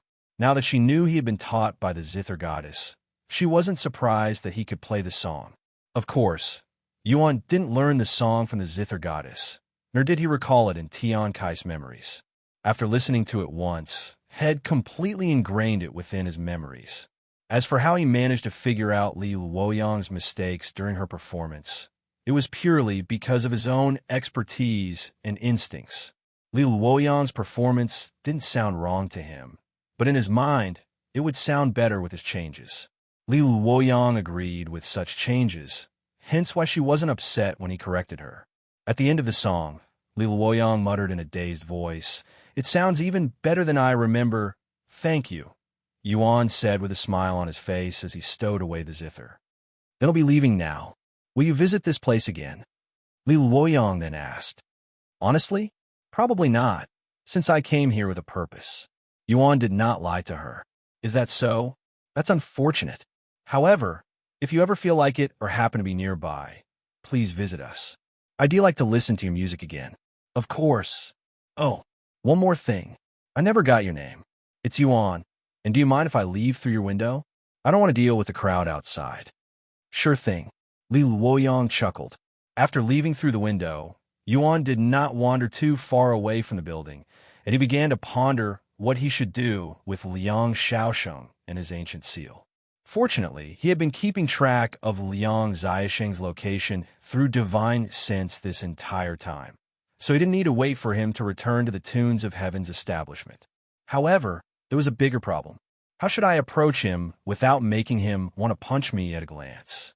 After what had transpired with Li Luoyang, he was certain that Liang Xiaosheng had been offended and felt humiliated by the rescheduling, so he couldn't just approach Liang Xiaosheng as nothing had happened.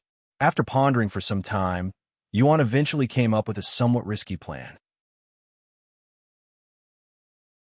"It may be risky, but if everything goes right, I want you to fight him for the ancient seal." Yuan disappeared from the streets to prepare for his meeting with Liang Xiaosheng. Meanwhile, Liang Xiaosheng was drowning himself in alcohol at a nearby restaurant as he waited for his appointment with Li Luoyang. That goddamn bastard! Which rat hole did he crawl from? How dare he humiliate me in front of everyone and force Lady Li to choose between us?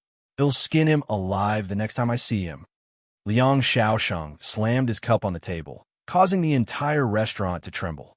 However, despite the disturbance he was causing, nobody approached him, as he was a well-known individual within the city, so everyone knew his identity. After consuming alcohol non-stop for several hours, Liang Xiaosheng paid the bill and left the restaurant, feeling a bit drunk. The moment he stepped outside the restaurant, he sensed an unfamiliar yet overwhelming aura coming from outside the city.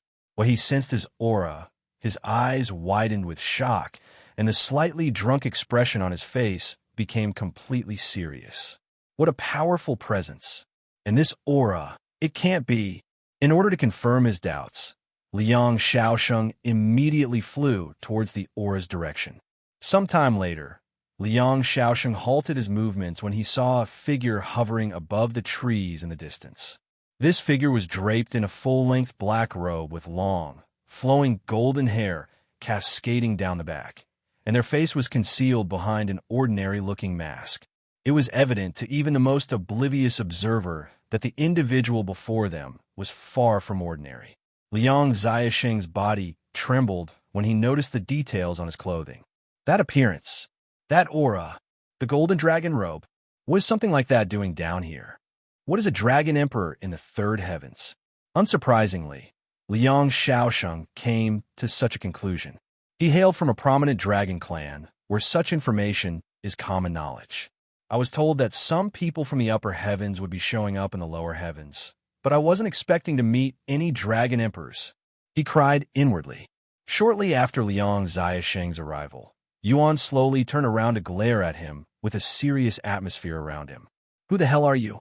Yuan asked in a cold voice, pretending not to know him. Liang Xiaosheng subconsciously lowered his head in submission and responded in a respectful voice. "This lowly one is from the Azure Dragon family, and my name is Liang Xiaosheng. One of the 4 ancient families, huh? And what does the Azure Dragon family want from me?" Yuan suddenly activated Dragon's Gaze to scare Liang Xiaosheng a little more and to erase any doubt Liang Xiaosheng had of his identity. Dragon's Gaze? Liang Xiaosheng nearly crapped his pants when confronted by its terrifying pressure. The Azure Dragon family has nothing to do with this. I was coincidentally in a nearby city when I sensed your impressive aura, so I decided to check it out. I'm sorry if I had disturbed you. Liang Xiaosheng shouted in a terrified voice. Seeing Liang Xiaosheng's reaction, Yuan deactivated Dragon's gaze and retrieved his aura, allowing Liang Xiaosheng to breathe properly.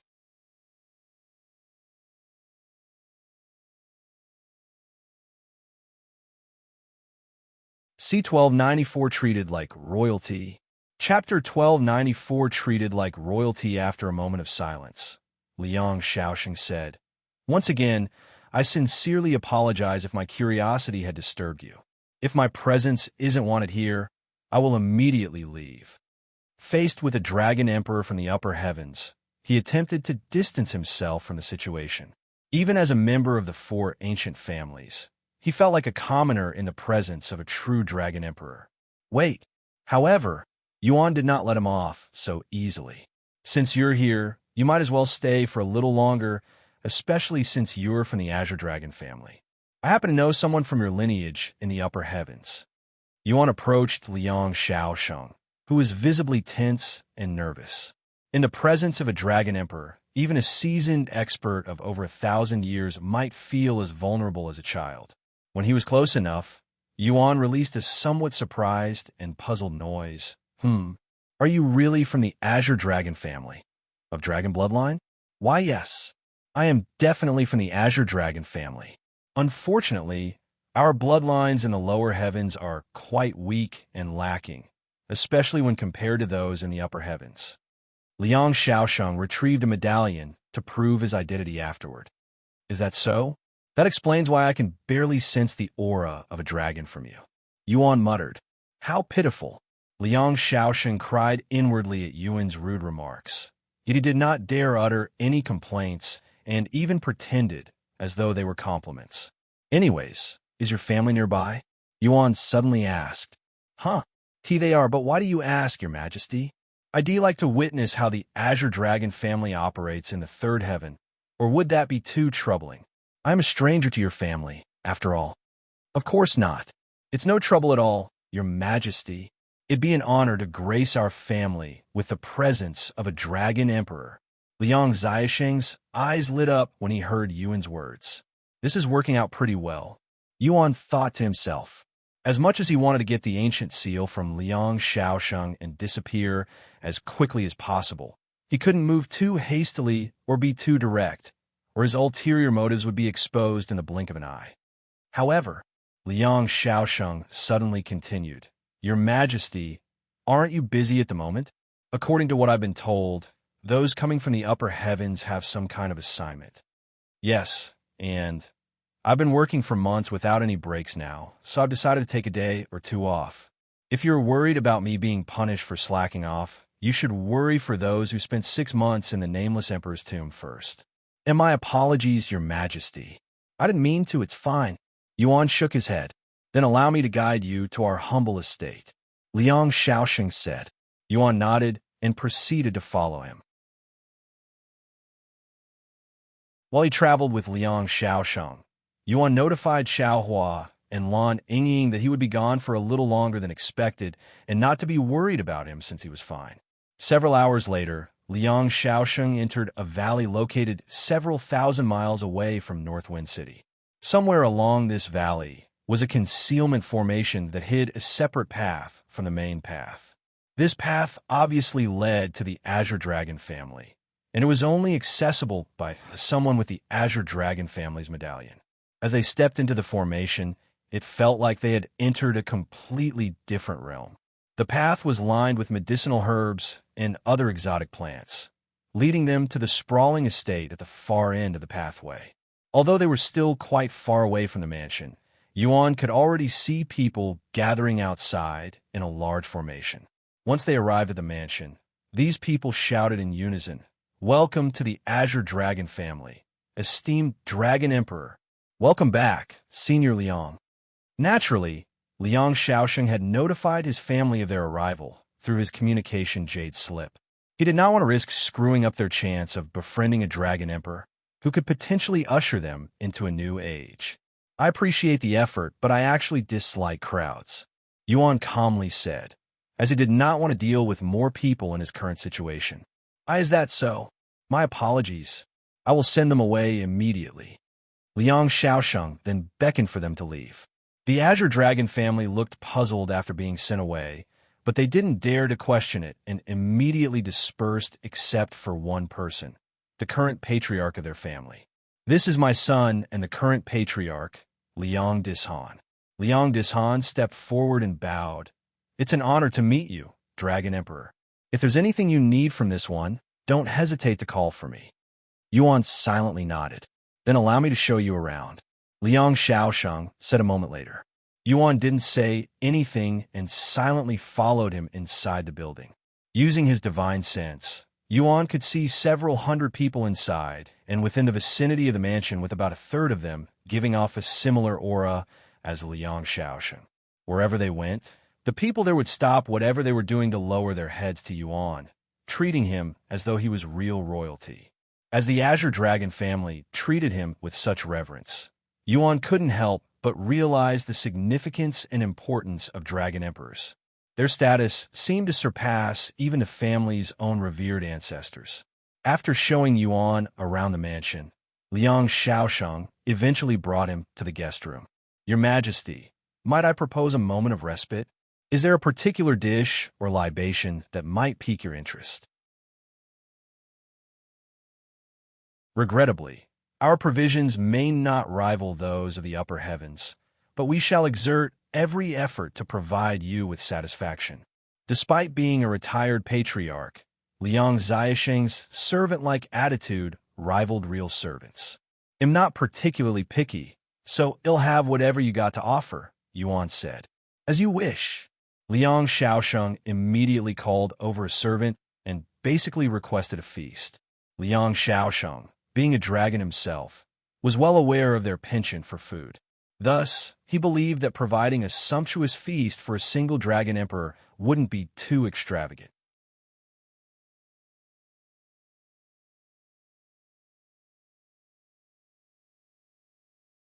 C1295 Traitor. Chapter 1295 Traitor. While they waited for the food, Yuan asked Liang Xiaosheng, "Tell me a little about your family's history." Liang Xiaosheng quickly replied, "Our family has a lineage dating back to the primordial era. If there's any specific aspect you'd like to learn about, please feel free to ask, and I'll do my best to provide the information." Yuan clarified, "I'm interested in the history of this specific branch of your family, not your entire family lineage." "Oh, if that's the case, then our Azure Dragon family came down to the third heaven shortly after the Divine Heavens was split into 9 separate realms at the end of the Immortal Monarch's era." Liang Xiaosheng continued in a dispirited manner. "Well, when I say we came down, it's more like we were exiled by the main branch. Our bloodlines were considered weak and unfit to stay in the upper heavens, so we were basically cast out." Hearing this, Yuan couldn't help but ask, "Do you hold a grudge against the main branch for their decision? For kicking you down here?" Liang Xiaosheng immediately shook his head. "Of course not. That'd be outrageous. We bear no grudge against the main branch, because we understand that our own limitations led to our exile down here. Compared to those in the main branch, we're practically just humans with unique features. We simply don't deserve to remain up there. Moreover, if someone with a strong bloodline is born in our family, we can always send them to the upper heavens, where they can receive proper nurturing. So, we're not completely confined to the lower realms." Another idea came to Yuan when he heard such words, and he asked, "What if, and this is purely just me thinking out loud, but what if I could improve your bloodline and help you ascend?" Liang Xiaosheng's eyes widened with shock and disbelief after hearing Yuan's words. Not because he did not believe Yuan had the capability, but because he didn't think there was any reason for Yuan to do something like that for them. If your Majesty would be willing to bless our unworthy family with such a chance, would be forever in your debt. It has been over 200,000 years since someone from their family was talented enough to be accepted by the main branch, so Liang Xiaosheng couldn't let such a chance get away." Yuan did not immediately respond, and waited for a few moments before opening his mouth. "What I am about to tell you must be kept a secret," Yuan said. "Of course. I swear upon my bloodline that I will not utter a word to anyone. Liang Xiaosheng immediately agreed with the solemnity that reflected the deep significance of a beast's oath. To a beast, their own bloodline held a significance akin to a soul for humans, and when a beast swore upon their bloodline, it became an unbreakable bond, even in the face of life-threatening challenges. Yuan then asked, "Do you know my purpose for coming down here?" According to my sources, those who came from the upper heavens are looking for a certain individual. Liang Xiaosheng said. Yuan nodded and said, "Indeed. A criminal so dangerous that he's wanted by the celestial emperor himself. However, that is not the only reason I came down here. The ancient seal holders, as someone from the four ancient families, I'm sure you are well aware of their existence. Of course, they are responsible for guarding the ancient seals used for opening the primordial realm, a dangerous realm crawling with criminals. But how are they related to your mission?" As an ancient seal holder himself, Liang Xiaosheng had to inquire. "Rumor is there's a traitor amongst them, and they plan on opening the primordial realm." "What?" Liang Xiaosheng exclaimed in a shocked voice. "That's impossible. I'm aware of how unbelievable it sounds, but that's what I was told, hence why I am down here to investigate the Azure Dragon family. Honestly, I was pretending to not know your identity at first so that I could watch you without arousing suspicion, but now that I am here, I realize there's a better way to do this. Liang Xiaosheng, one of four ancient seal holders, allow me to ask you, do you still have your ancient seal on you? I want to see it." Yuan glared at him. Liang Xiaosheng swallowed nervously, and after a moment of silence, he inquired in a trembling voice, "I apologize for my impertinence, Dragon Emperor, but could you please share with me which family you belong to?" Yuan narrowed his eyes and muttered in a cold voice, "You dare doubt my identity? I wouldn't dare. However, as an ancient seal holder, I cannot expose my ancient seal to anyone who doesn't have the authority, even if they are a Dragon Emperor. Please understand my position here, Your Majesty." The room fell silent as Yuan tried to think of a way out of this. Shit, did I act a little too quickly? If I screw up here, he'll know that I am a fake. If his identity becomes exposed, he would have to fight his way out of there and take the ancient seal by force, which he was confident in doing without much effort, but he did not want to harm Liang Xiaosheng and his family. "Your Majesty?" Liang Xiaosheng started doubting Yuan's identity. Fuck it, it's all or nothing. In the end, Yuan decided to take a gamble and responded in a confident voice, "In with the Shi family." "The Shi family?" Liang Xiaosheng's expression became filled with shock, his body frozen with fear. "My deepest apologies. This foolish one did not fathom Your Majesty's affiliation with the venerable Shi family." Liang Xiaosheng immediately dropped to his knees and performed a series of kowtows. His reaction took Yuan by surprise. Does the Shi family also have influence in the Nine Heavens? He wondered about the extent of their authority and where the Shi family was located in the Nine Heavens.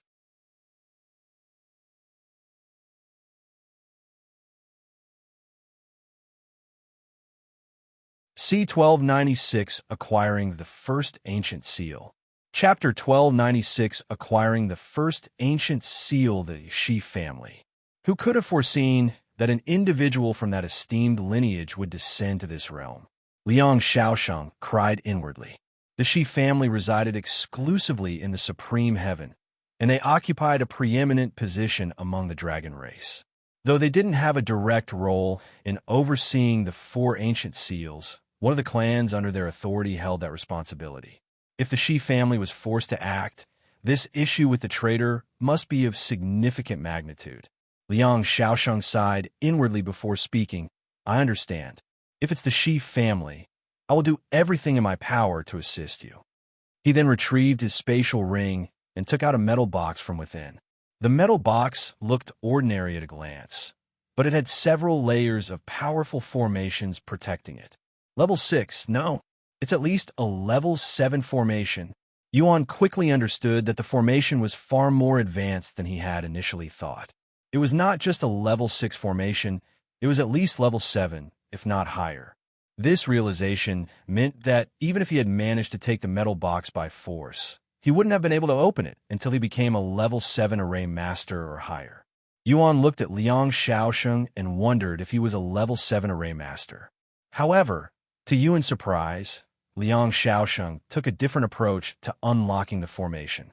Instead of using conventional methods, Liang Xiaosheng dripped several drops of his own blood onto the metal box. The metal box quickly absorbed his blood, causing the protective formation to unlock itself.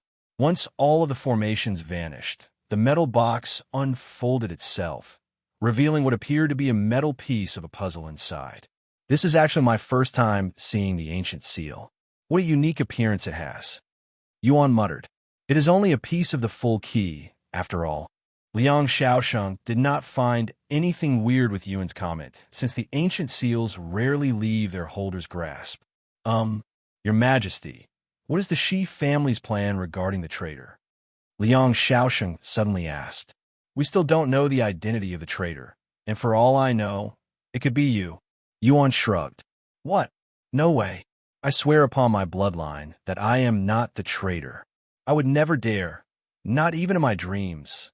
Liang Xiaosheng immediately declared. Unfortunately, I don't know that for sure. Therefore, the Shi family has decided to retrieve all ancient seals for the time being until everything is sorted. Retrieving all ancient seals. While Liang Xiaosheng understood the rationale behind the Shi family's decision, he couldn't help but find it astonishing, as it marked the first time an event of this magnitude had occurred. And I'll be honest with you.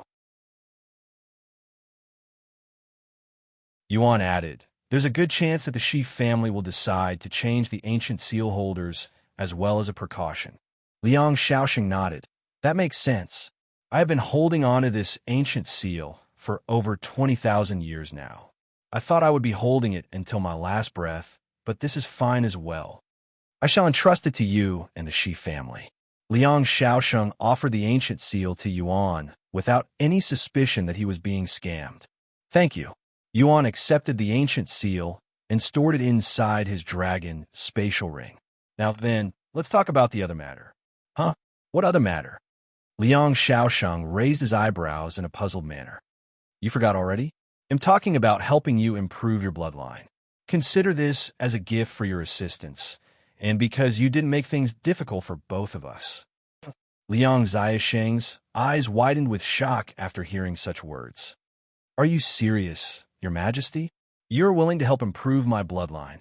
He didn't dare believe it. Yes, but to be honest with you, I am not 100% certain my idea will work, so it will only be an attempt. Yuan had no idea if his plan was feasible, but he wanted to give Liang Xiaosheng something in return for the ancient seal to ease his own guilt. Then, Liang Xiaosheng suddenly halted and closed his mouth with a pondering face. Is something wrong? Yuan asked. No, but I have a request for Your Majesty. Instead of improving this unworthy one's bloodline, can you help someone else? My granddaughter. Her talent and future are better than mine, after all. Yuan nodded. I don't mind. Thank you, Your Majesty. Liang Xiaosheng's face immediately brightened with excitement. She's currently at her sect, but it'll tell her to return immediately. In the meantime, please enjoy the feast we've prepared for you. I appreciate the feast, but I don't like to be around people. That's perfectly fine. We can bring the food here for you. If that's the case. Yuan nodded. Servants showed up shortly after to replace some furniture before filling the room with food and drinks. Please enjoy yourself, Your Majesty. If you need anything, I will be waiting right outside this room. Liang Xiaosheng bowed before leaving the room, since he knew that Yuan needed to take off his mask to consume the food. Once he was alone, Yuan removed his mask and began cleaning up the dishes. Meanwhile, Liang Xiaosheng contacted his son. I want Liang Qinru to come back immediately. Liang Dishan had a look of disbelief on his face as he asked, Father, don't tell me you're trying to give her to the Dragon Emperor? You fool. Do you honestly think the Shi family's Dragon Emperor would take an interest in someone from a branch family? He's way beyond our reach. Liang Xiaosheng lectured him. What? He's from the Shi family? Liang Dishan exclaimed in shock after learning of this information. If you understand the situation, hurry up and call her back. We cannot let him wait too long. I understand. I will immediately send someone to go get her yourself, Liang Xiaosheng commanded. Liang Dishan didn't say anything else and immediately left the mansion.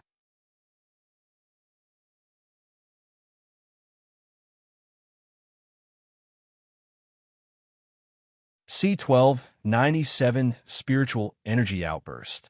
Chapter 1297 Spiritual Energy Outburst. 1297 Spiritual Energy Outburst. Sometime after Liang Dishan left the mansion, he arrived at the Heaven and Earth Grand Manor, a secluded sect with fewer than 1,000 disciples.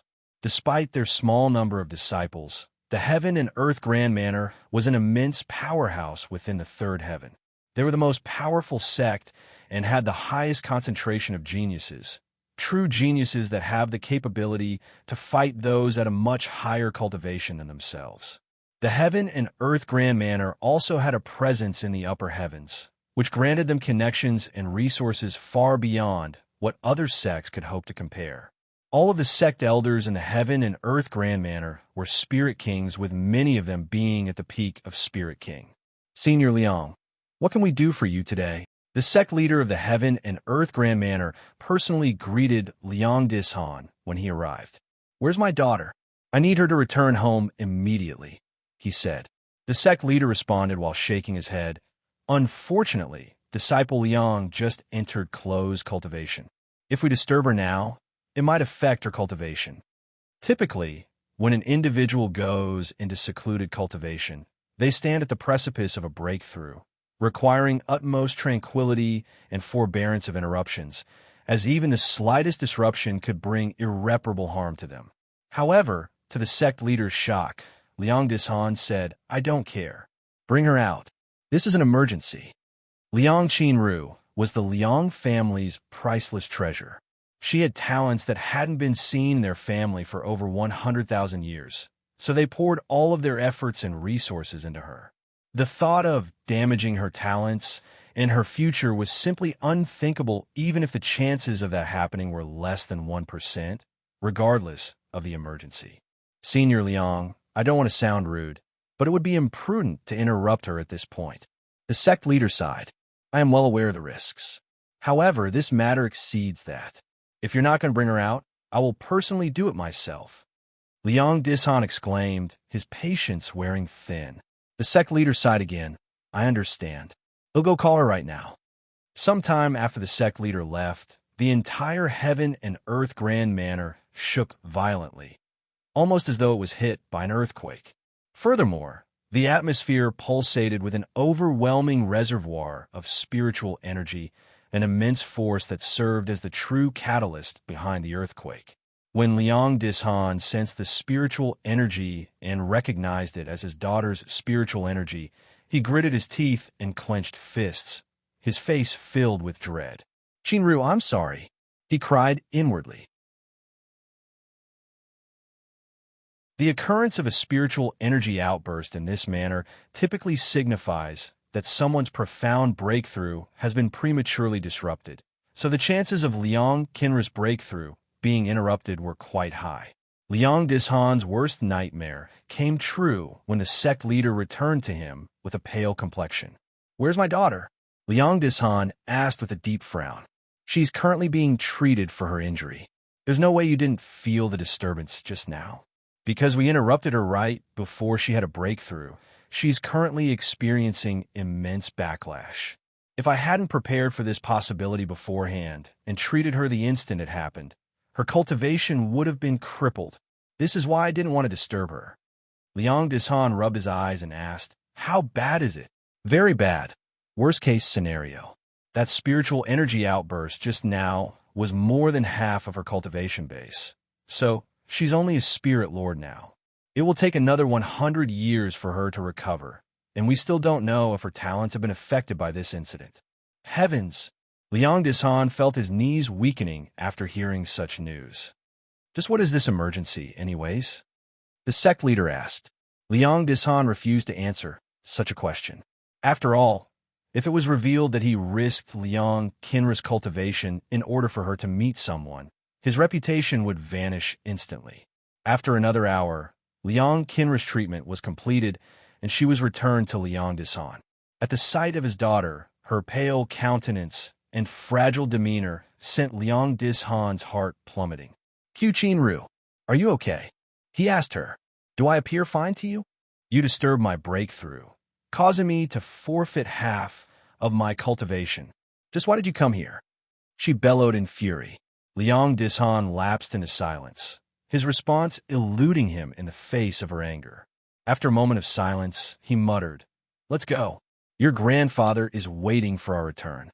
"No, I will not leave until you tell me what this emergency is." Liang Qinru sternly refused. Liang Dishan didn't say anything else and used his spiritual energy to carry her, forcing her to move. If Liang Qinru still had her original cultivation, he wouldn't have been able to do such a thing. "I can't believe you. Just wait until I tell Grandpa about this." Liang Qinru was left baffled by his unreasonable treatment towards her, especially when he had always treated her like a princess. Sometime later, once things calmed down a little, Liang Qinru asked again, "Father, what happened? Did something happen to the family?" "No, but something might if we don't return immediately. We have an important guest, and you're going to meet him." Liang Qinru's jaw dropped after hearing this news. "You nearly cost me my life just so I could meet someone. Are you out of your mind?" She cried out loud. "He isn't just someone. He's a dragon emperor from the Shi family."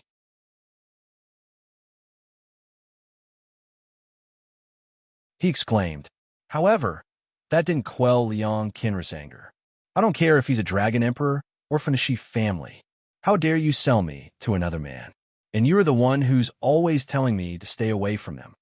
Nobody is trying to sell you. He just wants to meet you for some reason. But if he fancies you, it would greatly benefit our entire family and you. With his influence, he could easily compensate you for your injury today and more." Because they were in such a hurry, Liang Xiaosheng forgot to tell Liang Dishan their reason for wanting Liang Qinru. "Are you listening to yourself? If you aren't trying to sell me, I don't know what is. This is why I didn't want to come." Liang Dishan sighed inwardly.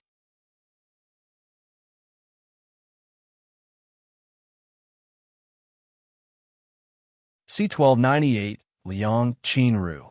Chapter 1298 Liang Qinru 1298 Liang Qinru. Eventually, Liang Dishan and Liang Qinru returned to their household. "What took you so long?" Liang Xiaosheng yelled at them on sight the moment they returned. "Grandpa, please help me. Father has gone crazy. Because of him, my breakthrough was disturbed and I experienced a spiritual energy outburst. My cultivation even dropped all the way to Spirit Lord because of the outburst."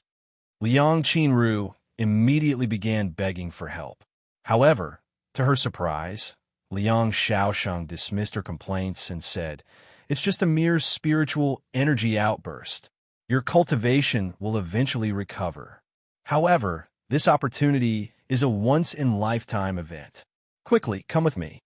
Liang Qinru couldn't believe what she was hearing. Her grandfather, who treasured her more than even her father and was known to move heaven and earth at her slightest request, was dismissive about the injustice Shed experienced. Seeing how she wasn't moving, Liang Xiaosheng resolved to take matters into his own hands. He firmly seized her arm and proceeded to guide her away. As they approached the guest room that was occupied by Yuan, Liang Xiaosheng warned her, "When you meet the Dragon Emperor, make sure you don't say or do anything offensive, as that could literally cause the death of our entire family. Is this Dragon Emperor really that important? I can't believe you're going to sell me to him." She sighed with a distressed look on her face. If her cultivation base hadn't been harmed, she wouldn't have to endure such humiliation. "What the hell are you talking about? Who said anything about selling you?" Liang Xiaosheng frowned. "Huh? Then why did you force me to come back? And why are you so desperate to let him see me if you're not trying to sell me? You foolish girl. Do you have any idea what kind of power Dragon Emperor possess? One from a Shi family, no less. The Dragon Emperor is a benevolent and charitable person, and he agreed to help you improve your bloodline." "What? My bloodline?" Liang Qinru's eyes widened with surprise. "He was originally going to help me, but I requested for him to help you instead. After all, you're the most talented in our family with the brightest future. But the spiritual energy outburst could have affected my talents. That kind of minor setback will become irrelevant once your bloodline improves. Even if it increases by a single grade, your talents will soar to unimaginable heights, to levels that even if all of your talents are gone, it would still make you far stronger than before. Liang Qinru swallowed nervously after hearing such words that sounded quite exaggerated. Upon reaching their destination, Liang Xiaosheng issued one final caution. His voice weighted with concern. Please, remember not to take any action that might incur his displeasure. If he makes any requests of you, simply acknowledge them with a nod. He then knocked on the door and announced, Your Majesty, my granddaughter, Liang Qinru, has arrived. We apologize for the delay. Qinru needed treatment after experiencing a spiritual energy outbreak because we disturbed her seclusion to rush her here, and she was in the midst of a breakthrough. Spiritual energy outbreak? Yuan raised an eyebrow after hearing this unfamiliar term. He wore his mask and opened the door a moment later. This is the Dragon Emperor? Why is he wearing a mask? Liang Qinru wondered to herself. Qinru greets your majesty, she said as she bowed her head in a respectful manner. What happened to you? Yuan inquired for more information. I was in the middle of a breakthrough when my father came to get me. A spiritual energy outburst occurred when I lost my concentration, and I ended up losing more than half of my cultivation base. Liang Qinru explained, hoping to gain some sympathy from him. Sure enough, Yuan felt bad for her. That is truly an unfortunate incident. Since it was entirely Liang Dishan and Liang Xiaosheng's fault for rushing her return, Yuan didn't feel guilty about her incident. However, he definitely pitied her. Although I cannot return your lost cultivation, I can try to improve your bloodline. What do you say? My cultivation will eventually return, but improving my bloodline is a different story. If you could do such a thing for me, I would be forever grateful to your majesty. Liang Qinru raised her head, revealing her face to him. Yuan's eyes widened when he saw Liang Qinru's face, as she greatly resembled somebody that he knew. Dragon Goddess Yayo? Although she looked much younger, Liang Qinru resembled Dragon Goddess Yayo. Of course, it could be a coincidence. Yuan contemplated to himself. The other Azure Dragon family possessed the scale of Dragon Goddess Yayo, which contained a fragment of her memories. With this revelation, the notion of a profound connection between the Azure Dragon family and Dragon Goddess Yayo seemed increasingly plausible. Your Majesty, may I inquire if something is bothering you? Liang Xiaosheng asked when Yuan suddenly became silent. Yuan snapped out his daze and said, No, I was just thinking about the process. Anyways, let's get this started. If there's anything you need for the ritual, our family will cover all of it. Liang Xiaosheng then said, Ritual? There's no need for a ritual. Yuan shook his head. Then how are you going to improve her bloodline? Liang Xiaosheng was quite puzzled, as it usually required a ritual to improve one's bloodline. You'll see in just a moment. Yuan gestured for them to enter the room behind him. Once they were all inside the room and closed it, Yuan picked up an empty cup from the table and began filling it with his blood. The grandfather and granddaughter duo watched with wide eyes. When the cup was nearly filled to the brim with his blood, Yuan offered it to Liang Qinru, who had a baffled look on her face.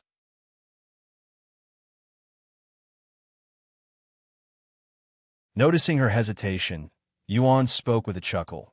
Don't worry, the cup isn't used and clean.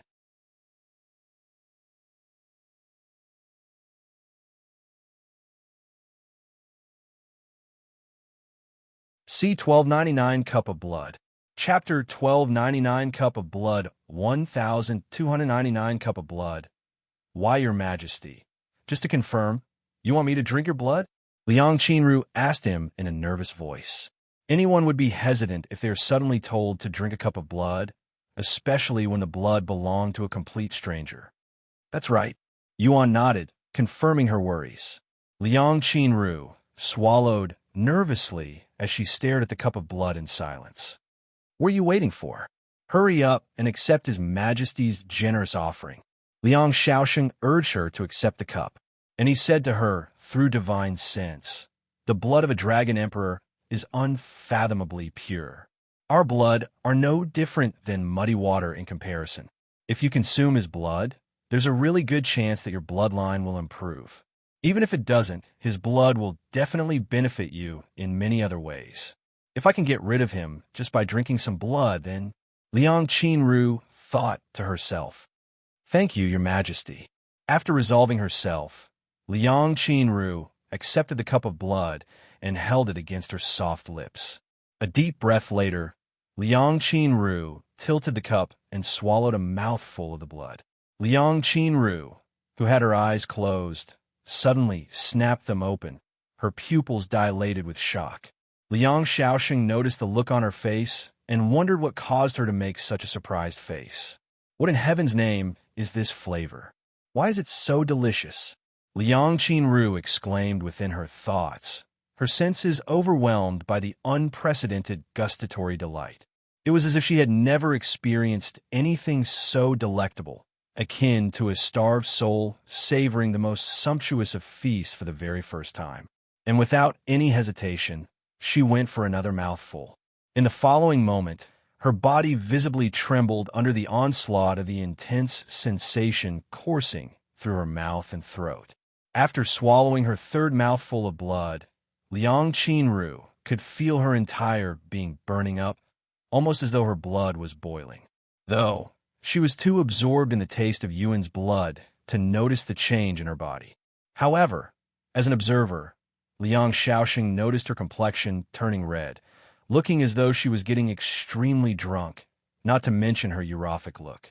It was only when she inevitably emptied the cup that Liang Qinru snapped back into sense. Clang! Liang Qinru suddenly dropped the cup in her hands and fell to her knees. What is happening?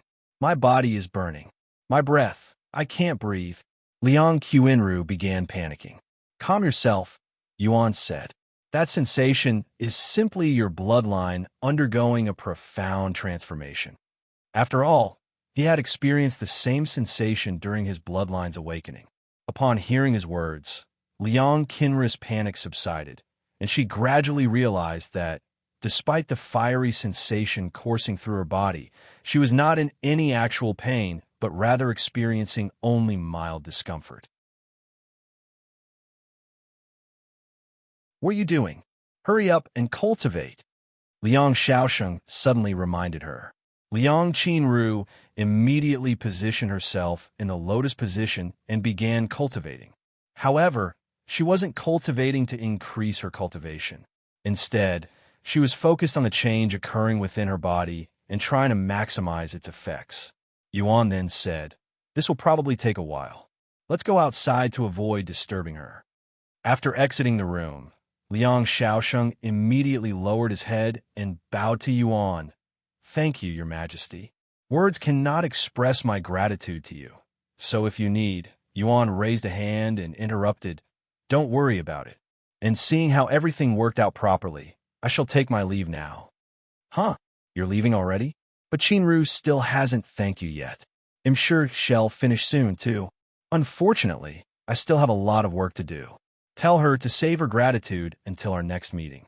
I'm sure we'll meet again, too," Yuan said, refusing to stay there any longer. Liang Xiaosheng wanted Yuan to stay a little longer, but he also didn't want to be too bothersome, so he had no choice but to nod his head. "Then at least let me show you the way out." Omicron M. Yuan shook his head and said, "Someone needs to stay here to make sure she's not disturbed. We wouldn't want another spiritual energy outburst to happen to her, right? I'll take my leave now."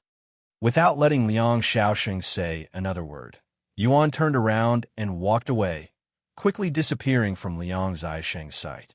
Liang Xiaosheng made sure to bow to Yuan as he walked away, staying that way even long after he was gone. Liang Qinru would not come out of the room for many hours, 9 hours to be exact. Liang Xiaosheng guarded her room the entire time, making sure nobody could disturb her. After emerging from the room, Liang Qinru's foremost desire was to express her heartfelt gratitude to the Dragon Emperor. However, To her dismay, she was told that he had left long ago. His Majesty departed shortly after you commenced your cultivation, Liang, Xiaosheng relayed. He also instructed me to convey a message to you. Save your gratitude until your next meeting. Our next meeting? Liang Qinru muttered, her face suddenly turning red. Anyways, how do you feel? Liang Xiaosheng inquired about her condition a moment later. Liang Qinru clenched her fists and muttered, my body is overflowing with strength, even though my cultivation hasn't recovered a bit. I don't know how much my bloodline has improved, but I can say with certainty that I am currently stronger than I was before my spiritual energy outburst despite having a lower cultivation. That powerful? Liang Xiaosheng swallowed nervously after hearing such outrageous claims. In fact, I can still feel my bloodline getting stronger as we speak. This is simply incomprehensible. Liang Qinru sighed, feeling a sense of awe. She looked at Liang Xiaosheng and asked, by the way, His Majesty, what was his name? Huh? Liang Xiaosheng made a weird face upon hearing her question, as it made him realize that he never asked for a name.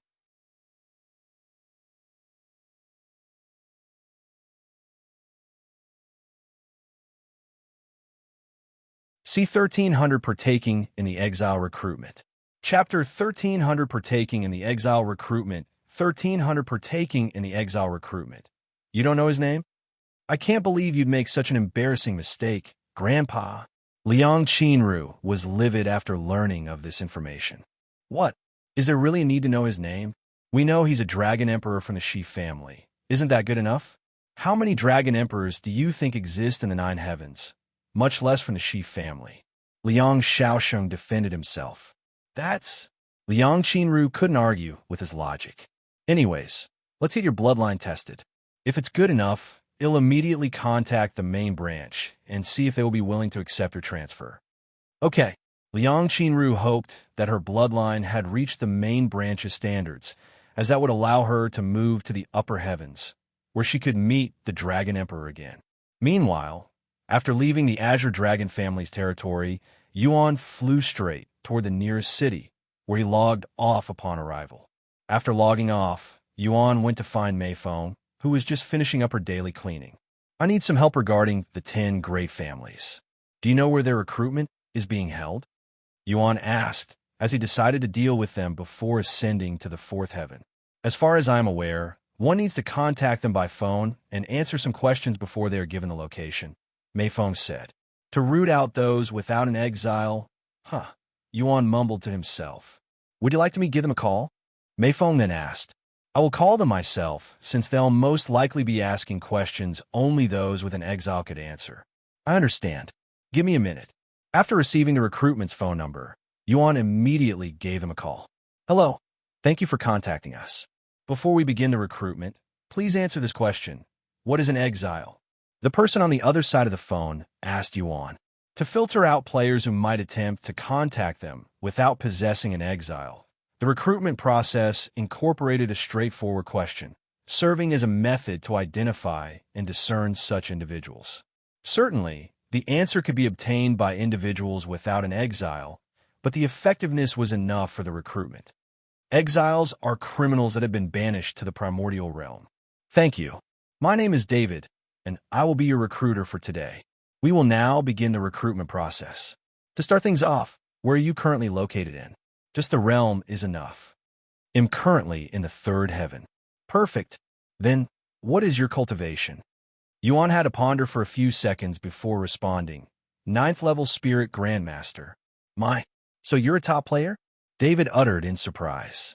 The top players are only Spirit Grandmasters. Yuan sighed inwardly as the realization dawned upon him that the top players were merely Spirit Grandmasters. Being a player with minimal interaction with a broader player base, Yuan's understanding of their world was essentially zero. It's all thanks to my exile, Yuan said a moment later. Of course, the difference between players with an exile and those without is akin to heaven and earth. David was fully convinced that Yuan had an exile by his side now. Let's move on to the next question, and please be as detailed as possible when answering the next few questions. Where and when did you meet your exile? In addition to recruitment, the 10 great families also took this opportunity to learn more about exiles in hopes of finding more of them. After pondering for a moment, Yuan calmly answered, I met my exile about half a year ago near South Wing City, in Second Heaven. How'd you meet? She found me when I was lost. What condition did you have to meet before being accepted by the exile? Condition? Yuan raised an eyebrow at this question, as he doesn't recall fulfilling any condition. Eventually, he made a guess and said, I had to entertain her. Can you be a little more specific? What kind of entertainment? She was bored, so I hunted some magical beasts for her. Contemplating these questions, Yuan found himself pondering how other players encountered their exiles and whether they had undergone specific quests to secure approval. After all, it seemed inconceivable that any exile would willingly accept a weak player as their master, considering the potential impact on the fulfillment of their legacy. What grade is your exile? David then asked. Yuan contemplated for a moment whether he should answer properly, but considering how much Head overestimated the players before, he eventually decided to give a fake answer. What was before Divine Grade again? She's a Lord Grade servant, Yuan answered. Wow, Lord Grade. Your exile must be exceptionally powerful.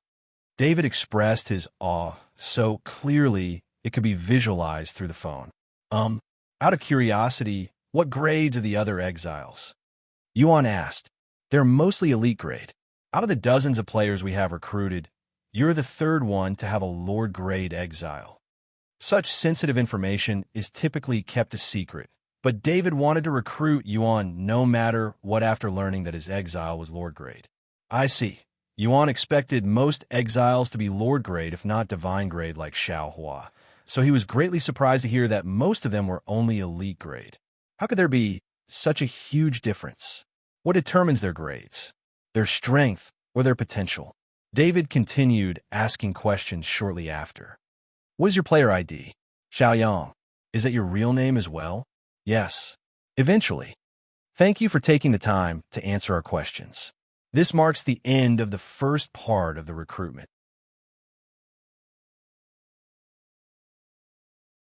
For the next part of the recruitment, you will need to show up at a specific location in Cultivation Online with your exile, where another player with an exile will confirm the identity of your exile.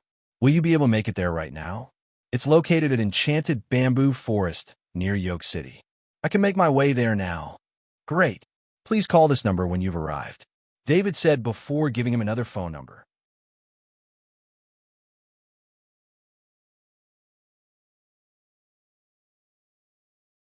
C1301 Majestic Pill Pavilion. Chapter 1301 Majestic Pill Pavilion. 1301 Majestic Pill Pavilion. After hanging up the phone, Yuan sat there in silence and pondered how he should act accordingly. Since he had an exile, there wasn't any need to worry about failing the recruitment. However, his face is quite renowned after his announcement half a year ago, so most players out there have probably memorized his face by now. I could go to the recruitment wearing a mask, but that'd be a little suspicious. Even if I transform myself, there's a decent chance that I'd be recognized. Suddenly, Yuan recalled the existence of a certain pill that could change his outer appearance and decided to disguise himself for his recruitment. Now that he's dealt with his problem, he has to worry about Xiaohua. Even without much knowledge of the other exiles, he would be willing to bet his life that Xiaohua was unique and that not many other exiles were as small and young as her. He was also pretty sure that Xionglu had warned the others of Xiaohua, who killed Jiaowei, so they would all be alerted the moment they saw her. Can the pills also make her taller? Yuan wondered inwardly, as he was only aware of the pill's capability to alter one's facial features. In the end, not wanting to overthink it, he decided to think about Xiaohua's disguise after getting his hands on some appearance-altering pills. Normally, he'd go to Feng Yuxiang for such an issue, but because of her condition, he would have to find other ways to acquire the pills. After returning to, Yuan immediately went around asking people about stores that sold pills. The Majestic Pill Pavilion will have all of your pill needs. There's a small branch in this city, but if you're willing to make the trip, there's a major store in the Western Owl City that will sell almost all pills one can imagine. Can I travel to the Western Owl City through the teleportation device? Yuan asked. Of course, but ITLL costs you a good amount. Thank you. Yuan decided to check out the branch store first. The branch store was smaller than Yuan had envisioned. The interior was barely large enough to fit a dozen people inside at once, and there was only one person working at the desk. Welcome to the Majestic Pill Pavilion. How can I help you? The worker there asked when Yuan approached the desk. Do you have any pills that can change one's appearance? Appearance-altering pills, huh? They are quite rare, so we don't carry any here. If you want to buy them, you'll have to go to the main branch at Western Owl City. In the end, Yuan had to travel to the Western Owl City. Half an hour later, Yuan arrived at Western Owl City and the Majestic Pill Pavilion. This place is ridiculously huge. Yuan was baffled at the sight of the colossal building that spanned an entire block and towered with 40 floors. The place looked more like a royalty's apartment building than a store. Having seldom relied on pills in his journey, Yuan possessed limited knowledge when it came to the intricacies of the pill market. In the world of cultivation, pills stand as an indispensable resource for both cultivators and mortals alike.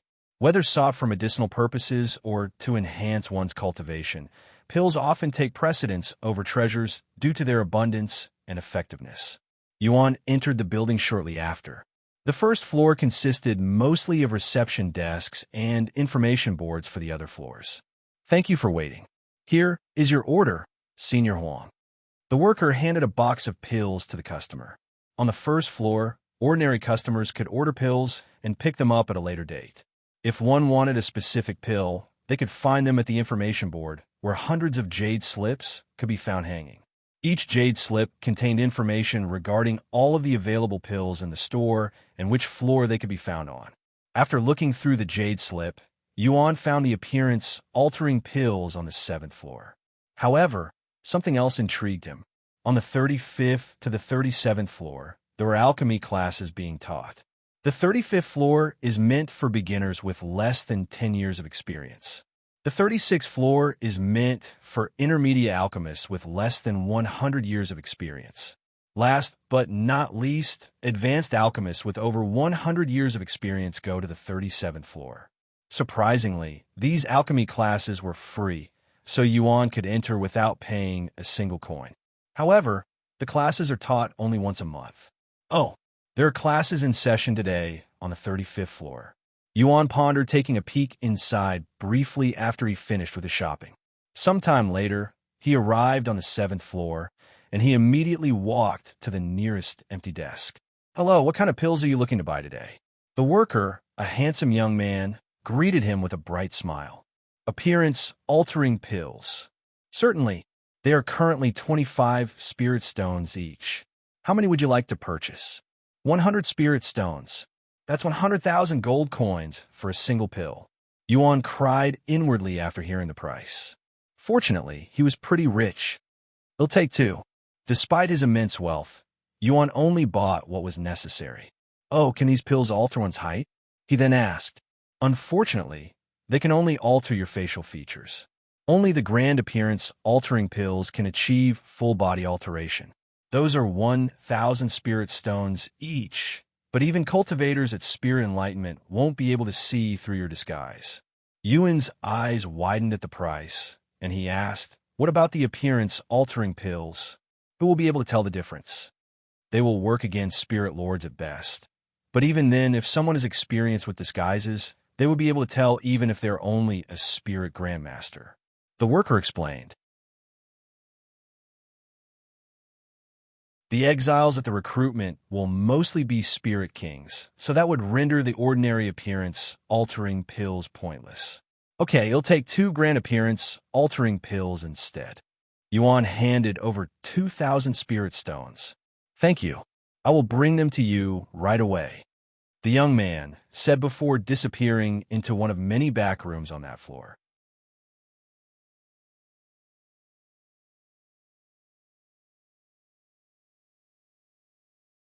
C1302 Alchemy Flames. Chapter 1302 Alchemy Flames 1302 Alchemy Flames. The young man returned with a small wooden box a few minutes later. He opened it before Yuan to show the 2 red pills resting inside. Please confirm the product. Grand appearance, altering pill, tier 4, purity, 81%.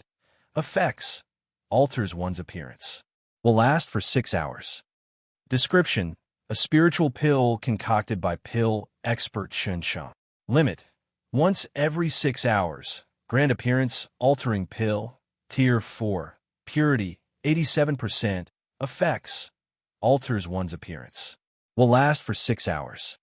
Description, a spiritual pill concocted by pill expert Huang Li. Limit, once every 6 hours. I have confirmed it, Yuan said as he accepted the wooden box, tossing it inside his spatial ring. Is there anything else that I can help you with? No, this is all. Thank you.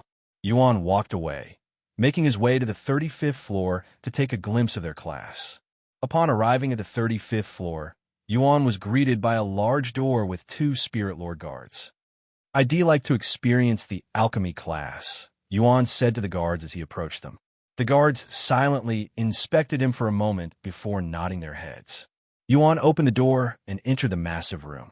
The room's interior, devoid of decorations and furniture for space efficiency, housed over 500 people at a glance. They sat in silence, attentively observing a middle-aged woman on a platform at the room's end as she skillfully concocted pills. Yuan took a seat at an empty spot and used his divine sense to take a closer look at the concoction. Since he watched Wang Xiaoying concoct pills before, he understood the basics and the middle-aged woman's current progression. Since she's still melting the ingredients, she must just started. 3 hours later, she's still melting the ingredients? It took Wang Xiaoying only an hour to finish. Yuan wondered if the pill being created was much more powerful than the Tier 2 pill Wang Xiaoying had concocted. Eventually, after waiting 4 whole hours, the alchemist on the stage intensified the strength of her alchemy flames, causing it to dance vigorously. Several more minutes later, the alchemist opened the cauldron, releasing a cloud of dark smoke and revealing the completed pill. Spirit Recovery Pill, Tier 1, Purity, 91%. Effects, restores spiritual energy. The effectiveness will significantly decrease for cultivators above Spirit Master. Description, a spiritual pill concocted by pill expert Mingyi. Limit, once every hour. It's only a Tier 1 pill. Even the purity is worse than the Tier 2 pill concocted by Wang Xiaoying. Yuan shook his head inwardly. Does this mean Wang Xiaoying was already more skillful than this pill expert half a year ago? This pill expert is a spirit lord, too. While Yuan was disappointed by the results, the rest of the audience they were filled with awe and cheered like fans during a concert. I hope you all paid attention to my demonstration just now.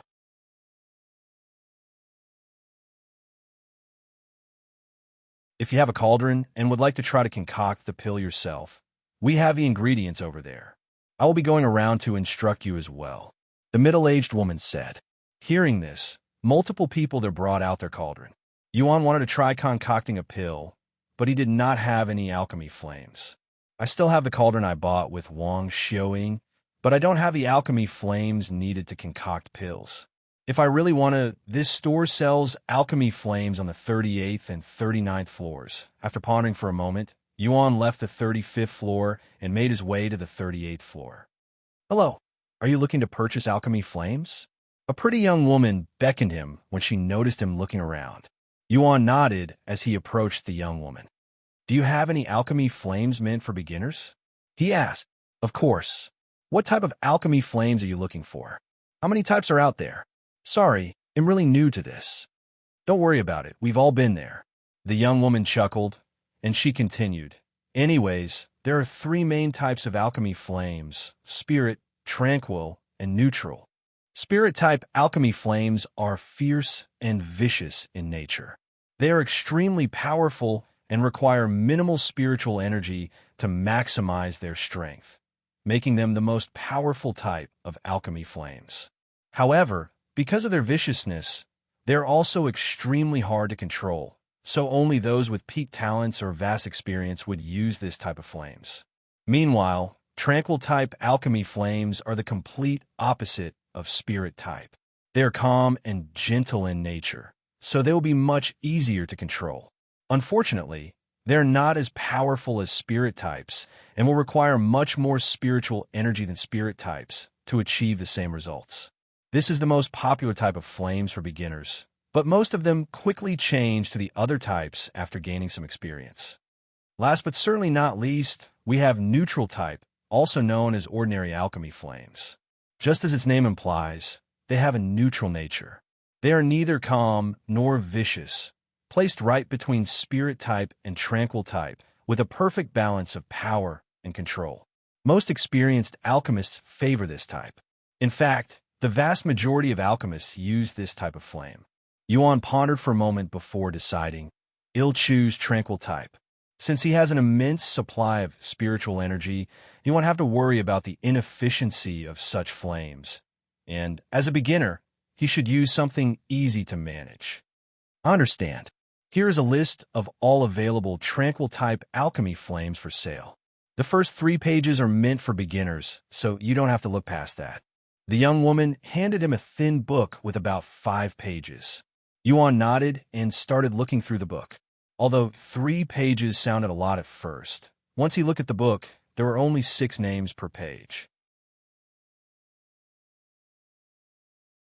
However, when he saw the prices for these beginners' alchemy flames, his eyes nearly fell out of their sockets.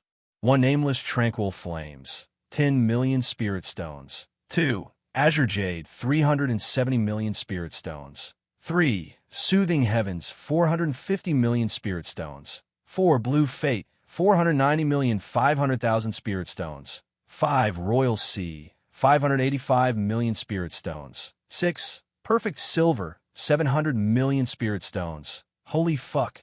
Why the hell are they so expensive? He cried inwardly.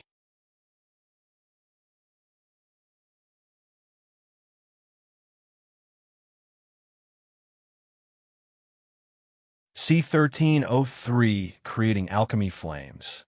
Chapter 1303 Creating Alchemy Flames. 1303 Creating Alchemy Flames. The prices for the alchemy flames were so outrageously expensive that Yuan doubted if his eyes were working properly. Am I seeing this right? 1, 2, 3, 9 digits. Why the hell do these alchemy flames cost so much? Yuan had to count the digits 2 times before he could believe what he was seeing. After confirming the prices, Yuan noticed the other information written beside each alchemy flame. 2. Azure Jade, 370 million Spirit Stones. Description: discovered and named by pill demoness Li Hua 3 million years ago. Effects: pills concocted with Azure Jade will automatically gain a 30% increased effect. Recovery pills will gain an additional 10% increased effect.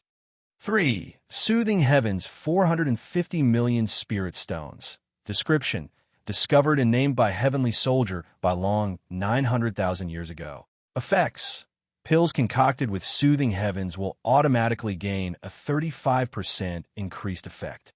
Strengthening pills will also gain an additional 1% purity. 4. Blue Fate, 490,500,000 Spirit Stones. Description: discovered and named by Ice Fairy Wu Ing 5 million years ago. Effects: pills concocted with Blue Fate will automatically gain a 35% increased effect. All pills have a 5% chance of gaining an additional 15% increased effect. 5. Royal Sea, 585 million Spirit Stones. Description: discovered and named by Princess of the Sea Lu Hai 11 million years ago. Effects: pills concocted with Blue Fate will automatically gain a 40% increased effect. When concocting pills near the sea, gain an additional 2% purity. 6. Perfect Silver, 700 million Spirit Stones. Description: discovered and named by Silver Emperor Jin Boeing 7 million years ago. Effects: pills concocted with Perfect Silver will automatically gain a 40% increased effect. There's a 1% chance to duplicate all completed pills. As Yuan read the additional effects granted by the alchemy flames, he started to understand why they are so astronomically expensive. When the young woman saw Yuan's surprised expression, she couldn't help but let out a chuckle. Named alchemy flames are very expensive due to their scarcity. How does one discover named alchemy flames? Yuan then asked. Named alchemy flames are simply special alchemy flames with unique properties. They can be found anywhere in the world, and when they're discovered for the first time, the individual who discovered it may give a name. Are named alchemy flames one of kind? Certainly not. Most named alchemy flames have identical duplicates. In fact, the ones we have for sale at the moment exist elsewhere. However, certain alchemy flames are considered one of kind, as only one has ever been discovered to this day. If I recall correctly, there are exactly 10 one-of-kind named alchemy flames in existence at the moment.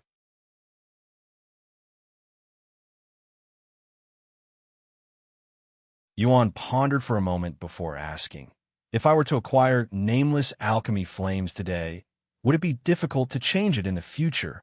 No, but you will need to learn how to control your new flames from scratch. Some experts also carry more than a single type of alchemy flame.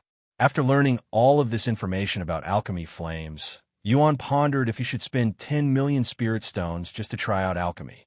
While I have plenty of wealth after looting the Nameless Emperor's tomb, it's not as though I have any spirit stones on me, since I still need to sell the treasures. He had planned on selling the ancient grade treasures he took from the Nameless Emperor's tomb in the fourth heaven, since there is more wealth in that place compared to the third heaven. Besides buying them, are there any other methods to acquiring alchemy flames? Yuan suddenly asked. Of course. Most nameless alchemy flames are not found in the wild but created by alchemists, you know. Really? The young woman nodded and said, if you want to try creating your own alchemy flames, we can sell you the method to do so. It'll only cost 100 spirit stones. Huh? Why is it so cheap? Yuan was surprised when he heard about the low price. While this method is public information, it's not something you can learn by going around asking people. Also, not everyone has the capability to create their own alchemy flames. Only 1 in 100,000 people have such talent. I'd like to purchase the method. Yuan decided a moment later. Okay, give me a second. The young woman reached underneath her desk and retrieved a thin book. She handed it to him after being paid 100 spirit stones. We have seclusion rooms on the 20th floor if you wish to use them. The young woman said afterward. By the way, how long does it usually take to create alchemy flames? Yuan asked. If you have the talent, it won't take more than several minutes. I see. Thank you for all the help. Yuan made his way to the 20th floor shortly after. Upon arriving, he was greeted by several hallways with multiple closed doors in each hallway. Are you looking to use a room? A worker there approached Yuan a moment later. Yes, that will be 5 spirit stones for 30 minutes with a limit of 2 hours per person. How long do you intend on staying? 30 minutes should be enough. Understand. Please follow me. The worker proceeded to lead Yuan to one of the available rooms. After paying 5 spirit stones, Yuan entered the room. The second the door closed, a timer appeared on the blank wall. 29:59. Yuan didn't waste any time and immediately started studying the book. After memorizing the entire content in less than a minute, Yuan closed his eyes and began following the instructions on creating his own alchemy flame. Alchemy flames are essentially highly condensed spiritual energy. Just like air, when compressed enough, their temperature rises. However, that is just the basic logic behind it. Actual alchemy flames are on a completely different level. As he sat on the floor in the lotus position, Yuan positioned his hands to face each other with a few inches between them, almost like he was preparing to clap them. Within a few seconds, Yuan sensed a warm sensation enveloping his palms. This warmth steadily intensified until eventually a small ball of flame materialized between his hands.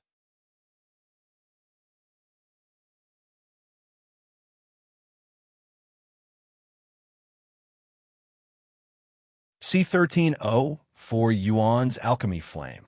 Chapter 13.0 for Yuan's Alchemy Flame. 13.0 for Yuan's Alchemy Flame. The tiny ball of flame materialized by Yuan was a beautiful golden color, but it was so small that even the weakest wind could blow it out of existence. Fortunately, the alchemy flame was only half completed, so there was still more work to be done. As Yuan continued to compress his spiritual energy and add it to the existing flame, the golden alchemy flame gradually grew larger and larger. Over time, the alchemy flame expanded, growing to a size comparable to that of an apple. Ding! A familiar sound resounded inside Yuan's head, causing him to open his eyes. Alchemy Expert. Description: all pills concocted by the user will have an increased 10% effect. Summon Alchemy Flame. Rank: Heaven. Mastery Level 1. Description: allows the user to materialize alchemy flames. Consumes Qi every second. Nameless Alchemy Flame. Grade: Tier 1. Growth rate: very fast. Effects: not applicable. Description: created by player Yuan. Yuan stopped compressing his spiritual energy after seeing that had successfully created his alchemy flames. At a glance, his alchemy flame seemed ordinary, but Yuan noticed that his alchemy flame had a growth rate that also existed in his soul weapons. This indicated that his alchemy flame would very likely grow stronger the more he used it. However, even though he acquired his own alchemy flames, he did not have any techniques to control the flame, as that was a different thing entirely. Yuan pondered for a moment before he recalled a certain technique that had learned near the beginning of his journey. Heavenly Fire Control. Rank: Mortal. Mastery Level 1. Description: consumes 10 Qi per second. Allows you to control and adjust the temperatures of regular fire with your spiritual energy. It was a technique he had purchased along with 2 other cooking skills, yet until today, he had never found an opportunity to put it into practice. But can I use a technique meant for controlling regular fire to control alchemy flames? Yuan wondered as he read the description. Since it wouldn't hurt to try, that was exactly what he did the following moment. Summon Alchemy Flames. Heavenly Fire Control. After summoning his alchemy flame, he attempted to control it using Heavenly Fire Control. It seemed pointless at first when the alchemy flames refused to budge, but Yuan did not stop trying, as he was receiving more notifications. Omicron M. Eventually, Yuan could move his alchemy flame using Heavenly Fire Control. Once his mastery level increased, Yuan found it possible to control his alchemy flame, but it was only barely enough to make it move left and right a few inches. As Yuan continued using the technique, his comprehension grew rapidly, and his control over the alchemy flame got better and better.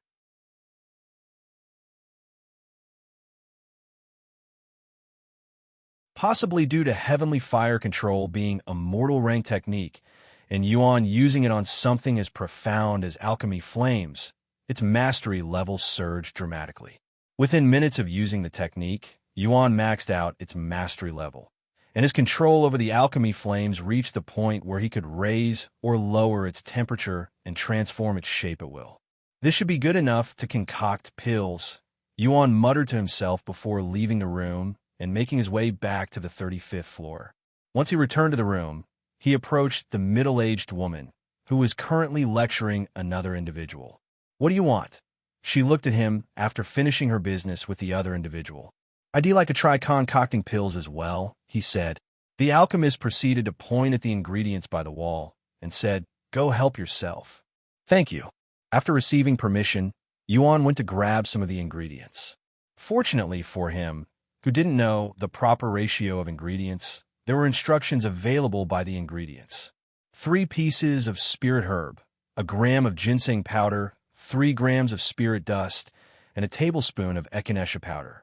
After gathering all of the ingredients listed, Yuan went to an empty space in the room and summoned his cauldron. He sat before it and closed his eyes to recall not the performance done by the middle-aged woman, but what he saw from Wang Xiaoying's performance. Once he was satisfied, Yuan took a deep breath and summoned his alchemy flame, engulfing the bottom half of the cauldron in his golden flames. When Yuan summoned his alchemy flame, The surrounding onlookers couldn't help but divert their attention toward his distinctive golden flame. In contrast to the usual colors, Yuan's alchemy flame gleamed in bright gold, leading them to speculate that he possessed a named alchemy flame. Look at that. Such powerful flames. He must possess named alchemy flames. What kind of alchemy flame is that? Does anyone know? I only know of 2 other golden-colored named alchemy flames, but even they are not as beautiful and colorful as this. The commotion in the room caught the attention of the middle-aged woman, and upon spotting Yuan's flame, she abruptly halted her activities. Intrigued, she made her way toward him, eager to inspect his alchemy flame up close. What kind of alchemy flame is this? I have never seen such a bold color before. She had a deep frown on her face as she pondered.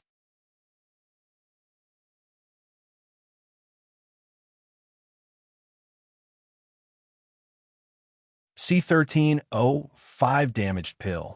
Chapter 1305 Damaged Pill. 1305 Damaged Pill. Could this be the Tier 7 named Alchemy Flame Golden Lion's Pride? No, the color is slightly different, and there's no way a beginner would be using a Tier 7 Alchemy Flame. The middle-aged woman was perplexed by Yuan's alchemy flame.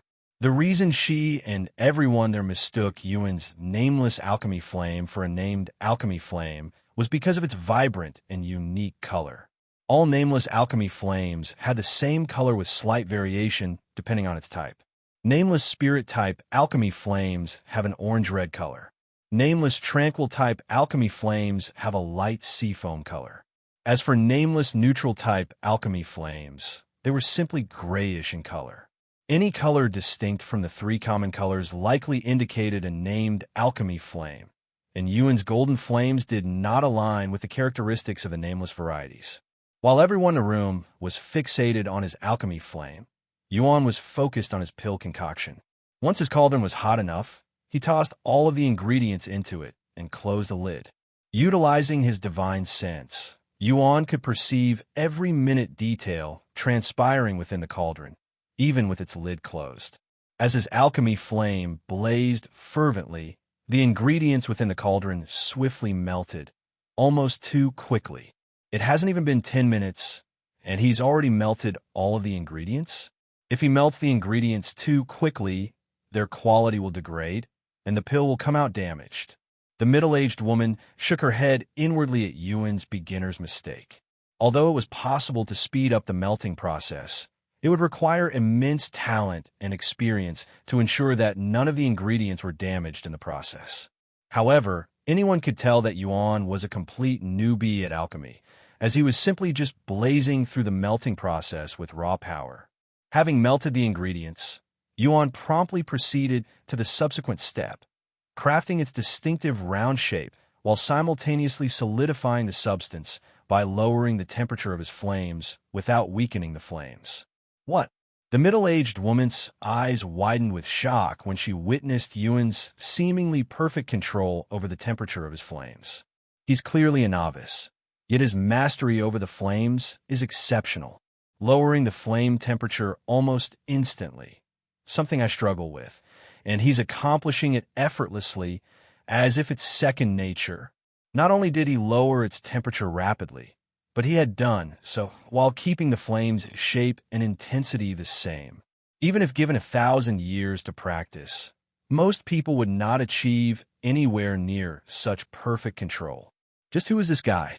A few more minutes later, Yuan deactivated his flames and removed the cauldron's lid, releasing a dark cloud of smoke. When he retrieved the pill from the cauldron and saw its condition, Yuan raised his eyebrows in a puzzled manner. The pill looked nothing like how he had expected. It was smaller than it should, and there were cracks all over it. Damaged Spirit Recovery Pill, Tier 1, Purity, 97%. Effects: restores spiritual energy. The effectiveness will significantly decrease for cultivators above Spirit Master. 90% reduced effect. Description: a spiritual pill concocted by player Yuan. Even though it came out damaged, the purity was surprisingly high. Let me see your pill, the middle-aged woman suddenly said. Yuan nodded and gave her the damaged pill. It's damaged, but the purity is ridiculously high. How did he even manage to make such a thing? The middle-aged woman was greatly surprised by the outcome of the pill, mostly because of its high purity. One contributing factor to the usual lengthy process of melting ingredients lies in the dual task of not only liquefying them, but also purifying the inherent impurities within. So it didn't make any sense for Yuan's damaged pill to have such a high purity when he melted the ingredients in such a short time. This isn't something that can be achieved with talent alone. The high purity must be an effect of his named alchemy flame. If he can concoct a damaged pill with such high purity, one can only imagine the results of a properly concocted pill. She turned to look at Yuan and spoke. Do you know why it came out damaged?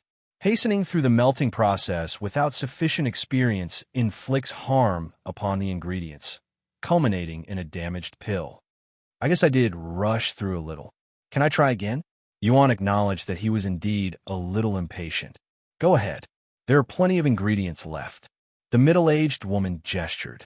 As Yuan stood up and went to grab more ingredients, the middle-aged woman retrieved a communication jade slip and activated it.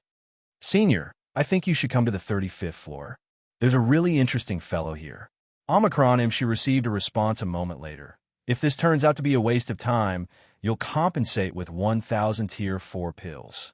Of course. When Yuan returned to his cauldron, the middle-aged woman stopped him and said, Wait a minute. Someone will be coming to watch you. Yuan raised an eyebrow, but he decided to not question it. Sometime later, an old woman entered the room. When the people inside noticed her presence, they were all greatly shocked. It's Pill Grandmaster Xiao, the only Pill Grandmaster in the third heaven. What is someone like her doing here? The people there were greatly baffled by her appearance. They wanted to greet her, but nobody there dared to approach her, as her status was simply too high for them. Pill Grandmaster Xiao directly approached the middle-aged woman who summoned her. Ma Qingyun, I hope you're prepared to spend the rest of the year concocting pills for me, she said with a cold smile. The middle-aged woman, Ma Qingyun, smiled and said, You haven't even seen anything yet, master. She then gestured at Yuan and continued, He's the one. Pill Grandmaster Xiao turned to look at Yuan and his cauldron for a brief moment before sighing out loud. What a waste of time.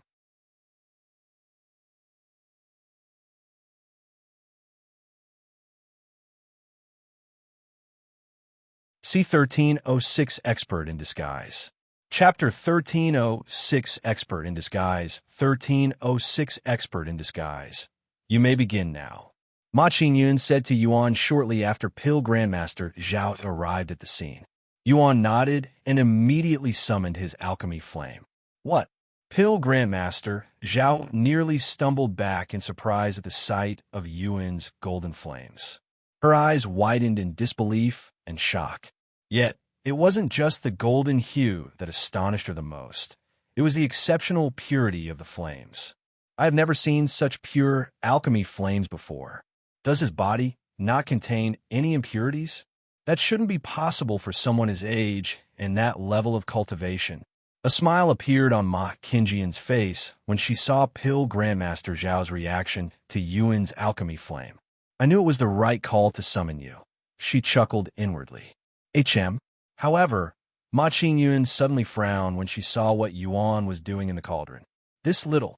I just told him that rushing the melting process will only result in a damaged pill, but he's still doing it. Ma Qingyun wondered if Pill Grandmaster Zhao's presence had anything to do with it. After all, anyone would be nervous if they were being watched by the best alchemist in the third heaven. As for Pill Grandmaster Xiao, she wasn't even paying attention to the pill concoction and was solely focused on Yuan's alchemy flames, almost as though she was bewitched by its beauty. The purity is perfect, but now that I am looking at it closely, this alchemy flame, it's almost as though it was formed very recently. Pill Grandmaster Xiao didn't think for a second that Yuan was responsible for forming the alchemy flame and thought that he had gotten extremely lucky with acquiring a newly formed alchemy flame. Meanwhile, Yuan was completely focused on melting the ingredients. Contrary to Ma Qingyun's thought, he was not pressured by Pill Grandmaster Zhao's presence. In fact, she was no different than the other people in the room. And while it may seem like he was rushing to melt the ingredients, Yuan was actually taking his time to melt the ingredients. In the end, instead of taking 10 minutes to melt the ingredients, it took him an incredible 20 minutes to finish, twice as long as before. He removed the lid afterward, releasing a cloud of dark smoke. What? He's already finished? Pill Grandmaster Zhao was taken aback when he suddenly took away the golden flames. There's no way. He's only a beginner, right? Yuan retrieved the pill a moment later. Flawless Spirit Recovery Pill, Tier 1, Purity, 100%. Effects: restores spiritual energy. The effectiveness will significantly decrease for cultivators above Spirit Master. 50% increased effect. Description: a spiritual pill concocted by player Yuan. A smile appeared on Yuan's face when he saw the condition of the pill. It did not have a single crack on it, and the surface was as smooth as a pearl. Now let me see that pill. Ma Qingyun exclaimed and hastily took the pill from Yuan's grasp before he could even respond. After inspecting the pill, Ma Qingyun swallowed nervously and thought to herself, a flawless pill? He concocted a flawless pill in less than half an hour? Even if it's only a Tier 1 pill, this isn't something I can achieve. She turned to look at Yuan with a doubtful gaze, as she was suspicious of his identity. Is he really a beginner? No, there's no way. He's definitely an expert. Now that I think about it, there's no way a beginner would have a named alchemy flame. Ma Qingyun became filled with anger when she came to this realization. I've been fooled. This fucking bastard. How dare he humiliate me before my master? Right as Ma Qingyun prepared to curse at Yuan in an outburst, Pill Grandmaster Zhao took the pill from Ma Qingyun's grasp without uttering a word and began to inspect it. A moment later, she looked at Yuan and spoke. You little brat, are you really a beginner? Did you come here to show off? Yuan raised his eyebrows and responded with an innocent expression. I am a beginner. In fact, I am concocting pills for the first time in my life today. For the first time? Ma Qingyun nearly puked blood after hearing such an outrageous claim. If one could achieve such godlike results on their first day of practice, everyone would be an alchemy god after practicing for less than a decade. Is that so? However, to everyone's surprise, despite Yuan's outrageous claim, Pill Grandmaster Zhao seemed to believe his words. What's your name? She suddenly asked. Yuan. Then, Yuan, want to become my disciple? I'll mold you into the best alchemist in this world in less than a year. No, I can guarantee you that you will surpass me in half a year. Master, Ma Qingyun was shocked to the core after hearing such words. Don't tell me you actually believe in his lies. There's no way a beginner would be able to concoct a flawless pill on their first day, much less in such a short amount of time. Pill Grandmaster Zhao sneered. Although I may not have seen the concoction process because I was absorbed by his alchemy flames, I saw enough to make a sound judgment. A pill master can disguise their skill by purposefully messing up their pills, but they will have an incredibly hard time disguising their behavior and habits. While this young man exhibited incredible, even perfect control over his flames, his application was wholly novice, as if devoid of any prior experience. And despite the flawless result of the pill, his handling of the ingredients and post-treatment of the pill itself was straight trash. Most of all, I cannot sense the aura of an expert from him no matter what. If he's actually an expert in disguise, he'll quit being alchemy. No way. Ma Qingyun swallowed nervously. Don't worry, I am really a beginner, Yuan suddenly said as he stood up. The only reason I even have a cauldron is because I use it for body tempering. And he continued, as for your offer, sorry, but I will have to refuse.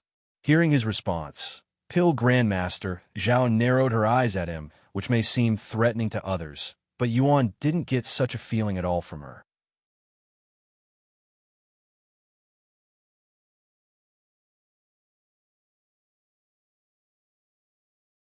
C1307 Grand Appearance Altering Pill. Chapter 1307 Grand Appearance Altering Pill 1307 Grand Appearance Altering Pill. What is your reason for refusing? Do you know who I am? Pill Grandmaster Xiao asked him after a moment of silence. Yuan shook his head. I don't, but judging by how everyone reacted to your presence, I'm willing to bet that you're someone influential. As for my reason for refusing to be your disciple, I just don't have the time right now. And he continued, to be honest, I came here on a whim and don't have any intention to learn alchemy seriously for now. On a whim? Ma Qinru nearly coughed up a mouthful of blood after hearing such words. How can someone like that have so much talent? The heavens are unjust, she sighed inwardly. Pill Grandmaster Xiao frowned and said, how can you say such a thing when you have tremendous talents for alchemy? Don't be foolish and weigh something that countless would be willing to kill to have. Even if I possess the talent for it, there's currently no compelling reason pushing me to learn alchemy immediately. Moreover, it appears to demand a substantial investment of time. Yuan shrugged nonchalantly. No reason? Exclaimed the Pill Grandmaster Xiao. How can you, as a cultivator, say such a thing? Do you comprehend how many cultivators yearn to master alchemy but lack the innate talent? Pills constitute an indispensable facet of a cultivator's journey. Possessing such a skill would undeniably be advantageous. Consider finding yourself stranded in the wilderness without any pills. A cultivator versed in alchemy can concoct the needed pill on the spot, whereas one devoid of such abilities would be left to struggle and lament the heavens for not bestowing upon them such talents. Do you know why most cultivators invariably travel with an alchemist by their side during exploration? It ensures they never have to worry about depleting their pill supply, and the presence of an alchemist substantially enhances one's chances of survival. Although learning alchemy will definitely demand a considerable investment of time, the benefits undoubtedly outweigh the cons and make it a worthwhile pursuit. After hearing Pill Grandmaster Zhao's lecture on the importance of alchemy, Yuan could not refute the advantage of having the ability to concoct pills at will. However, that didn't change the fact that he did not have the time to learn alchemy. Since most people bring an alchemist with them, I can simply do the same in the future if I really need to. Yuan thought of Wang Xiaoying. I understand where you're coming from, but it doesn't change the fact that I currently have no time for alchemy. I will consider learning alchemy again once I lessen some food off my plate. Yuan said as he retrieved his cauldron. You can keep that pill. I will be taking my leave now. Thank you for the class. Yuan said to Pill Grandmaster Zhao before walking towards the exit. Pill Grandmaster Zhao could only silently shake her head as she watched Yuan leave the room. Are you really going to let him leave? Ma Qinru suddenly asked. What do you want me to do? Beg him to stay? He made a decision, and I will respect it. If he's really as talented as I think he is, I doubt starting a little later will do much to hinder him. Pill Grandmaster Zhao shrugged, and she continued, and to be completely honest with you, I'm not confident that I have the capability to teach a monster like him. Hopefully, he will encounter someone more qualified in the future. Ma Qinru swallowed nervously. She couldn't fathom what Pill Grandmaster Zhao was thinking or feeling for her to act so humbly. After leaving the Majestic Pill Pavilion, Yuan made his way back to Meishio and the others. Sorry it took so long. I took a detour. Are we going to the stairway to heaven now? Xiaosheng asked. He shook his head and said, no, there's one last thing I have to do. The 10 great families. I'm going to put an end to their nonsense before it gets too crazy. It won't take too long. How do you plan on doing that? Meishio asked. Yuan proceeded to tell them about his participation in the recruitment. Xiaosheng chuckled after learning of it. Seriously? I can already imagine their faces when you show up. Do you need her help? Legion C asked. No, I just need Xiao Hua to come with me to keep up with the appearances, and I plan on dealing with them alone. Yuan looked at Xiao Hua and explained, a group of people have been recruiting exiles like you, and they plan on ambushing us because of what happened not long ago. Xiao Hua quickly recalled her most recent fight and nodded. Okay. Yuan retrieved one of the grand appearance altering pill and handed it to her. We'll need to disguise ourselves. Can you change your facial features and make yourself taller? Xiaohua accepted the pill and proceeded to stare at it with a pondering expression on her face, wondering what she should make herself look like. Don't consume it now. Let's do it when we are close to our destination. Yuan quickly said when he thought she was going to swallow it there and then. Xiaohua nodded. It'll be off now. I'll see you guys later. Yuan left with Xiaohua shortly after, quickly making their way to the enchanted bamboo forest. About 2 hours later, they arrived at their destination. Yuan consumed the grand appearance-altering pill shortly after arriving, transforming his face to look like a random stranger's face, someone he passed by on the streets and happened to remember. Xiaohua followed him and swallowed the pill. A moment later, her petite body started growing taller and taller until she was even taller than Yuan by an inch, and her face became almost unrecognizable to Yuan. Although she looks completely different at a glance, if I look closely, she somewhat resembles Xiaohua after her transformation. Yuan then asked out of curiosity, Xiaohua, that appearance, is she someone you know? Or did you make it up? Xiaohua nodded and calmly responded, she's my elder sister. Yuan's eyes widened at her unexpected words.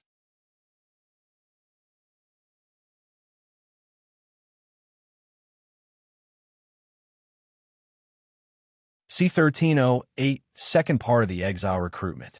Chapter 1308, second part of the Exile Recruitment, 1308, second part of the Exile Recruitment. You decided to disguise as your elder sister? Now that I think about it, I don't know anything about your family. Yuan said after a moment of silence. My family is very boring. They spend all of their time cultivating, rarely ever stepping outside their room. It's normal to see each other once every few hundred years. Xiaohua calmly said. Hundreds of years? How old are you really, Xiaohua? Yuan couldn't help but ask her. Since it wasn't her own face, Xiaohua actually looked quite threatening when she frowned. And never mind. Yuan decided not to question her further. However, to his surprise, Xiaohua responded, I don't know. You mean you are so old that you don't remember your own age? Yuan was speechless after hearing this. And no, Xiaohua quickly rejected such an outrageous claim, and she continued, my memories only go up to a certain point, and most of my oldest memories are missing. Really? This was Yuan's first time hearing such a thing from her. I only began recalling my memories shortly after we entered the second heaven. I also gained some more memories when we entered the third heaven, so I think that ascending the 9 heavens has something to do with my memories. Xiaohua explained. As for why she hadn't spoken of this subject earlier, it was merely due to the absence of an opportune moment for discussion. And you didn't know about any of this before? Yuan asked. Xiaohua shook her head. Then do you remember why you were in that area when we first met? Surely, it wasn't your family's backyard as you had claimed, right? Yuan recalled their first meeting and asked. I wasn't lying. Xiaohua shook her head and continued to explain that area really belonged to my family. At least my memories told me so. After a moment of silence, Xiaohua looked at Yuan with a worried expression and said, Brother Yuan, if Xiaohua regains her memories and becomes someone different, you can abandon her. I won't blame you. Despite her words, a calm smile appeared on Yuan's face, and he quickly said, I won't do that. No matter who you become in the future, fate brought us together for a reason. Unless you decide to walk away yourself, I won't leave you. Brother Yuan. Xiaohua's face flushed with redness. Yuan then said, If anything, I should be saying that to you. After all, I'm also in the process of regaining my memories. If I become someone you no longer want to follow, I won't blame you for leaving. That won't happen, Xiaohua immediately said with a firm expression on her face. I believe you. Yuan chuckled. Anyways, we're at our destination. Here, Xiaohua. Yuan showed her the old jade mask he wore and continued. Just in case the exiles recognize your sister's face. Once Xiaohua wore the mask, he continued, I will be right back. Wait here for a few minutes. Okay. Yuan logged off the next moment and called the phone number he received before. Is this Xiaoyang? A nervous voice asked the moment the line connected. It was David's voice. Yes, it's me. Thank God. I thought you decided not to join us when you didn't contact us for so long, David said, revealing the reason for his anxiousness. Yuan then said, I'm really sorry it took this long, but something came up and I had to deal with that before coming. Anyways, I'm at the location you gave me. Don't worry about it. The second part of the recruitment will begin shortly. Just sit tight and wait for our people to arrive. I understand. Yuan returned to Cultivation Online after hanging up. Omicron M, now we wait, Yuan said to Xiaohua. He also made sure to suppress his aura all the way to Spirit Grandmaster. About 20 minutes later, Yuan could sense two individuals approaching their direction from distance.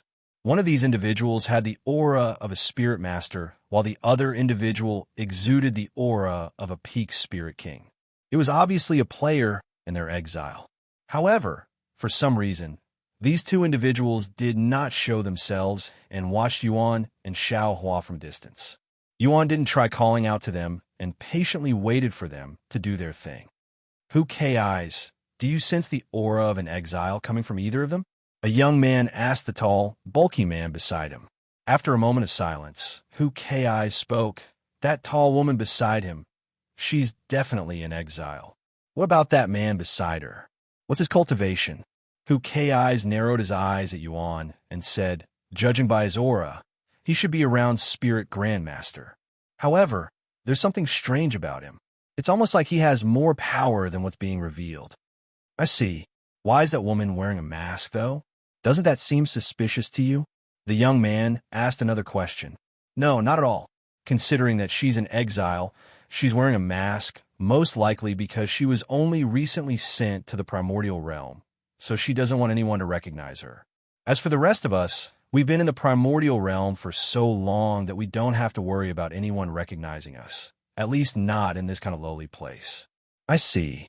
Once they confirmed Yuan and Xiaohua's identity through the information provided by David, the young man and his exile finally came out of hiding and showed themselves to Yuan and Xiaohua. Are you Xiaoyang? The young man asked. Yuan nodded. You must be the recruiter for the second part of the recruitment. Not quite. And you've already passed the second part when we confirmed that you had an exile with you. My name is Dazzling Sword. Nice to meet you. The young man introduced himself, but he only revealed his character's name. You're tuning into the Romance Rendezvous YouTube channel. We're so grateful for your support, and don't forget to subscribe to join us on this incredible journey through captivating stories. Your generosity through donations truly makes a world of difference, as it's the primary source of revenue that allows me to expand and enhance this channel for you. Thank you from the bottom of my heart for being a part of this adventure.